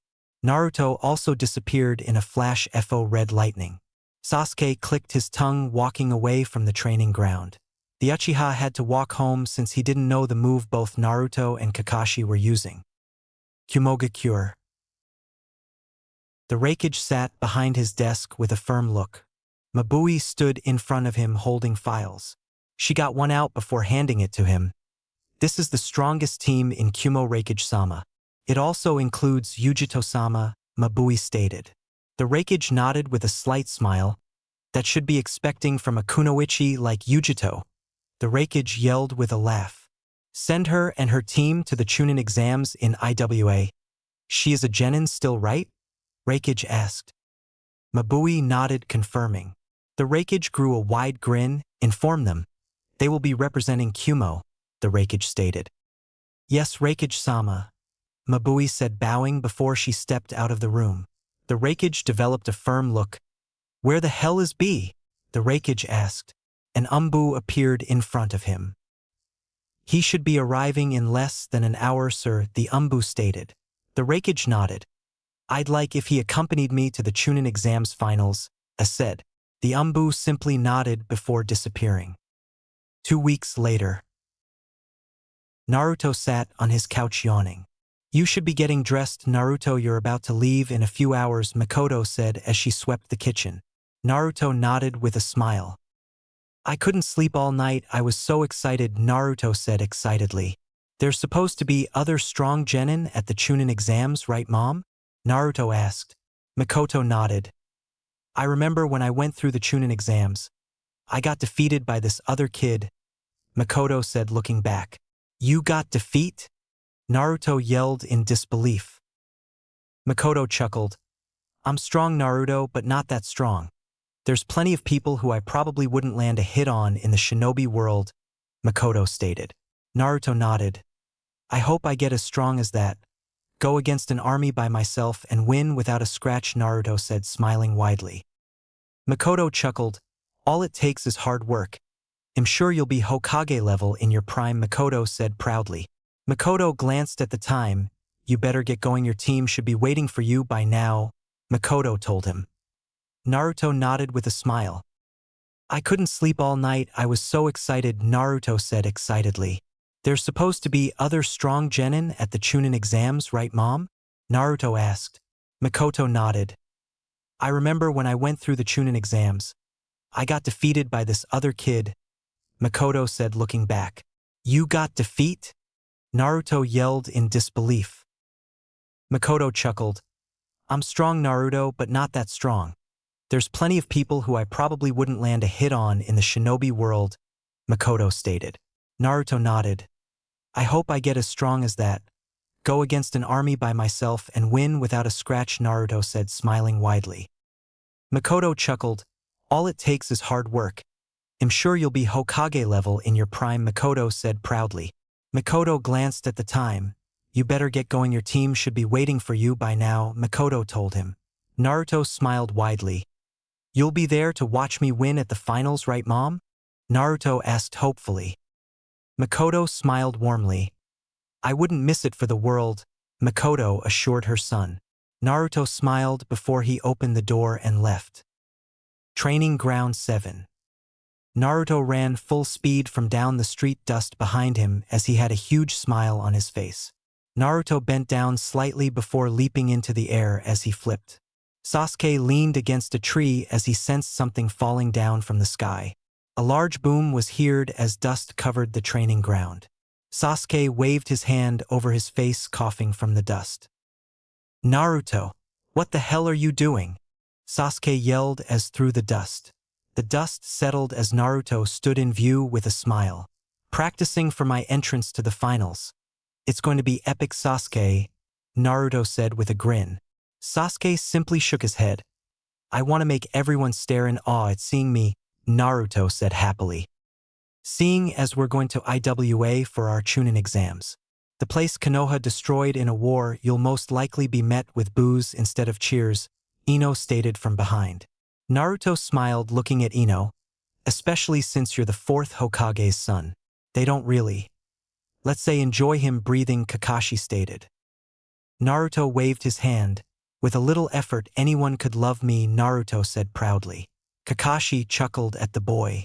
We should head to the gate, I'm sure Kurenai and Asuma's team should be waiting for us, Kakashi stated, never taking his eyes off of his book. Ino raised an eyebrow. Kurenai and Asuma? Who are they? Ino asked curiously. Kakashi looked up slightly. I'm surprised you don't know of them. They're the Jonin senseis of Team 8 and 9-inch, Kakashi stated.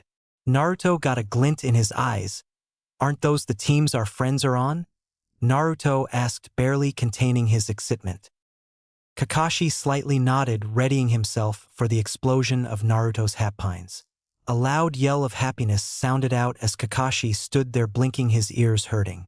It seems I still wasn't ready, Kakashi said slightly. I haven't seen those guys since the academy graduation, Ino stated.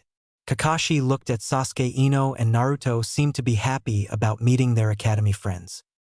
The Jonin grew curious as he saw a depressed look on Sasuke's face, one filled with horror and fear.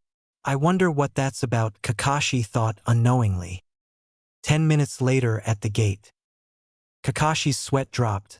So that's why, Kakashi said looking at the ground. Not even 10 seconds of them being at the gate, Sasuke got tackled by a pink-haired girl. Sasuke-kun, it's been so long, Sakura said as she rubbed against the Uchiha on the ground. Sakura, please. Get off, Sasuke groaned as he struggled to breath with the pink-haired girl on his stomach. Sakura giggled. I missed you so much, Sasuke-kun, Sakura said, seemingly ignoring the Uchiha's pleading. Naruto hugged 3 boys at the same time before letting go. Kiba smiled. Wow, Naruto, you grew a bit. Last time we saw each other at the academy, I was the tallest of the group, Kiba said, grinning. Naruto chuckled. My mom's been putting me and Sasuke on this diet for the past 2 months, and it's helping our growth greatly, Naruto informed them. Choji munched on a candy bar. We've been learning a few tricks since the academy. Munch munch. You better watch out, Naruto, Choji stated. Well, we've been training to Choji. Especially me, Ino said as she placed her elbow on Naruto's shoulder, leaning on it. Kiba's mouth dropped. What the hell? Ino, it's like you've did a complete 180. Kiba yelled in disbelief. Ino smiled proudly. I have been training hard, Ino smiled. Yeah, back in the academy you were a short blonde girl who wore makeup. Ino looked ticked off. Who always thought she was pretty and smart. Ahem, Ino said, annoyed. And an overall brat who Ino roared her fist back before sending at Kiba, sending him flying into the gate. Shikamaru cracked a smile. Naruto looked around. Before he smiled, Hinata! Naruto yelled, running over to the girl. Hinata let out a slight yelp. When Naruto and his group arrived, the Hyuga wanted nothing more than to go up to Naruto and talk to him, but found it hard to do. Naruto enveloped the Hyuga in a tight hug as she blushed heavily. I missed you, Hinata, Naruto said before letting her go. Hinata's blush deepened hearing Naruto had missed her. Hello, Naruto-kun, Hinata said, looking down. The Hyuga hasn't seemed to have changed at all. Disappointing, really, the Kyuubi said. Naruto sighed. And you would've? Naruto asked. The Kyuubi nodded. I actually wonder how I would look if I were human, the Kyuubi said curiously. Naruto shrugged. Probably long hair like Jiraiya's but red, and a bit muscly with a cool scar running down your face, Naruto stated. The fox chuckled. You think so highly of me, the Kyuubi said with a smile. We should get going. Iwa's a long trip and I don't want to have to spend any more time outside the village than necessary, Kurenai stated. All the genin nodded as they set off.